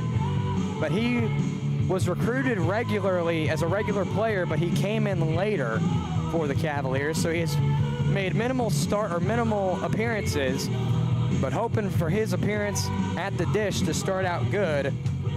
As when Point Streak decides to update, I will give you some stats on him as he readies to step in the right-hand batter's box, as he will face Mauricio Rodriguez on the mound. But we are ready to start this bottom half of the second from Culpeper County High School. And while I have a moment, I forgot to mention earlier, if you're tuning out anytime soon, first of all, I hope not, but if you do, happy 4th of July to everybody out there. I forgot to mention that earlier, but if you decide to tune out before this game is over, and honestly, I understand why, because it'll be late before this game is over, but if you do decide to check out before the game is over again, thank you for tuning in. Thank you for sticking around with our technical difficulties. And have a safe, happy, and fun 4th of July. As Shupman, in the meantime, swings and misses to the first one from Rodriguez, strike one. Here comes the 0-1 pitch. He will foul that one towards the Purcellville dugout. Strike two is the call. 0-2 is the count to the shortstop, Shupman, who comes up 0 for 3. So in that one game he played in, had 3 plate appearances and got nothing, unfortunately, for him. So he's looking for that first hit here to hopefully boost some morale in his first start at CCHS, as that one curves outside of the strike zone into the left-hand batter's box for ball one. It's now a 1-ball, 2-strike count for the shortstop, Shupman, who again is making his first start at CCHS and his second appearance overall this season. Rodriguez got a 1-2. Here comes the pitch. That one goes in Shupman's own batter box in the right-hand side, 2-2. Now on an even count. So Rodriguez ready. He's got an even count at 2-2 for the leadoff batter, Shupman. Here comes the pitch. Grounded foul on the third base side. Count stays where it is at 2-2. Cavaliers will take the 4th off, and will take the 5th off as well before coming back to verse Stanton here on the 6th, which is Thursday. Game time is set for 7 as the 2-2 rather is a cut and a miss for strike 3. So Shupman goes down on his first plate appearance of the night. It's a forwards K for the first out for the 5th batter in the original lineup. First for the second, as Reese Beheeler, the first baseman, comes up for his first plate appearance of the game.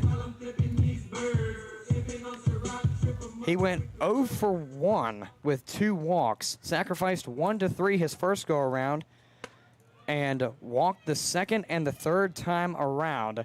And the first pitch to him misses for ball 1, so 1-0 is the count coming to the first baseman, Beheeler. Rodriguez ready's on the mound, got a 1-0 coming. He sets in, deals the pitch. That is grounded through into right for a base hit on a bouncing ball. Fielding it will be Michaels, and Reese Beheeler getting that quick single as he will stand at first. That'll bring up Charles Crawford. Number 4, Charles Crawford. So scanning over last game's lineup, Crawford did not appear, so this is his first appearance of the night, playing DH for the Cavs in this second game against Purcellville. He is 13 for 56 coming up to this first plate appearance of game number 2. That's a .232 average, 2 home runs and 7 ribbies. First pitch goes into the opposing batter's box on the left-hand side. 4 ball 1, 1-0 is the count coming to Charles Crawford in plate appearance number 1 of the night. So Rodriguez ready's 1-0 coming with Beheeler on first. Here comes the pitch. That one looked to be through. Contrary to what I say, it's ball 2. 2-0 is the count coming to the DH Charles Crawford. Off of the very close miss there by Mauricio Rodriguez. Rodriguez, if he didn't check in, started this game. As he readies on the mound, 2-0 coming with Reese Beheeler on first. Stares down the batter, here comes the 2-0. That is a wave and a miss by Crawford for strike 1. So now Crawford gets a strike to go. It's a 2-1 count. So after Crawford will be Peterson if Beheeler is not caught in any way. Here comes the 2-1. That one will go through for a strike, so now the count evens at 2-2, and that one was one that Crawford could have swung at, and unfortunately for him, didn't. So 2 balls, 2 strikes as Rodriguez readies on the mound. Reese Beheeler on first. Will deal the 2-2, and that one misses somewhere for ball 3. Couldn't quite tell exactly where. But the count fills for the DH Crawford in his first plate appearance. Looking for hit number 14 on the season here in this first plate appearance, or in this game number 2, if you will. As Rodriguez ready's got a payoff coming. He sets up. And here comes the payoff. Outside ball 4. Crawford will have to hold hit number 14 for just a moment, but he will make it to first on the 90-foot walk of fame. So that'll bring up the catcher, Ryan Peterson, to the plate for the Cavs. This is his first appearance of the night, as Alonzo Paul Jr. started at the 2 spot for the Cavs in the first game.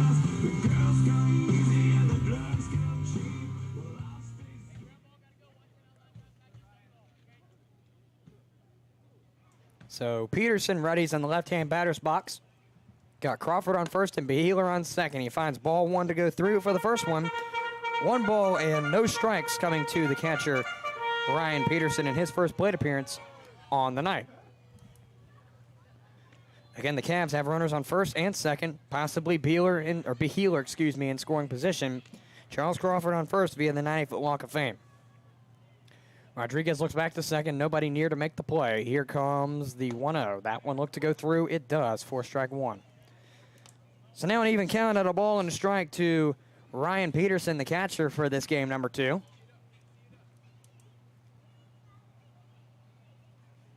As Rodriguez stares down to receive his signal. Now he readies on the mound. Got a 1-1 coming to the catcher, Peterson. Looks back to second. Nobody near to make the play.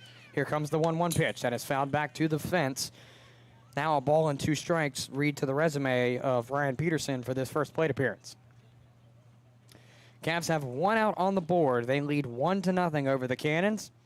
Looking to bring Beheeler home in this bottom half of the second to take an even bigger lead over the Cannons, where they led 6-2 and then only won 6-4 in the first game. Rodriguez looks back to second, deals the pitch. That one goes low and away, ball 2. The count now evens at 2-2 for the catcher, Peterson.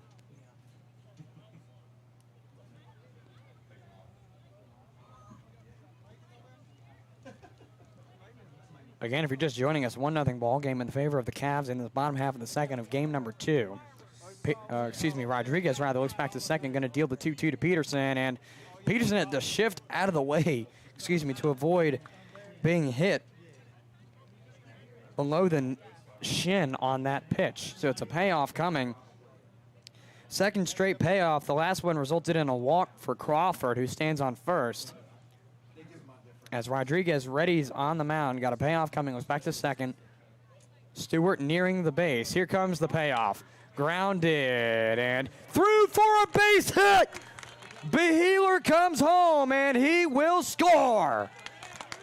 It's an RBI single on the record of Peterson.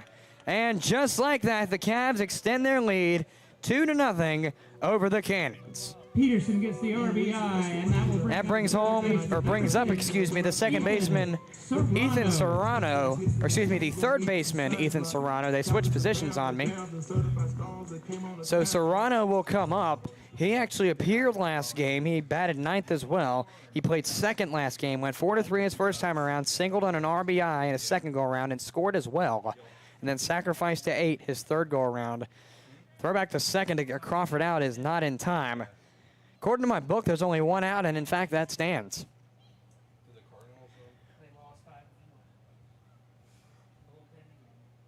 One out on the board in this bottom half of the second. Cavs lead 2-0 now over the Cannons. Here comes the pitch to Serrano. If I can reset the count, that misses for ball 1. 1-0 the count. To the third baseman, Serrano. Got to get used to saying that because I kept saying second baseman last time.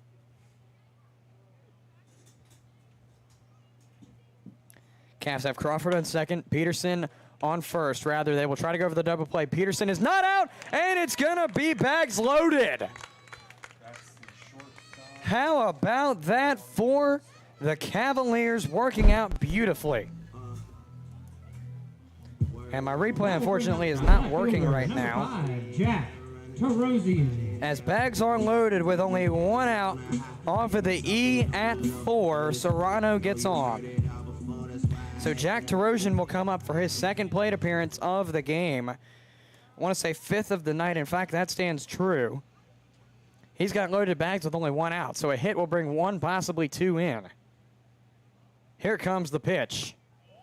Missed ball 1, 1-0 the count to the left fielder, Tarosian. Serrano came up 9 for 35 as that pops away. Again, he will be 0-1 on the night with the error. As Rodriguez sets, got a 1-0 coming to Tarosian. Runners occupy each bag. Here comes the pitch. Grounded and fielded by the second baseman. They will tag, or rather they will get Tarosian out. A run scores. I don't think they made the tag on Peterson, so I think Peterson is safe. Crawford advances to third.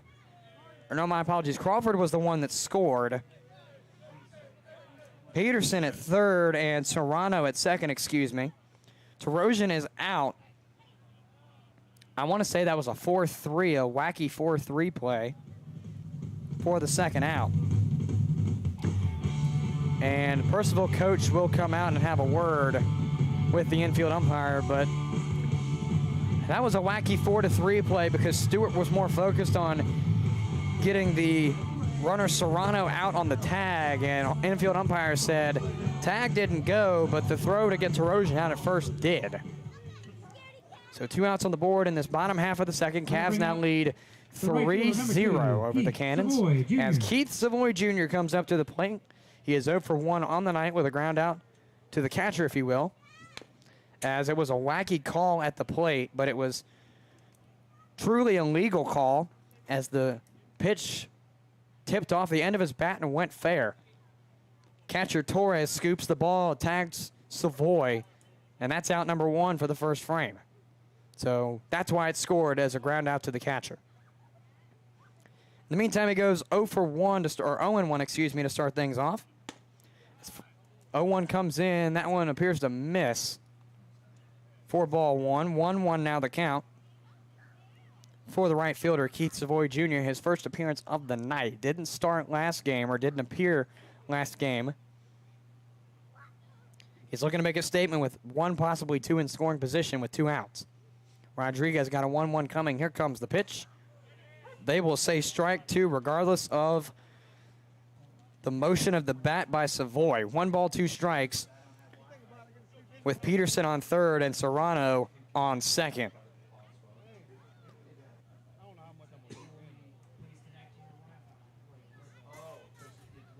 So Rodriguez sets. Again, runners on second and third for the Cavaliers. 2 outs down with Savoy and a 1-2. Here comes the pitch. Cracked bouncing ball foul on the third base side. Count stays as is, a ball and 2 strikes for the right fielder, Keith Savoy Jr. Here's replacing Jaden Sheffield in the books as Sheffield started in right the first game. And Sheffield went 0-2 with a walk last game. Keith Savoy standing 0-1 on the night with a 1-2 count. Rodriguez sets and deals the pitch. Popped foul on the opposite side. Count remains 1-2. Savoy coming into the game 18 for 64. That's a 281. 2 home runs and 10 ribbies in the process. In fact, those 2 home runs were hit here at CCHS. I want to say it was against Waynesboro the first time in the 13-12 loss. I think that's the exact game. I know it was the 13-12 loss, but I think it was Waynesboro. Rodriguez sets. 1-2 coming with runners on second and third. And here comes the pitch. Outside ball 2. 2 balls and 2 strikes coming to Keith Savoy Jr. Plate appearance number 2, looking to get hot and bring a run or 2 home in the process. Right now he stands at an even count of 2-2 with 2 outs down in this bottom half of the second. 2 runners on base, 3-0 game in the favor of the Cavs. Rodriguez sets, 2-2 coming. Here comes the pitch. Fouled back to the fence. Count stays where it is again at 2-2, and Keith Savoy Jr. is cashing those checks on this plate appearance. He's really keeping his at-bat alive here after pitch after pitch after pitch is fouled away. He's cashing those checks after getting some change back. So Rodriguez sets, 2-2 coming again. And here comes the pitch. Outside ball 3 in the opposing batter's box. Savoy being the righty goes in the lefty. And it's a full count now for the right fielder Savoy with 2 outs. Savoy would love to hit here to bring 1 or 2 home if he can get it in the gap in one of the swaths of acreage in left or right center. A bloop would work too to at least bring Peterson home, but a walk wouldn't be terrible either as the payoff comes in. They will get him on ball 4. Take that 90-foot walk of fame, Keith Savoy Jr., and the bags are loaded again here in this frame. So Keith Savoy Jr. getting the base on balls as Connor Mariak coming up to the plate for the Cavs. He hit a sacrifice hit that scored Jack Tarosian on an RBI. Now he comes up with 2 outs on the board in this bottom of the second. Runners occupy each bag. He has the capacity to hit a home run as he has done so here at CCHS.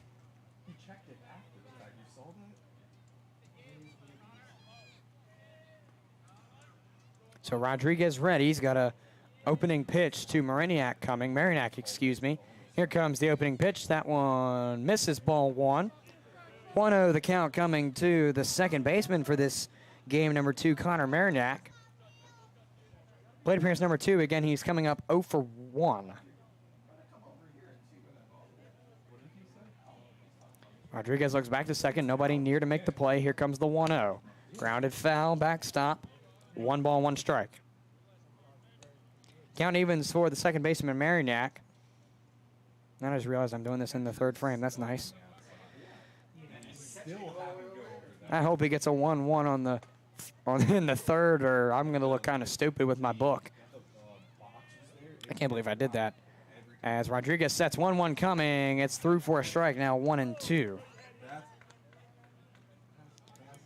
So the second baseman, Mariniak, has a little bit more weight on his shoulders now with a 1-2, 2 outs down, bags loaded. Doesn't want to strand every bag loaded, but if it happens for him.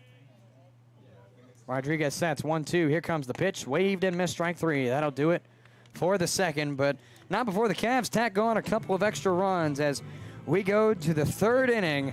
3-0 ball game in the favor of the Cavaliers.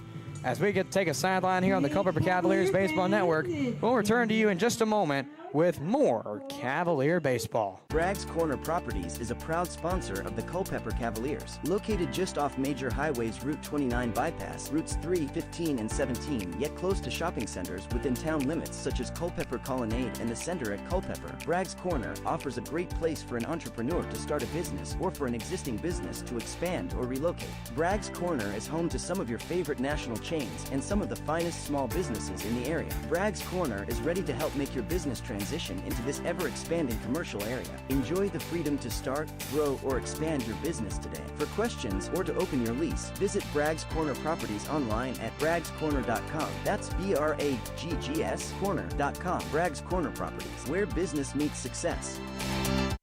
With over 30 years experience, Settle Excavating and Construction Incorporated offers Culpeper and surrounding counties top-notch services in modular construction, remodeling, additions, site work, and driveways. Pick one of our floor plans to customize or bring us your plan. We are authorized builders for nationwide homes. For more information, contact Settle Excavating and Construction by phone at 540-547-2898 or visit us online at settleconstruction.com.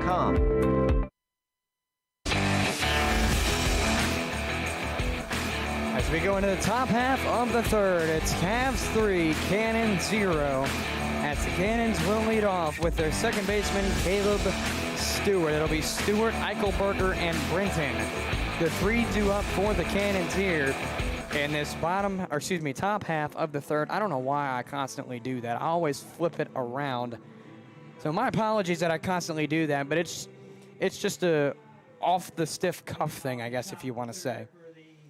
As the Cannons will lead off with Caleb Stewart. Second baseman. As for some reason, second base is still occupied on my scoreboard, even though I'm pretty sure I hit it.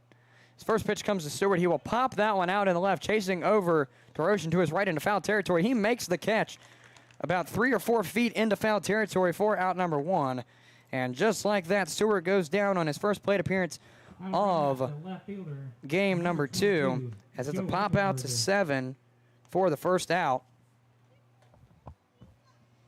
As Joseph Eichelberger comes up to the plate for the Cannons. He is 0 for 1 with a 4-3 his last time around.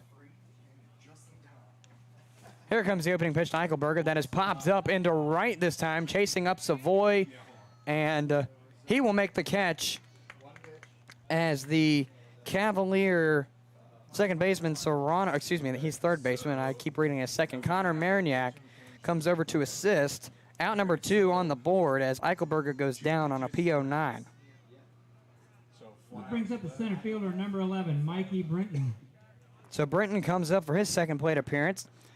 0-1 on the night with a swinging strikeout his first go-around. He readies in the left-hand batter's box. Culpeper readies on the mound. Here comes the pitch.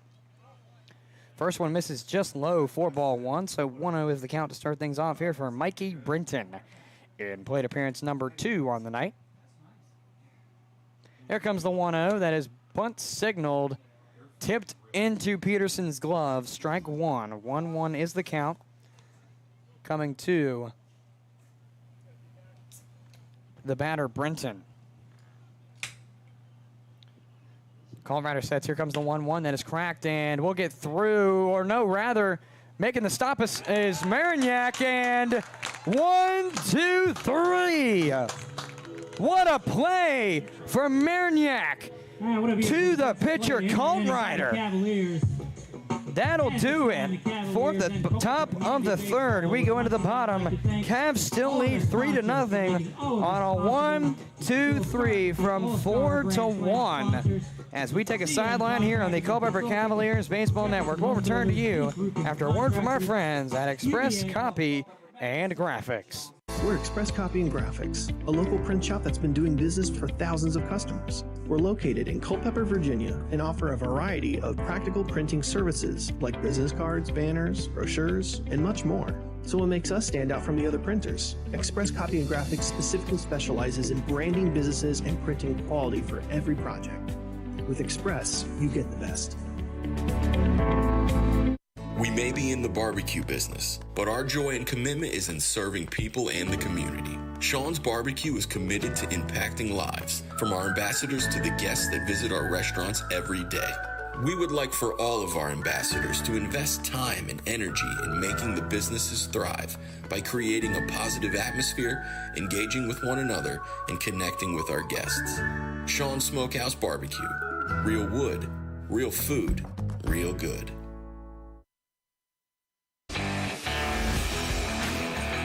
After 2.5, it's Cavs 3, Cannons 0 after a miraculous 4-1 play to end it at first base with Marignac on the scoop, Colt Ryder on the catch. And at first base, Mikey Brenton goes down by the skin of his own teeth. As we go to the bottom half of the third, it'll be Kean Vu, the center fielder for the Cavaliers, to lead things off for this bottom half of the third. It'll be Vu, Shupman, and Beheeler due up for the Cavs. As the first pitch comes to Vu, it'll be outside for ball one. 1-0 is the count coming to the center fielder, Vu. In plate appearance number 2, he is 0-1 with a looking strikeout the first go-around. Rodriguez deals the 1-0. That one misses outside and downstairs for ball 2. Now a 2-0 coming to the center fielder, Vu. 2 balls and no strikes to the leadoff batter, Kean Vu, for the frame. Rodriguez readies, now sets. Here comes the 2-0 pitch from him. Will they check him? They'll say no, he did not go. Ball 3. 3 balls and no strikes coming to Kean Vu from Mauricio Rodriguez, who started this game. He's now going into his third inning of work. Here comes the pitch. That'll be waved on and missed for strike 1. First one of the plate appearance for Vu. It's now a 3-ball and a 1-strike count. Again, the Cavs have Kyle Shupman coming up on deck and Reese Beheeler in the hole as Kean Vu stands at the dish. Here comes the 3-1 pitch, and that is waved and missed on for strike 2. So that's 2 straight that Vu has cut on and got nothing but air in return after trying to cash in a hit. Can't quite get it for the last 2. Now he sits full count. And here comes the payoff, and it's grounded. And will it get through? It will be stopped off of Knutson. I'm calling that a base hit, as that would not have been playable. A good try, though, by Knutson, but unfortunately for him, he couldn't get it to end in the right side of his glove. In fact, I want to guess that it popped off the end of his glove as it went more towards left center. It was a call reading as well, but he wasn't in line to pick up the baseball, and just like that, Vu stands on with a base hit as Kyle Shupman comes up. Shupman is 0-1 with a looking strikeout as Vu steals to second. Nobody even near for the tag. 1 ball, no strike count with a runner now on second. Possibly in scoring position is Kean Vu with Kyle Shupman up looking for his first hit of the season. He is 0-4, counting the last plate appearance with his season stats. Rodriguez deals the 1-0. That is popped up. Short hit. And it gets away from the first baseman. They will get him out, though, as that was a very close play, but it does sacrifice to get Vu on third. And just like that, the Cavs have another one in scoring position as it's a sacrifice to 3 for the first out. Reese Beheeler comes up. He got a single his last go-around and was one of the Cavaliers to score. So he will step into the left-hand batter's box with Kean Vu 90 feet in front of him. As Rodriguez readies on the mound, here comes the opening pitch of the at-bat. That one goes through for a strike. Now 0-1 to start things off for the first baseman, Reese Beheeler out of Sugarland, Texas. Rodriguez readies on the mound, got a 1-0 coming with Kean Vu on third. Here comes the pitch. It's swung on and missed for strike 2. Now an 0-2 count coming to the first baseman, Beheeler. Took my first trip down to Texas at the end of March, early April, and speaking of Beheeler coming out of Texas, it was certainly an experience just to go to a Walmart in Dallas. As the throw to home, they will call him safe, it sounds like. So Kean Vu gets on. I want to call that a gutsy call, and now Purcellville coach coming out to contest that call as Beheeler will get on via the single that would have converted to a fielder's choice if the out was made. But like I was saying, excuse me, went to Dallas for the first time, or Texas rather, for the first time back in late March, early April, and worked the women's Final Four, and that was certainly an experience. So certainly built a little bit of a love for Texas. So kind of jealous that Beheeler gets to call Texas his home.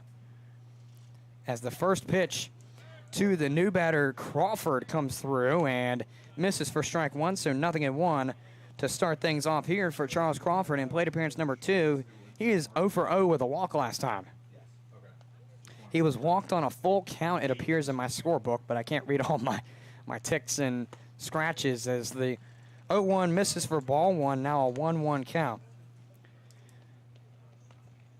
And just a reminder to the folks at home, if you're going outside in the next couple days and it's hot and or humid outside, always bring a water or a drink with you, because we're kind of feeling it up in here as that one is fouled way high up and out of here. But just a reminder to just stay hydrated in these summer months, whether you get 60-degree days, 70-degree days, or even 100, 110, wherever you're from. Just make sure that you're staying hydrated, because that's the best thing you can do for your body besides take care of yourself in general. Here comes the 1-2 that is stopped by the second baseman. The flip to first is in time for out number 2. So Crawford sacrifices to get Beheeler to second. So it is a 4-3 sacrifice. And that will bring up the catcher, number 48. As Ryan Peterson comes up to the plate for the Cavs. But again, just a reminder to stay hydrated, as that's something that you really need to make sure of, because I've had several instances of people that I know that have gotten dehydrated just by thinking they're drinking enough water or fluids and ending up not drinking enough at all. So just please remember to stay hydrated through these hot and humid days, as I'm sweating profusely.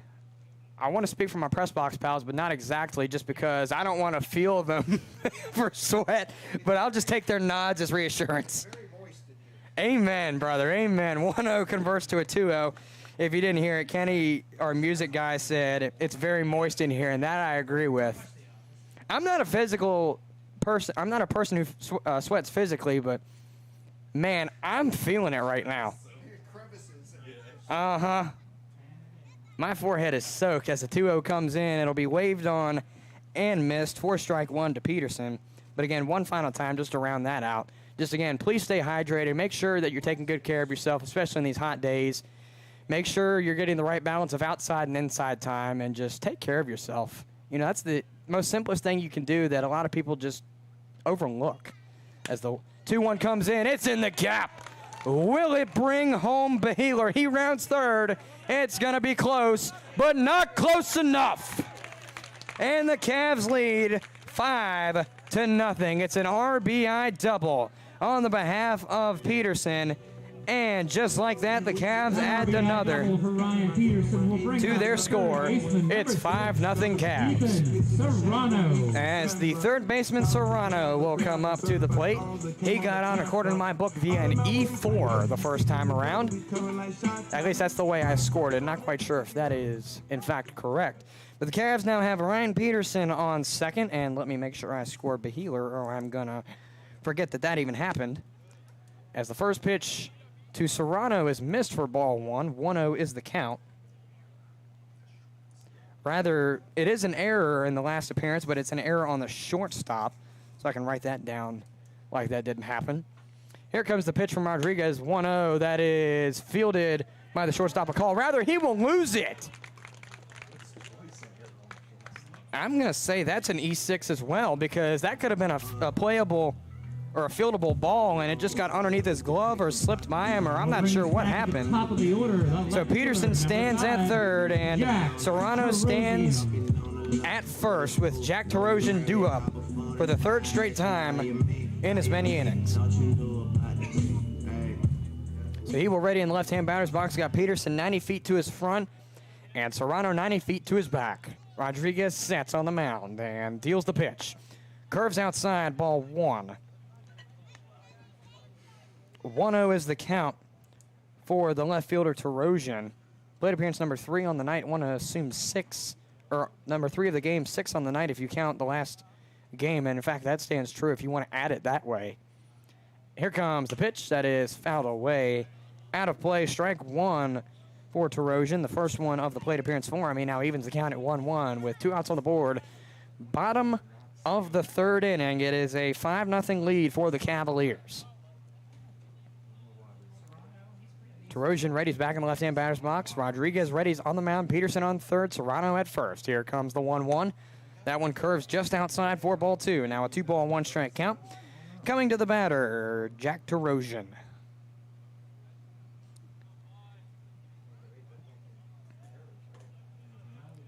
Rodriguez ready. He's got a 2-1 coming.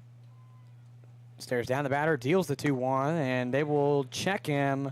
No, they will not. They will call a strike as they'll say at the plate that he swung through it all the way. So now a 2-2 count coming to Terosian. 2 outs down. Again, runners threaten the corners. Rodriguez sets. 2-2 coming. Here comes the pitch. Outside ball 3, so a payoff will decide if this inning is over or if Terosian will advance or hit.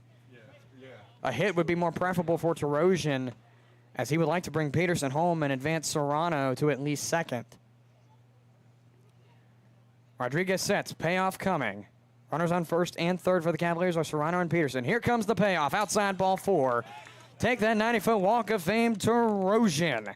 And the bags load for the first time of this frame, but I believe the 2nd or 3rd time of the game. And the walk will bring up the right fielder. So Terosian goes to 1st via the 90-foot walk of fame.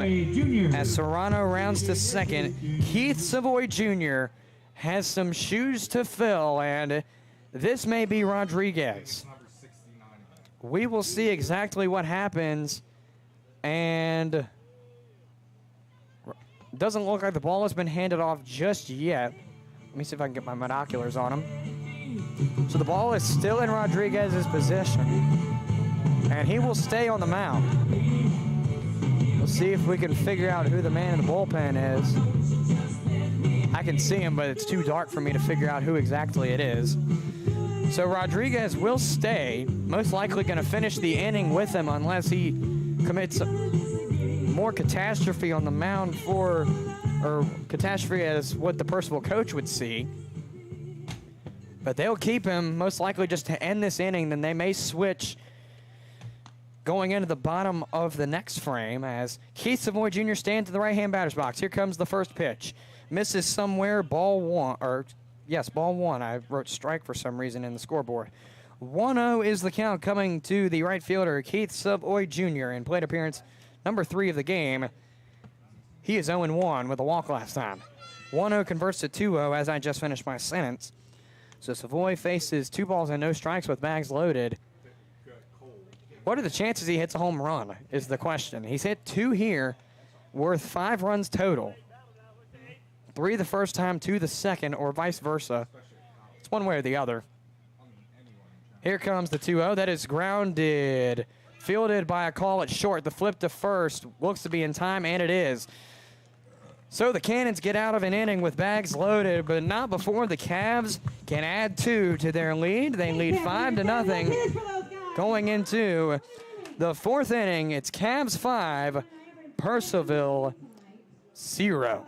Located a mile west of downtown Culpeper, just off Route 29, Mountain Run Winery is set on 36 acres within a larger swath of farmland. With as many as 20 wines produced each year, you would be hard-pressed to find this many quality wines at a winery of our size. We specialize in small batch production of a range of varietals. We have multiple Best in Virginia award-winning wines. For more information, call 703-638-5559 or visit mountainrunwinery.com. Ready to try some of their farm-to-bottle award-winning wines on site? Visit them at 10753 Mountain Run, Lake Road in Culpeper. On-site consumption only offered every Friday through Sunday. Curbside pickup available daily. Call ahead to reserve a time. You must be 21 years or older to indulge. Drink responsibly. Design Options Incorporated is a proud supporter of Culpeper Cavaliers baseball. At Design Options, we provide architectural services for custom, drawn residential and commercial plans at a reasonable cost. We provide architectural services for custom house plans, commercial projects, renovation and additions, and garages, barns, and stables. We pride ourselves in helping every client design their project to perfectly fit their needs. Our finished product is a construction plan guaranteed to meet the permit requirements of Virginia. To get in touch with us today, call 540-825-4656 or visit their website at designoptionsinc.com.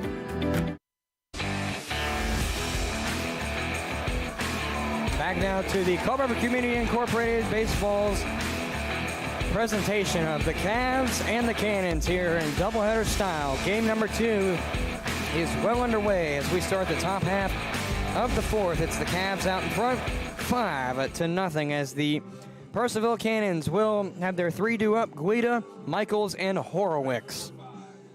The DH, right fielder, and first baseman will be the men due up for the Cannons. As the leadoff batter, Guida, steps into the right-hand batter's box. Colt Ryder readies on the mound, and play will resume. First pitch to him is through for a strike, so 0-1 to start things off here for Guida. And in plate appearance number 2, he is 1-1 with a double last time. The 1-0 appears to miss for ball 1. So a ball and a strike goes to the DH Guida. Again, plate appearance number 2, he is 1-for-1 with a double last time, but that's as far as he got, unfortunately for him. 1-1 in the meantime converts to 2-1.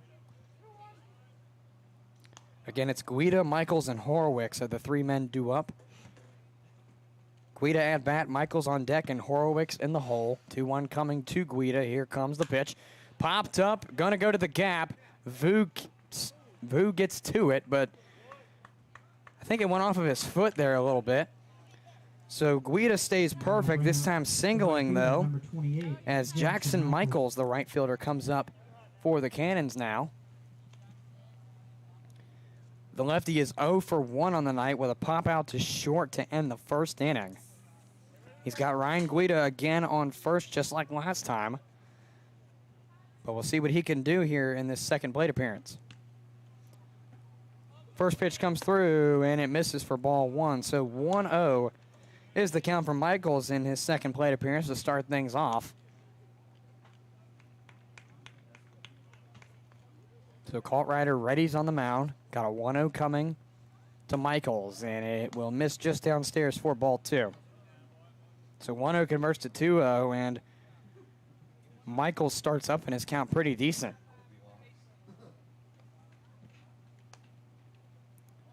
Cannons have Guida on first. Colt Ryder going to deal a 2-0. Here it comes, and it's grounded off of his glove. The play at second is in time. Will the first base play be in time? No. So it does, in fact, get Guida out at second for the first out, but Michaels gets on first. We'll bring up the first baseman, number 7. I'm going to score that as a fielder's choice, so no stats for him. He will stay 0-2.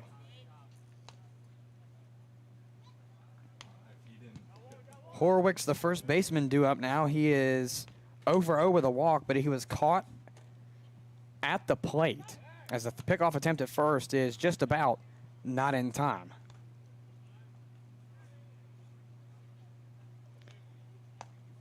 If you're just joining us, it's the top half of the 4th. Cavs lead 5-0 over the Cannons. Defeated the Cannons in the first game 6-4. Colt Ryder on the mound, going to deal to Horowitz. First pitch is through for a strike.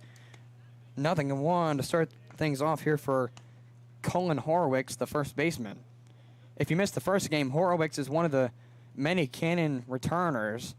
Pickoff attempt at first in the meantime, not in time again.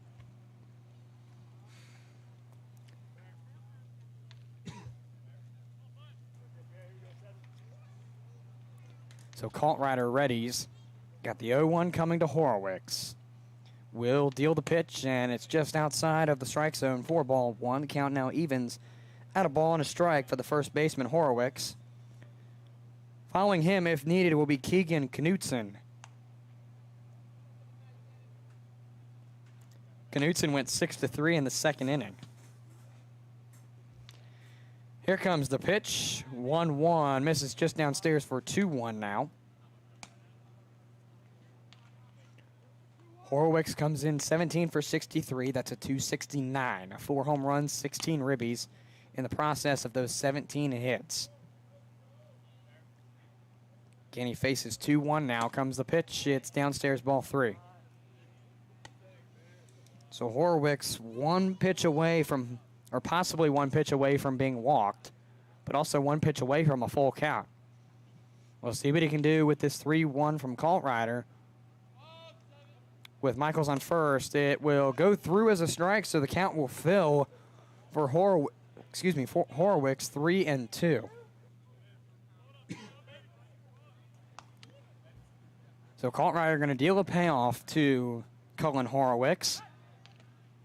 Pickoff attempt at first, not in time. 1 out on the board in this top half of the fourth. Cavs lead 5-0 over the Cannons. Culpeper ready's on the mound. Payoff coming to Cullen Horwicks. He sets and deals the payoff. Runner advances, waving a miss, strike 3. The throw to second will not be in time. But a good arm by Peterson. Although he can't get the play at second, he does, in fact, make sure that the out at the plate is called. So Horwicks goes down on a swinging strikeout for out number 2. It's a forwards K. And Keegan Knutson will come up to the plate for his second plate appearance of the game. He is 0-1 on a 6-3 the first time around. Now he's got Jackson Michaels on second. Again, Michaels got on via the fielder's choice, as Guida got caught at second. As that's straight into the glove of Beheeler. That's out number 3, and the side retires as we take a sideline here on the Culpeper Cavaliers Baseball Network. All right, ladies and Bottom half of the fourth coming up. Cavaliers. Cavs 5, Cannons 3. Culpeper Battlefield Tours, LLC is a proud sponsor of the Culpeper Cavaliers. Culpeper Battlefield Tours launched in 2022 to provide tours of Culpeper's historic battlefields and sites. Tours of 2 or 3 hours can be customized of Brandy Station Battlefield, Buford's Knoll, Fleetwood Hill, St. James Church, Stevensburg, and the Winter Encampment, or contact Culpeper Battlefield Tours for a specialty tour. To contact them, learn about upcoming events and more, call 540-632-4500 or visit culpeperbattlefieldtours.com. At Peak Roofing Contractors, we specialize in roof installation, new gutters, siding, windows, and doors. In fact, we will transform the exterior of your home into something beautiful. As a family-owned and operated business, our customers, our name, and our employees are our most important assets. Our team is dedicated to providing residential business customers with the highest quality roofing products and home improvement services at an affordable price. We provide hassle-free estimates, no high-pressure sales, and quality results that will last for years. For an appointment, visit us on the web at peakroofingcontractors.com. Founded in 1951, the Supply Room has grown to be the second largest independent office furniture and supplies dealer in the United States and the largest in the Commonwealth of Virginia. A third-generation family-owned and operated business, our mission is to provide competitive prices, superior service, and innovative solutions to our customers' problems. The Supply Room offers extraordinary customer service, fast and free shipping, customized solutions, and a commitment to community involvement. For more information about your local office supply dealer, visit thesupplyroom.com or call 800-849-7239 toll-free. Just like I predicted, Rodriguez was held on for that last bit of the third inning. He has now been retired after 3 complete innings. In his place, from Claremont, Florida, 6'3", 165-pound right-handed pitcher, an undecided freshman, number 42, Keegan Zinn, will come to the mound for the Cannons for his first bit of action tonight. Coming up to the plate for the Cavs will be Mariniak, Vu, and Shupman this inning. Number 27 went into right field. And a substitution in right for the Cannons. It sounds like Brady Drawball will go into center field. Now batting. So I'm assuming, or right field, excuse me. I'm assuming he's going in for Michaels in the batting order as well. I'm going to put him there just in case.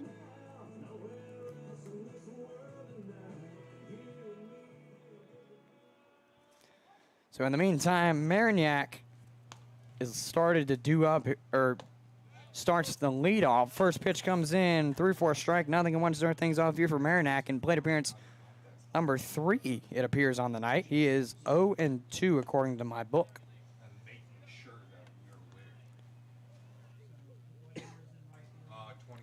No balls and 1 strikes coming to the leadoff batter for the frame, Marignac. Here comes the pitch from Zinn. That is cracked bouncing ball fielded by a call. Flip to first is in time, it appears, and confirmed. Out number 1. So Marignac goes out on a 6-3 play for the first out, as Kian Vu will come up to the plate. He's 1 for 2 with a looking strikeout his first go-around, and then singled his second go-around in the last inning. So he's looking to keep his hit streak alive and get on base as the first pitch comes into him. That will miss for ball 1.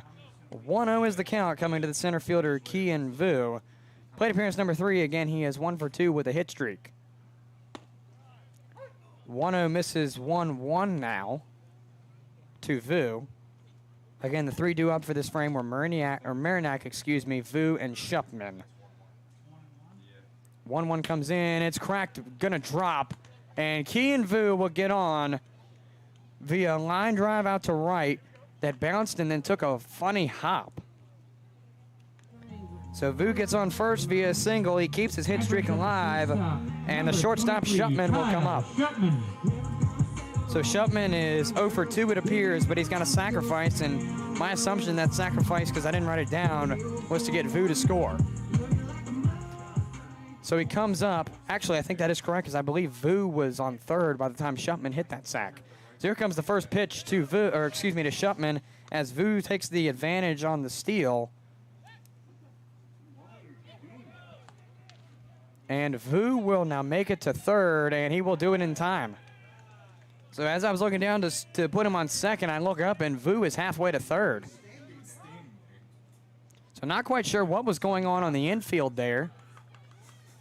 All right, so it's a wild pitch to move him up to second, and then an error on the second baseman. So we're going to score at a wild pitch to get him to second, and then an error at second to get him to third. That's what I was thinking. So here comes the pitch to Shupman in the meantime, as I lose my train of thought. 1 ball, no strikes, goes to 1 ball, 1 strike. With Kian Vu on third again with Shupman at the plate. That one comes through as strike 2, now a ball and 2 strikes. With 1 out down in this bottom half of the fourth, Cavs lead 5-0 with a go-ahead run, or insurance run rather, not go-ahead, insurance run in the form of Kian Vu on third. Here comes the 1-2 that's waved on and missed, so Shupman won't be the one to bring Vu in right now. As he goes down on strikes, it's a forwards K in the books. As the first baseman, Reese Beheeler, comes to the plate. Unless I'm wrong, Reese Beheeler is perfect, 2 for 2 coming into this plate appearance. Rather, he is 1 for 2. I don't know where I went wrong with that one.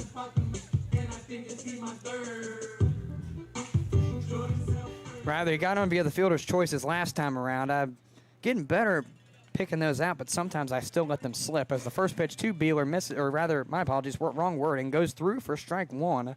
So 0-1 to start things off here for Beheeler. 0-1 comes in. It appears to miss ball 1. Count now evens at a ball and a strike for the first baseman. Cavs have Vu on third. Here comes the 1-1. Waved and missed by Beheeler for strike 2. Now 1-2. Cavs would preferably like to get Vu in. Although they lead 5-0, anything could go wrong for the Cavs as the 1-2 misses ball 2. Count now evens again for Beheeler, this time at a 2-2, again with Vu on third. 2 outs down, bottom of the fourth. Cavs lead 5-0. Here comes the 2-2, and that one will get him looking on strikes. So they will strand Vu this time. As it's a backwards K for the Cavaliers, Reese Beheeler, as we go into the 5th inning. 5-0 ball game in the favor of the Cavaliers. You're tuned in to Culpeper Community Baseball Inc.'s presentation of Cavalier Baseball between the Cannons and the Cavaliers. We'll return to you in just a moment with more Cavalier Baseball. At Peak Roofing Contractors, we specialize in roof installation, new gutters, siding, windows, and doors. In fact, we will transform the exterior of your home into something beautiful. As a family-owned and operated business, our customers, our name, and our employees are our most important assets. Our team is dedicated to providing residential business customers with the highest quality roofing products and home improvement services at an affordable price. We provide hassle-free estimates, no high-pressure sales, and quality results that will last for years. For an appointment, visit us on the web at peakroofingcontractors.com.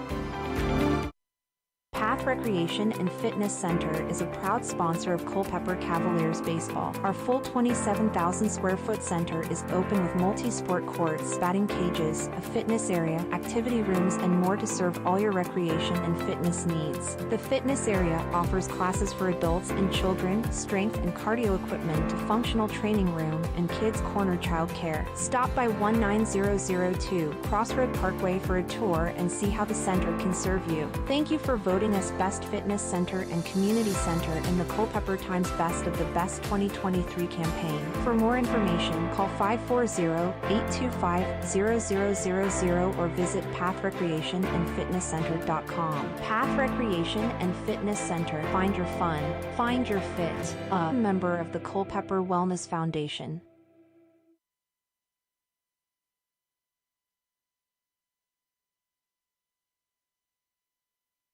We may be in the barbecue business, but our joy and commitment is in serving people and the community. Sean's Barbecue is committed to impacting lives, from our ambassadors to the guests that visit our restaurants every day. We would like for all of our ambassadors to invest time and energy in making the businesses thrive by creating a positive atmosphere, engaging with one another, and connecting with our guests. Sean's Smokehouse Barbecue. Real wood, real food, real good. The Cavs will retire Colt Ryder after 4 complete innings. In his place will be none other than Herndon, Virginia native, 6'6", 240-pounder right-handed pitcher, senior out of Oberlin College, number 50, Jay Aganye. As he rounds out his warm-ups here with Peterson throwing back to second, the Cannons have Knutson, Akal, and Torres due up for them. As again, Jay Aganye comes in for Tyler Coltrider after 4 innings. So just a word of the wise, if the Cavaliers pull out the win, as they have it now, leading off the inning for the Coltrider will come out with the win. Although he didn't pitch 5, the rule is with 7-inning games, it's 4. Since 4 is technically halfway through or over halfway through, as Knudsen fouls that one back to the fence for strike 1, 0-1. But again, the rule is 5 innings through 9, which is more than halfway, and then 4 innings through 7, which again is more than halfway, because obviously 5 doubled is 10 and 4 doubled is 8. Here's math with me as the 0-1 comes in. It's a looking strike for number 2. Now an 0-2 count coming to Knutson. He is 0-1 on the night with a 6-3 his first go around. So Aganye starting out hot. Rather swinging strikeout his first time around as that's a fielded at third. The flip to first is in time for the first out. So Knutson goes down this time on a 5-3 play. That was a Serrano to Beheeler affair there. Now batting catcher number 30, Jose Torres.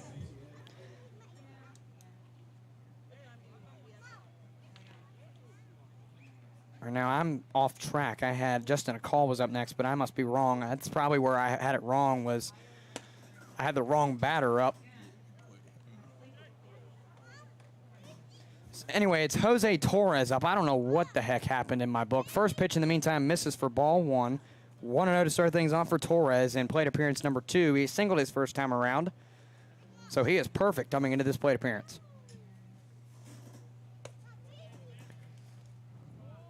1-0 misses to 2-0. I don't know why the strikes didn't reset when I hit the strike button.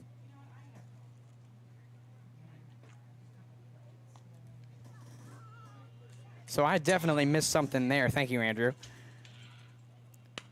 So that was, in fact, a call at the plate. He did go out on a 5-3 play.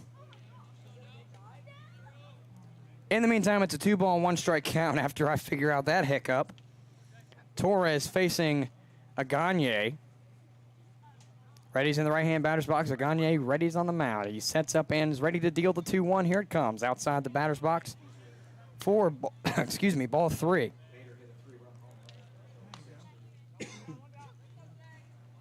Three balls and a strike now coming to the catcher, Torres.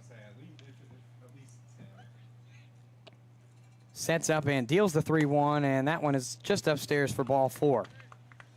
So the second batter faced by Gagne takes the 90-foot walk of fame, and is Torres, and now Caleb Stewart, the second baseman, will come up for the Cannons. Stewart's 0-1 with a pop out to left. So he's looking for this second plate appearance to either get on base or somehow bring Torres home. As that is popped up, playable, going to be in foul territory, chasing over Terosian, chasing over 3 Cavaliers, and it is Serrano, it appears, to make that catch. So going to score a pop out to 5 if you're scoring at home for out number 2. Number 22, Joe Eichelberger. As the original leadoff batter, Joseph Eichelberger, will come up, sitting 0-2 in this game number 2. 4-3 the first time around, popped out to right his second go-around. Reminder, since it's worth noting, the Cavs take the 4th and the 5th off, and then we'll verse Stanton on Thursday here at CCHS on the 6th. Ball 1 comes through to Eichelberger on the first pitch, 1-0, as the Cannons have Torres on first. Gagne deals the 1-0. That is cracked down in the direction of right, chasing over Keith Savoy Jr., and he makes the catch. And that retires the side as we go through 4.5. Bottom of the 5th on a pop out to 9 ends it. We take a sideline here on the Culpeper Cavaliers Baseball Network, and we'll return to you in just a moment with more Cavalier baseball here on the Culpeper Cavaliers Baseball Network. Founded in 1951, the Supply Room has grown to be the second largest independent office furniture and supplies dealer in the United States and the largest in the Commonwealth of Virginia. A third-generation family-owned and operated business, our mission is to provide competitive prices, superior service, and innovative solutions to our customers' problems. The Supply Room offers extraordinary customer service, fast and free shipping, customized solutions, and a commitment to community involvement. For more information about your local office supply dealer, visit thesupplyroom.com or call 800-849-7239 toll-free. Culpeper Wood Preservers, a proud supporter of Cavalier baseball, is the #1 choice for pressure-treated lumber. By using Culpeper Wood, you can be confident that you are using the highest quality product backed by one of the largest producers in the industry. Our products, warranties, selection, and reputation make us the clear choice for today's homeowner. Culpeper Wood Preservers also provides project plans and education, care and maintenance tips, decking comparisons, and helpful hints for your current structure or next project. To contact Culpeper Wood Preservers, visit them at 15487 Braggs Corner Road in Culpeper. Call them at 800-817-6215 or visit their website at culpepperwood.com. Culpeper Wood Preservers, the trusted brand in pressure-treated lumber for over 45 years.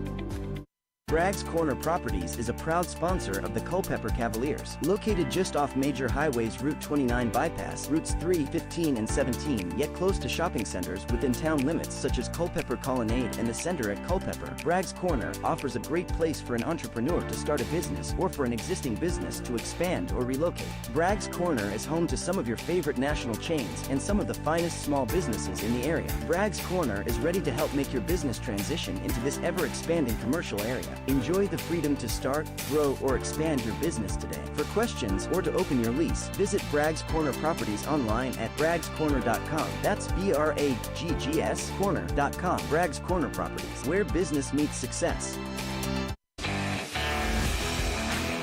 Back now on the Culpeper Cavaliers Baseball Network. The Cavaliers and the Cannons, bottom half of the 5th. Cavs lead 5-0 over the Purcellville Cannons. While we have a moment, we'll take a look at some of the games around the Valley League. Bottom of the fifth from First Bank Park. The Express trailed the Stanton Braves 9-7. It appears game number 2. It says right now we'll go to 9, but I believe it's going to end in 7 because of the doubleheader. 9-7 ball game from First Bank Park. Final score in 5, 13-3 between the Tom Sox and the Generals. The Tom Sox are victorious over the Generals. Number 4.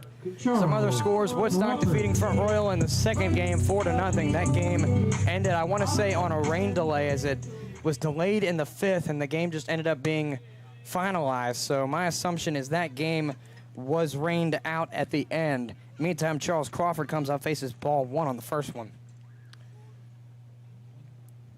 Winchester 5, Harrisonburg 3, the final in game number 2 at Jim Barnett Park, as 1-0 goes to 2-0 for Charles Crawford, the designated hitter for game number 2. Covington 7, Newmarket 2 from Rebel Park. Newmarket rather, getting swept by the Lumberjacks and their home field tonight. 2-0 comes in, and that one is through for a strike now. A 2-ball, 1-strike count coming to the DH. Front Royal defeated Woodstock the first game around at Bing Crosby 10-1, so they split on the night. So here comes the 2-1. That one looks to miss ball 3. Now a 3-1 count coming to Crawford, the DH.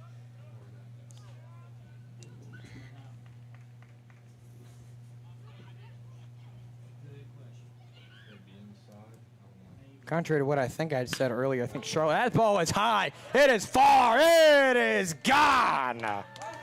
A solo home run for Charles Crawford, as it got me paying attention again. It is a solo home run as Charles Crawford goes yard on the night.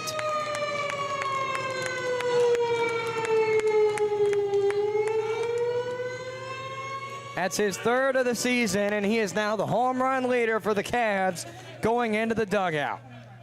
And that absolute bomb by Crawford will bring up number 3. As Ryan Peterson comes up to the plate for the Cavs to follow an absolute act from Charles Crawford.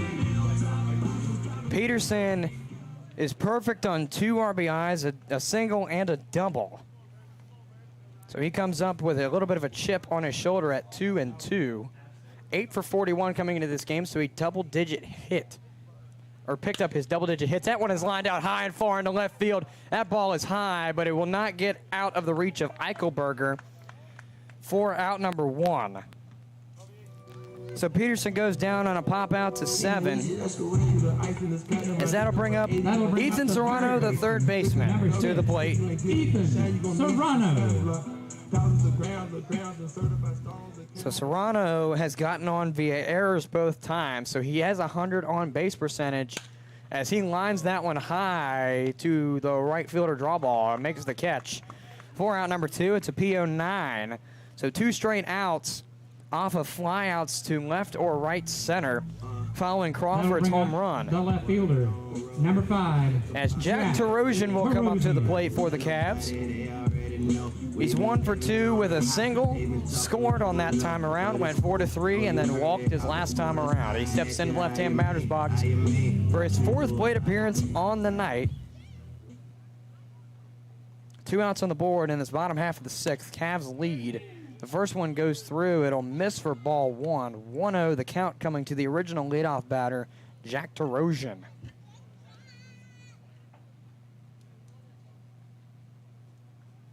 Here comes the 1-0 that is powerfully swung on, but unfortunately for Terosian, it is missed for strike 1.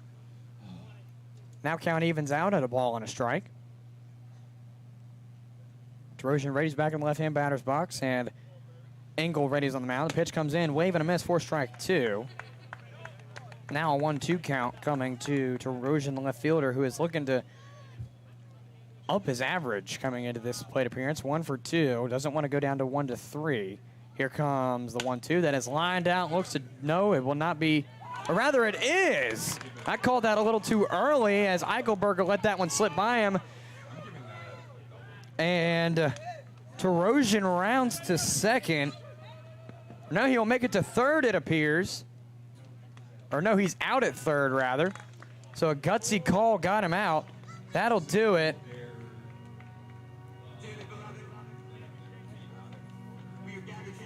So they're going to score an error at 7, it appears, but got him out at third for the third out. So we will take a sideline here on the Culpeper Cavaliers Baseball Network through 5. It is Cavaliers 6, Cannons 0. Back with you in a moment on the Culpeper Cavaliers Baseball Network. At City Light Baptist Church, we are a community of people God has chosen and preserved for himself, who love, follow, learn from, and worship God together. We believe that by bringing the good, beautiful, life-changing message of God's love to the Culpeper community, we can effectively reach our culture, our country, and our world. Serving in Culpeper also provides us with a unique opportunity to love and serve the next generation of leaders. Simply put, we are a loving church that brings the loving message of a loving God to a lost world. For more information on City Light Baptist Church, visit us online at citylightculpeper.org or give us a call at 540-321-4400. Worship services are held every Sunday morning at 10:30 a.m. at City Light Baptist Church. Worship with us at 1121 Sperryville Pike in Culpeper. All Install, your local Generac backup generator dealer, is a proud sponsor of the Culpeper Cavaliers. Since 2004, All Install has provided Central Virginia with backup generators and parts at a reasonable price for the consumer. We offer free, in-home estimates, annual maintenance contracts, as well as service for all our customers' generator needs. Our Generac trained and certified technicians are friendly and knowledgeable and always ready to serve. Install or service your Generac generator with the help of All Install today. For more information, visit allinstallva.com or call 540-923-4592. All Install, dependable in your time of need. Brinton is the man leading off for the Cannons as the first pitch comes to him. He will start up 1-0 in plate appearance number 3 on the evening. Brinton, Guida, and Drawbar are the 3 men due up for the Cannons. As Gagne got a 1-0 coming from him, he will set up and deal the 1-0 to Brinton.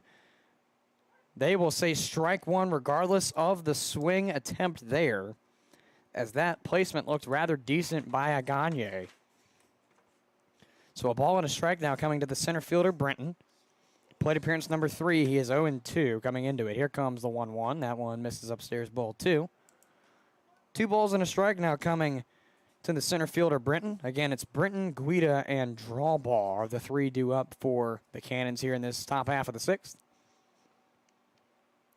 Gagne sets, deals. Here comes the pitch. That one, beautiful placement across the plate, but umpire looks to call low. 3 balls and a strike now to Brinton.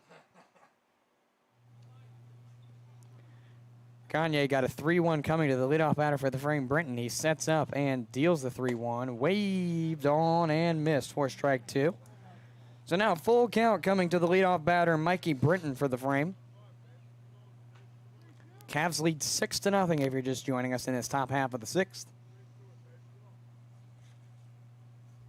Gagne sets, payoff coming. Here comes the pitch and missed, ball 4. So Brinton will take the 90-foot walk of fame as Ryan Guida, the DH, comes up. Number 29, Ryan Guida. Guida coming into his 3rd plate appearance is perfect, 2 for 2 what I have. He was caught at second, though, his last time around. Doubled the first time, singled the second time as the first pitch comes to him in a strike. So 0-1 to start things off here for Ryan Guida, the DH.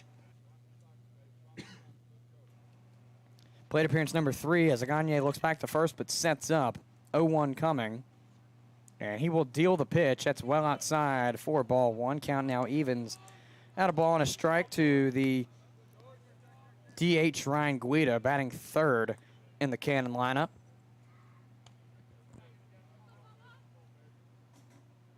Again, draw ball, the 3rd Cannon due up. Throw back to first is not in time for the pickoff attempt.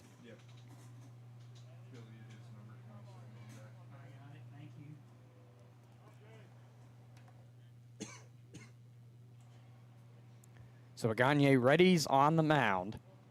1-1 coming. After the pickoff, here comes the pitch well over the head of Guida. And Brenton will advance to second off of the, I guess you could say that was a wild pitch.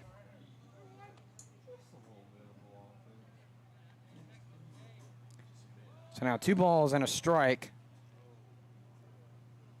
Coming to Ryan Guida following the wild pitch. Or rather, Gagne sets. Ball goes downstairs, ball 3, now 3-1. Coming to the DH, Guida. Again, runner on second now, Mikey Brenton with Brady draw ball due up. Gagne sets, looks back to second, nobody there to make the play. Double takes, but deals the 3-1. And grounded foul on the third base side. Count fills for Guida.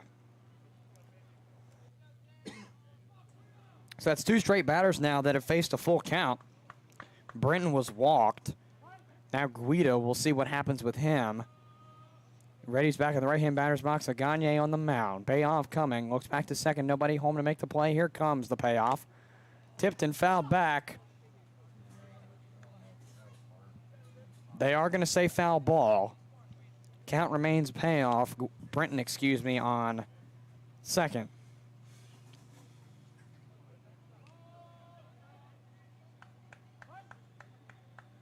Umpire signals resume play. Gagne payoff coming number 2. Sets on the mound to Brenton. Excuse me, Brenton's on second. Guida's batting.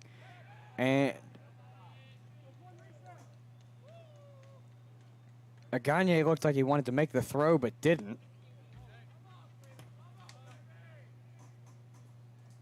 So he will reset on the mound. Guida at the plate. Payoff coming, number 2. Looks back to second. Nobody there to make the play. Here comes payoff number 2. Lined out high and far to left. Chasing back to Rosen. That is high, far, gone. A 2-run shot over the left field wall, and Ryan Guida has breathed a little bit of life into this Purcellville Cannons team. Count them down, but although this game is close to over, do not count them out. A 2-run home run for Ryan Guida, and the Cannons now trail 6-2.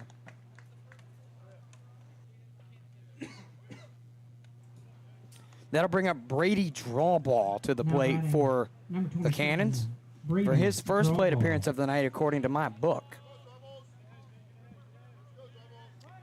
And with that home run, Guida went 3 for 3, or rather goes 3 for 3 on the night. Here comes the pitch. First one for Drawball is through for a strike, so 0-1 to start things off here for the new center fielder for the game, Brady Drawball. In plate appearance number 1 in this game. He was played last time. He went 1 for 3. Gagne sets, grounded, and caught by the man on deck, Horowitz.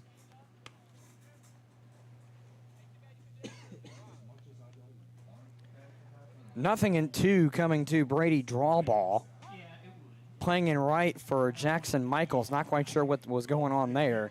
But here comes the 0-2. That's waved on and missed for strike 3. So out number 1 is recorded off of the bat of Brady Drawball. It's a forwards K for out number 1. As the first baseman, Cullen Horowitz, comes up. Now batting, number 77. He's 0 for 1 with a walk. Bear Horowitz. He was caught at home plate earlier to save a run from scoring. It would have been a 6-3 advantage for the Cavaliers if Horowitz had scored, maybe even more if the Cannons had built steam off of that. First pitch to him is missed for ball 1. So 1-0 is the count to start things for Cullen Horowitz in plate appearance number 3 in this game number 2. He is 0 for 1 again.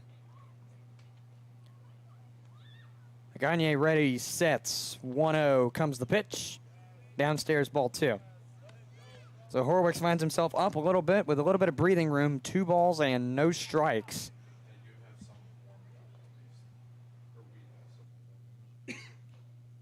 Gagne readies. Here comes the 2-0. That is lined out and looks to drop in front of Vu. It will for a base hit. So Cullen Horowitz picks up his first hit of this second game. It's a single going in the direction of right center. Vu picks up to make the throw back to the infield, but obviously Cullen Horowitz stands at first with Keegan Knudsen the third baseman coming up.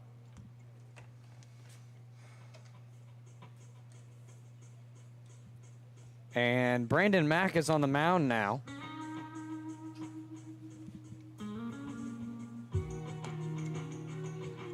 So we'll see where this goes. Looks like just a regular old visit, as at least I didn't see a signal, but at the same time I was looking down. I'm assuming a signal won't be made now, so Mack looks to just be having a brief mound visit. 6-2 ball game in the favor of the Cavaliers now. Cannons have Colin Horowitz on first. Jay Gagne, the man on the mound for the Cavaliers. He came in with a 13.50 ERA, 14 innings, 8 strikeouts. Tonight he's got a 13.53 ERA. So Keegan Knutson, the third baseman, comes up. He appears to be 0-2 on the night.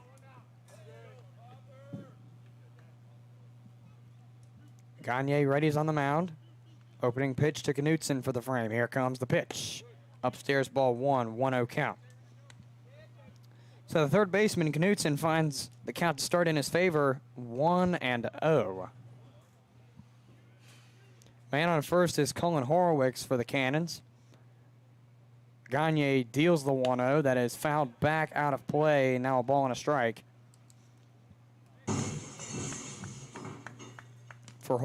Not for Horowitz, for Knutson. Horowitz is the man on first. Knutson at the plate. If Knutson crosses, it would make it a 2-run advantage for the Cavs and would mirror last game's score. And they will get him on strike on strike 2 rather, on the check.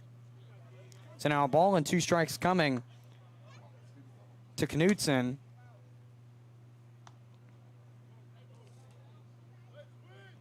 Plate appearance number 3. Again, he is 0-2 as the 1-2 comes in. It is grounded to short. The flip to second is in time. The flip to first is in time for the double play.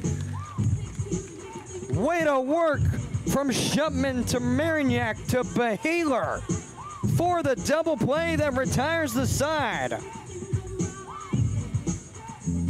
It's a 6-4-3 to end the inning as we go to the bottom of the 6th. It's Cavs 6, Purcellville 2. As we take a sideline here on the Culpeper Cavaliers Baseball Network, we'll return to you right after this for more Cavalier baseball. The Battlefield Area Fellowship of Christian Athletes is a proud sponsor of the Culpeper Cavaliers. The Battlefield Area Fellowship of Christian Athletes serves students in 34 high schools, 40 middle schools, and 1 university, totaling over 4,000 coaches and 21,000 athletes. The Fellowship of Christian Athletes serves local youth by building relationships that will demonstrate steadfast commitment to Jesus Christ and His Word through integrity, serving, teamwork, and excellence. For more information on their work in the local area, to view upcoming events, or to even join their team, visit battlefieldfca.org. The same food you love at Sean's Table can be served at yours. Whether it's 25 or 100 guests, Sean's caters all your favorites. From brisket, pulled pork, ribs and chicken, to baked beans, mac and cheese, cornbread, and lots more. With simple online ordering, you select your meats, sides, drinks, and paper products. And don't forget our homemade desserts. All of Sean's catering can be delivered right to your table, or you can pick it up. Sean's Smokehouse Barbecue Catering. Real wood, real food, real good. Founded in 1951, the Supply Room has grown to be the second largest independent office furniture and supplies dealer in the United States and the largest in the Commonwealth of Virginia. A third-generation family-owned and operated business, our mission is to provide competitive prices, superior service, and innovative solutions to our customers' problems. The Supply Room offers extraordinary customer service, fast and free shipping, customized solutions, and a commitment to community involvement. For more information about your local office supply dealer, visit thesupplyroom.com or call 800-849-7239 toll-free. Don't want to cook for your 4th of July party or event? Look no further than our friends at Sean's Smokehouse Barbecue to cater your holiday event. They have the meats, sides, drinks, and paper products that can make any party a blast. If this sounds appealing to you, Go online to Sean'sBBQ.com and click the Order Catering button, or for even more convenience, call on my phone at 540-317-5692 and dial 1 for the Culpeper location.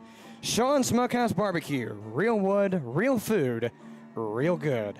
In the meantime, the Purcellville Cannons have gone with a new pitcher after retiring Noah Engel after an inning. They will put in Andrew Washington, a resident of Sharpsburg, Georgia, 6'1", 197-pound right-handed pitcher, a senior out of Georgia Gwinnett College, will come in to relieve for Engel after his 1 inning of play. In the meantime, the Cavaliers will call up Keith Savoy Jr., the right fielder, to lead things off for them. Due up for the Cavs is Savoy Jr., Marignac, and Kean Vu. The Cavaliers lead 6-2 as we transition into this bottom half of the 6th. That the Cavs keep their lead as it is, and then keep it in the the top half of the 7th. That should do it. But in the meantime, Savoy faces ball 1 on the first one. 1-0 is the call to the right fielder, Keith Savoy Jr., who leads off for the frame. Cavs don't need to score if they don't want to or don't have the opportunity to. But if that's the case, then they have to hold off the Cannons in the top half as ball 2 comes through as I accidentally hit strike. 2-0 count coming to the right fielder, Savoy. Again, Andrew Washington has replaced Engel to freshen up my wording. Washington has a 2-0 count coming. Here comes the pitch, well downstairs. That looked like it hit the dirt. So 3 balls and no strikes. Thought I hit the reset button for the strikes, but I guess it didn't register this time again. So 3 balls and no strikes to the right fielder, Keith Savoy Jr., who's 0-2 on the night. As Washington sets, 3-0 count coming to the leadoff batter, Savoy, for the frame. That one goes through as a strike, the first strike of the plate appearance for Savoy. He now sits 3-1 in the count. Washington comes in with a 0 ERA, 2 1/3 under his belt, and 3 strikeouts on the season. Sits 3-1 with Keith Savoy Jr. Here comes the 3-1 pitch. Downstairs, wild pitch, ball 4. Keith Savoy Jr. takes a leadoff 90-foot walk of fame as he gets loaded on balls, and that brings up Connor Marignac, the second baseman, to the plate. Number 15, Connor Marignac. Marignac is 0-2 with a sacrifice RBI and then a 6-3. So he's looking to join Savoy on base. Maybe even bring him home, depending on what he can do. He steps into the right-hand batter's box as Washington looks back to first, sets on the mound. Opening pitch of the frame coming to him. No outs on the board as the leadoff batter, Savoy, stands on first via the walk. Here comes the pitch, and that one misses, ball 1. So 1-0 to start things off here for Connor Marignac in plate appearance number 3. Played short the first game, played second this game. Short went to Shupman this time to get him in the game. Made his first start tonight for the Cavs, and if the Cavs get to him, he will be in the 5th spot on the original line, and that's a crack bouncing ball fielded by the third baseman. Fielder's choice to first is in time. A 5-3 gets Marignac out at first, but it advances Savoy to second. Now batting the center fielder, number 11. So if the Cavs play their cards right with Key and Vu, Kyle Shupman will come up. Again, Shupman made his first start here at CCHS. I want to say it's his first start of the season, but he has appeared in a game earlier this season as he came in 0-3. And now, unfortunately for him, he is 0-6. As Andrew Washington steps off the mound almost. Not quite sure exactly where the catcher went. I wasn't quite paying attention to that.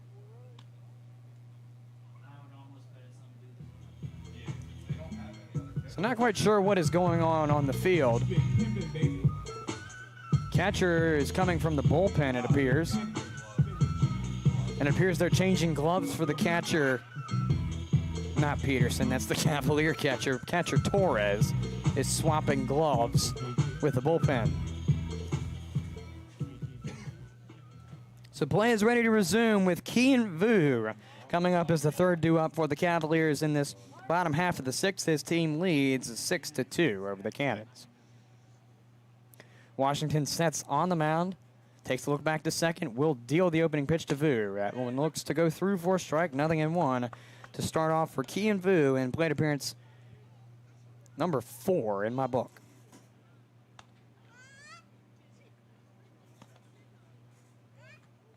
Vu is singled twice. It's 2 for 3 in my book. Looked at one go by for strike 3 the first time around. And Andrew will step off the rubber. Andrew Washington, to finish what I was trying to say, will step off and throw back to second. It's not in time. 0-1, 1 out. Kian Vu at the plate. Keith Savoy Jr. at second following the walk and the sacrifice from Marignac, or rather the fielder's choice, for better wording, as that is fouled 0-2 by Kian Vu. Let me write down that was a fielder's choice the last time around. I'm going to keep saying it was a sacrifice or something completely wrong. Fielder's choice by Connor Marignac got Keith Savoy Jr. to second. Kian Vu at the plate for the Cavs sits 0-2 with 1 out. Here comes the pitch from Washington, and that's waved on and missed. Call it strike 3. Out number 2 on the board as Vu goes down on swinging strikes. Forwards K out 2. That ends his hit streak. Number 23, Kyle Shupman. So Kyle Shupman will get up. He is 0 for 3 on the night. 2 swinging strikeouts and a sacrifice hit. Sits him 0 for 3 coming into this bottom of the 6th. So he will step into the right-hand batter's box. Washington readies on the mound. Here comes the pitch. It's through for strike 1, 0-1. To start things off here for the shortstop, Shupman. Again, Shupman making his first start here at CCHS. He's now appeared in 2 games for the Cavs. Washington looks back to second on a double take, deals the 0-1. That one goes downstairs, assuming wild pitch, but not for sure. Not a passed ball, that's for certain, as it was a great stop by Torres as he let the ball get in front of him, and thankfully for him, it didn't go too far. Ball and a strike coming to Kyle Shupman, the shortstop. Looking for his first hit on the season. He sits 0-6, counting the last 3 at-bats in his season stats coming into the game. Washington looks back at second. Shortstop creeping over, does not make the time to, or does not make the effort for the play. Ball 2 comes in. 2 balls and a strike coming to Kyle Shupman. And someone just shot off a firework. I actually heard that one, but the ones that were going out past left center I couldn't hear earlier. 2-1 coming to Shupman from Andrew Washington. Here comes the pitch. Grounder foul on the first base line. So the count now evens for the shortstop Shupman at 2-2. If you're just joining us, bottom of the 6th, Cavs lead 6-2. They don't necessarily need to score, but what they need to do more than nothing is hold off the Cannons in the top half of the 7th, and they will pull out with a win. Scoring wouldn't hurt them, but it's not necessary. They have Keith Savoy Jr. on second via a walk, and then Connor Marignac getting a fielder's choice 5-3. They ignored Savoy to get Marignac out at first. Washington deals the 2-2, and that one will go through for strike 3, and that'll do it for the 6th. Through 6, Cavs 6, Cannons 2. We take a sideline here on the Culpeper Cavaliers Baseball Network. We'll return to you in just a couple of moments with more Cavalier baseball. The Rotary Club of Culpeper is part of a worldwide organization of business and professional leaders that provides humanitarian service, encourages high ethical standards in all vocations, and helps build goodwill and peace in the world. More than 1.2 million Rotarians belong to more than 32,000 Rotary clubs located in over 200 countries. The main objective of Rotary is service, in the community, in the workplace, and throughout the world. Rotarians develop community service projects that address many of today's most critical issues, such as children at risk, poverty and hunger, the environment, illiteracy, and violence. They also support programs for youth, educational opportunities, and international exchanges for students, teachers, and other professionals, and vocational and career development. The Rotary motto is service above Club Self. For more information about your local Rotary Club of Culpeper, visit rotaryclubofculpeper.org.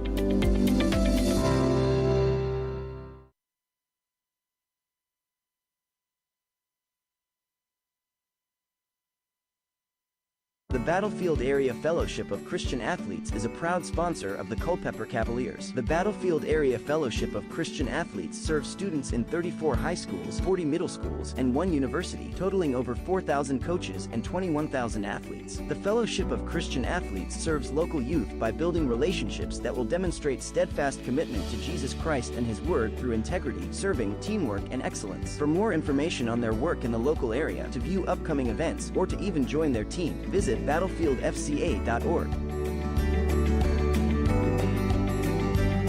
UVA Health Culpeper Medical Center is your local health center specializing in everything from allergies to weight loss.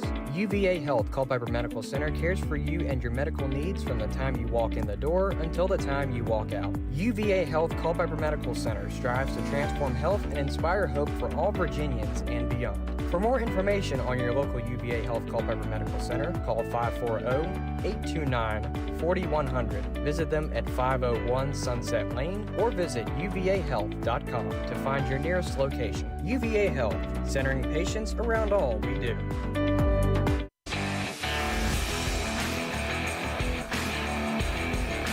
What has come down to a 6-0 ball game goes 6-2 to start the 7th inning, and all the Cavs need to do is record 3 outs.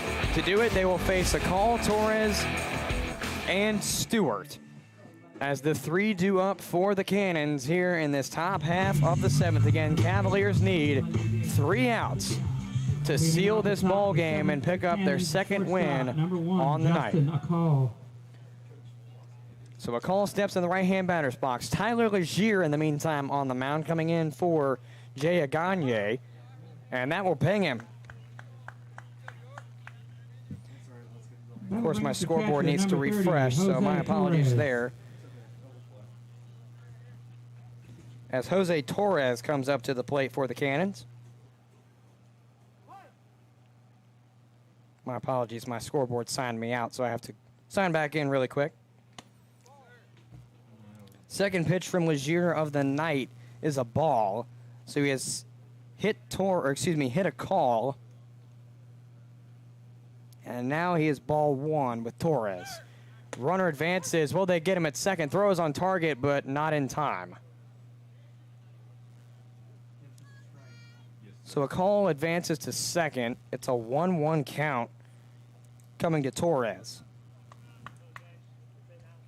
Cavs need 3 outs to seal this win. They lead 6-2. If Torres crosses the plate, it'll be a 2-run ball game. Here comes the 1-1. That is cracked foul. Hops over the fence. And the catch is made by a fan. I got to say, that's worth a free lollipop or something. That was a good catch.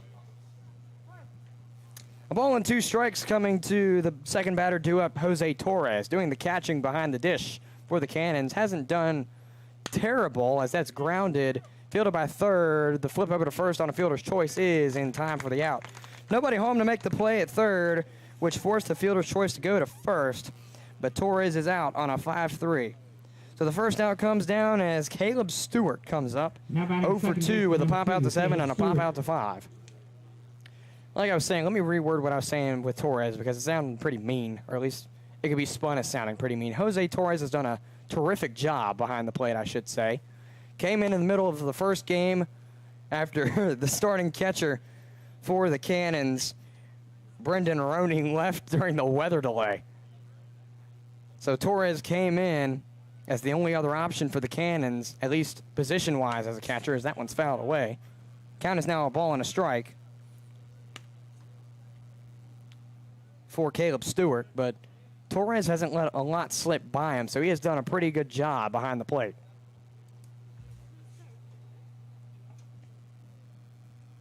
In the meantime, a ball and a strike. Here comes the pitch from Legier. That looks to go through, and it does. So now a ball and 2 strikes comes to the second baseman, Stewart, from the right hand of Tyler Legier. Cannons have a call on third. So Stewart's looking to bring him home. Here comes the 1-2. That one misses, ball 2. Now count is 2-2.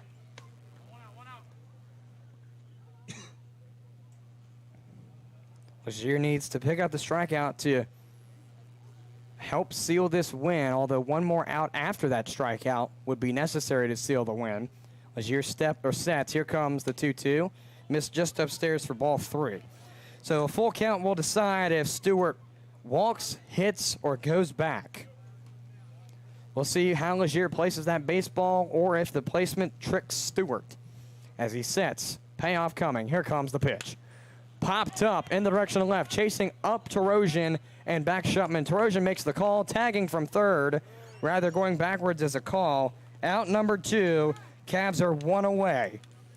It's a PO 7 for the second out and the 9th batter as the Cannons will reround to Joseph Eichelberger, who is 0 for 3 on the night coming into this 4th plate appearance. Left fielder, number 22, Joe Eichelberger. Eichelberger went 4-3 and then has popped out to Keith Savoy Jr. in right 2 straight times. Also, mind you, that was Stewart's second time popping out to Jack Tarosian in left. Here comes the first pitch, and that is through 4 strikes. So 0-1 to start things off for Eichelberger. Plate appearance number 4. Again, he is 0-3. With Justin a call on third, the Cannons trail 6-2 to the Cavaliers. Lazier needs one more out, or rather Lazier and the Cavaliers need one more out, but there's strike 2. 0-2 now for Eichelberger. Lazier has 12 strikeouts. If he gets this one to end the game, it would be number 13. Rather 13 on the season, to clarify.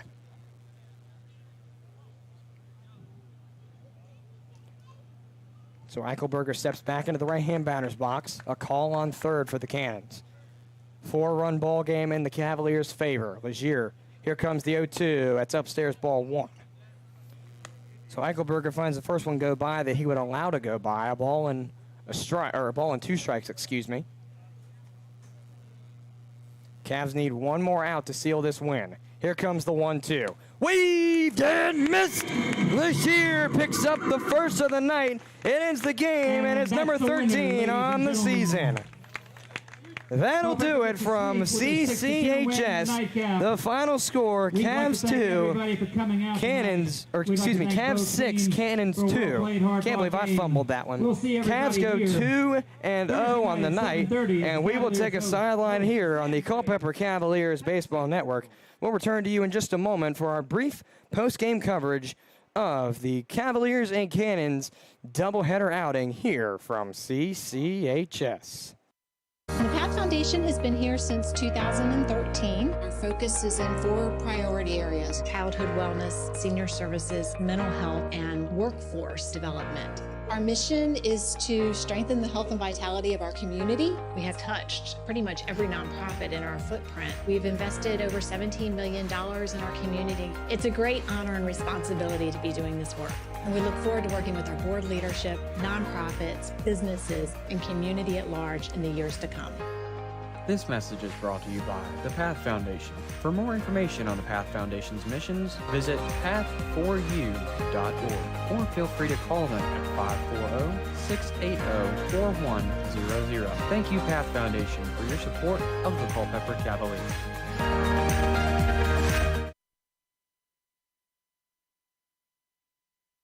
At City Light Baptist Church, we are a community of people God has chosen and preserved for Himself, who love, follow, learn from, and worship God together. We believe that by bringing the good, beautiful, life-changing message of God's love to the Culpeper community, we can effectively reach our culture, our country, and our world. Serving in Culpeper also provides us with a unique opportunity to love and serve the next generation of leaders. Simply put, we are a loving church that brings the loving message of a loving God to a lost world. For more information on City Light Baptist Church, visit us online at citylightculpeper.org or give us a call at 540-321-4400. Worship services are held every Sunday morning at 10:30 a.m. at City Light Baptist Church. Worship with us at 1121 Sperryville Pike in Culpeper. Thrivent is a Fortune 500 diversified financial services organization providing advice, investments, insurance, banking, and generosity programs and solutions so people can make the most of all they've been given. It's our mission that makes us unique. At Thrivent, our goal is to help Christians be wise with money and live generously. This means we have a different mindset about finances. As a financial associate, Gretchen Franti, who is your local Thrivent financial associate, will work with you to provide comprehensive financial guidance that reflects your goals and values. Whether it is helping you with college planning, retirement income planning, or protecting loved ones, together we can develop a financial strategy that helps your money work for you. Call Gretchen's office in Rixieville at 540-937-3525 to learn more or schedule a meeting time. At Peak Roofing Contractors, we specialize in roof installation, new gutters, siding, windows, and doors. In fact, we will transform the exterior of your home into something beautiful. As a family-owned and operated business, our customers, our name, and our employees are our most important assets. Our team is dedicated to providing residential business customers with the highest quality roofing products and home improvement services at an affordable price. We provide hassle-free estimates, no high-pressure sales, and quality results that will last for years. For an appointment, visit us on the web at peakroofingcontractors.com.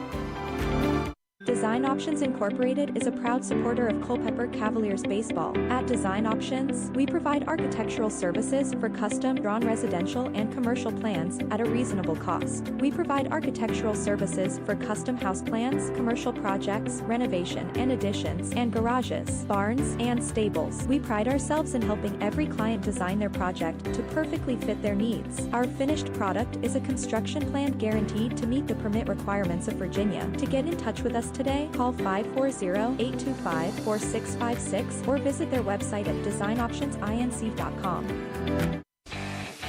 This is the post-game show, live on the Culpeper Cavaliers Baseball Network. Design Op.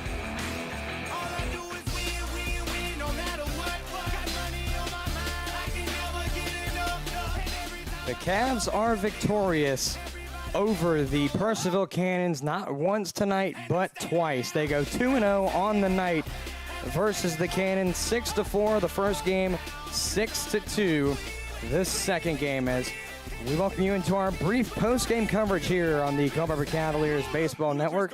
We will take a look at the around the league following our coverage of both of these games. Again, final score, first game 6-4, Cavs win. Final score, second game, Cavs win 6-2 over the Cannons. The Cavaliers improve their record. I want to say it's 11-14 now, and in fact is on a two-game winning streak going into the holiday break. Again, they will host the Stanton Braves on Thursday night at 7:30. We will hit the airwaves for that game at 6:58, but don't go anywhere. We still got some post-game coverage too, 10-2.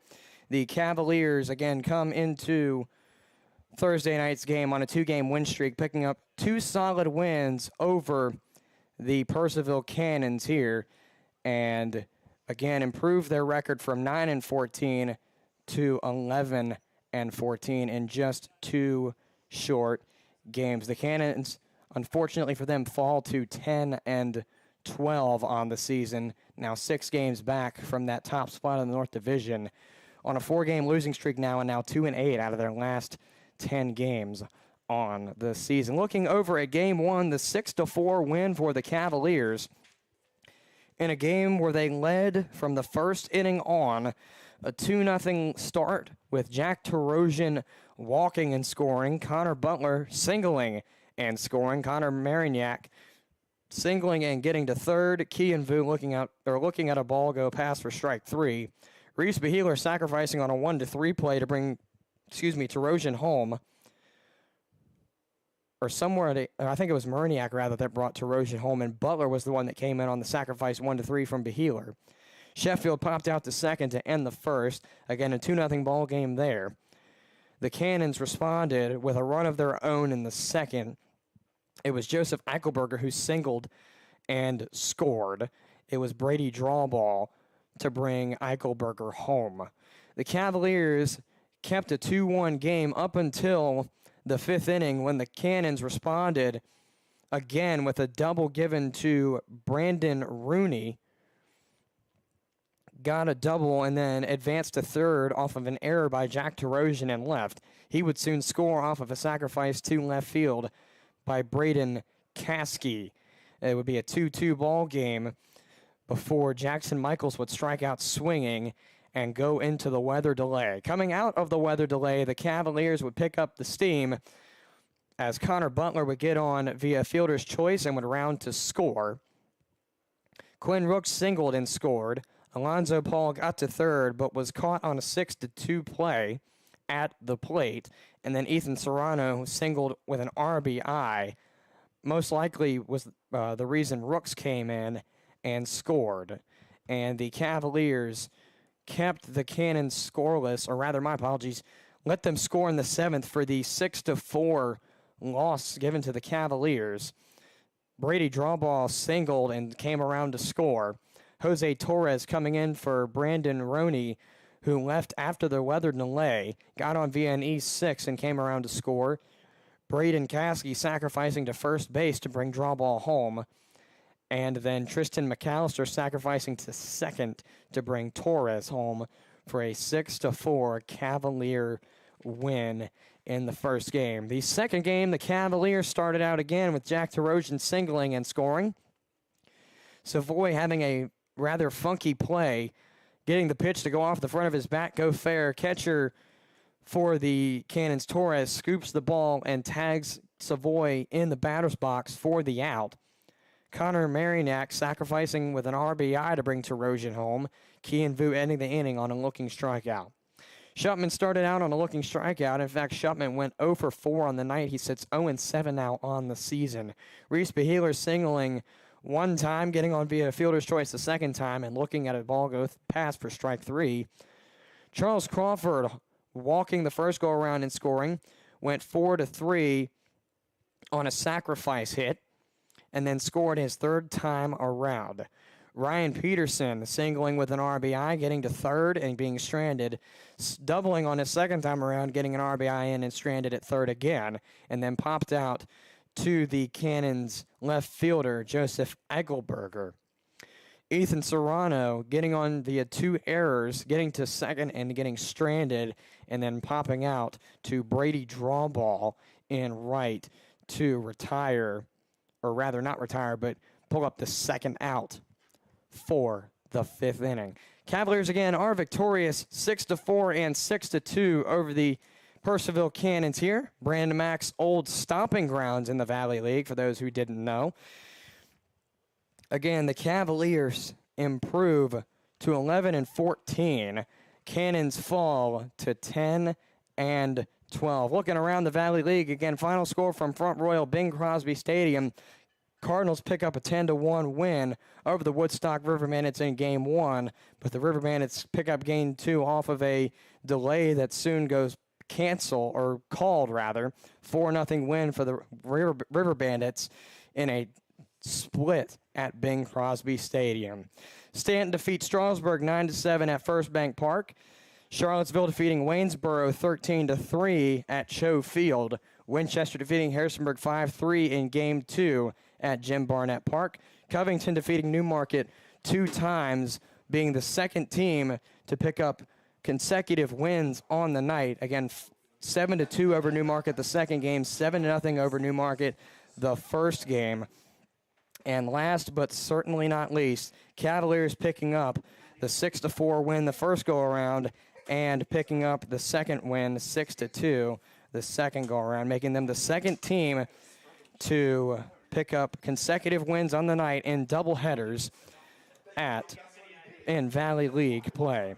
That'll do it here for our coverage on the Culpeper Cavaliers Baseball Network.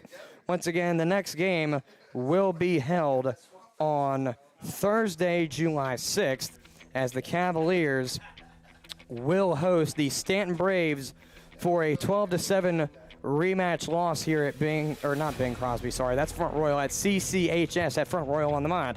The next game again, Thursday, July 6th, Cavaliers host Stanton Braves at CCHS. First pitch is set for 7:30. We will hit the airwaves at 6:58 for the Saber Metrics pregame show.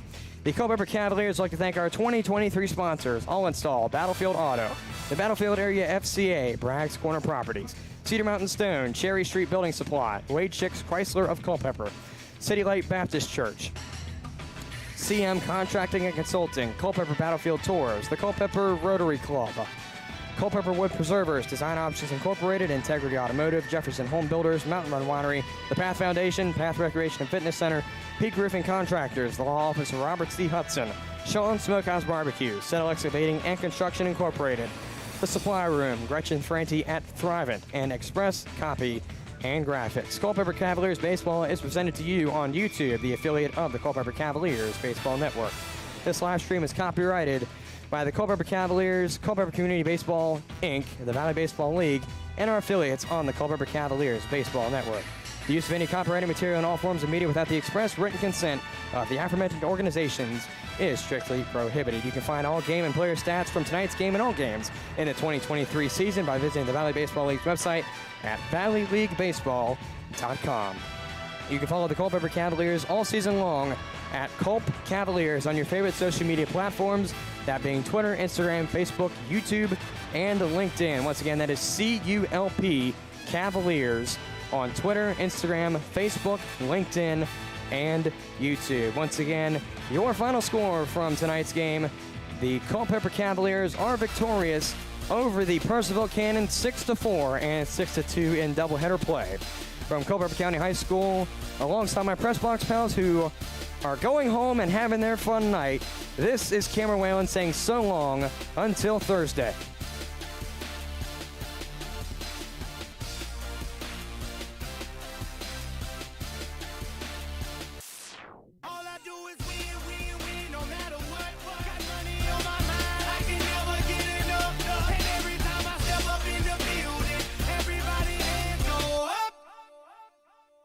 They stay there, and they say yeah, and they stay there, up, down, 'cause all I do is win, and if you going in, put your hands in the air, make them stay there. You've been listening to Culpeper Cavaliers Baseball on the Culpeper Cavaliers Baseball Network.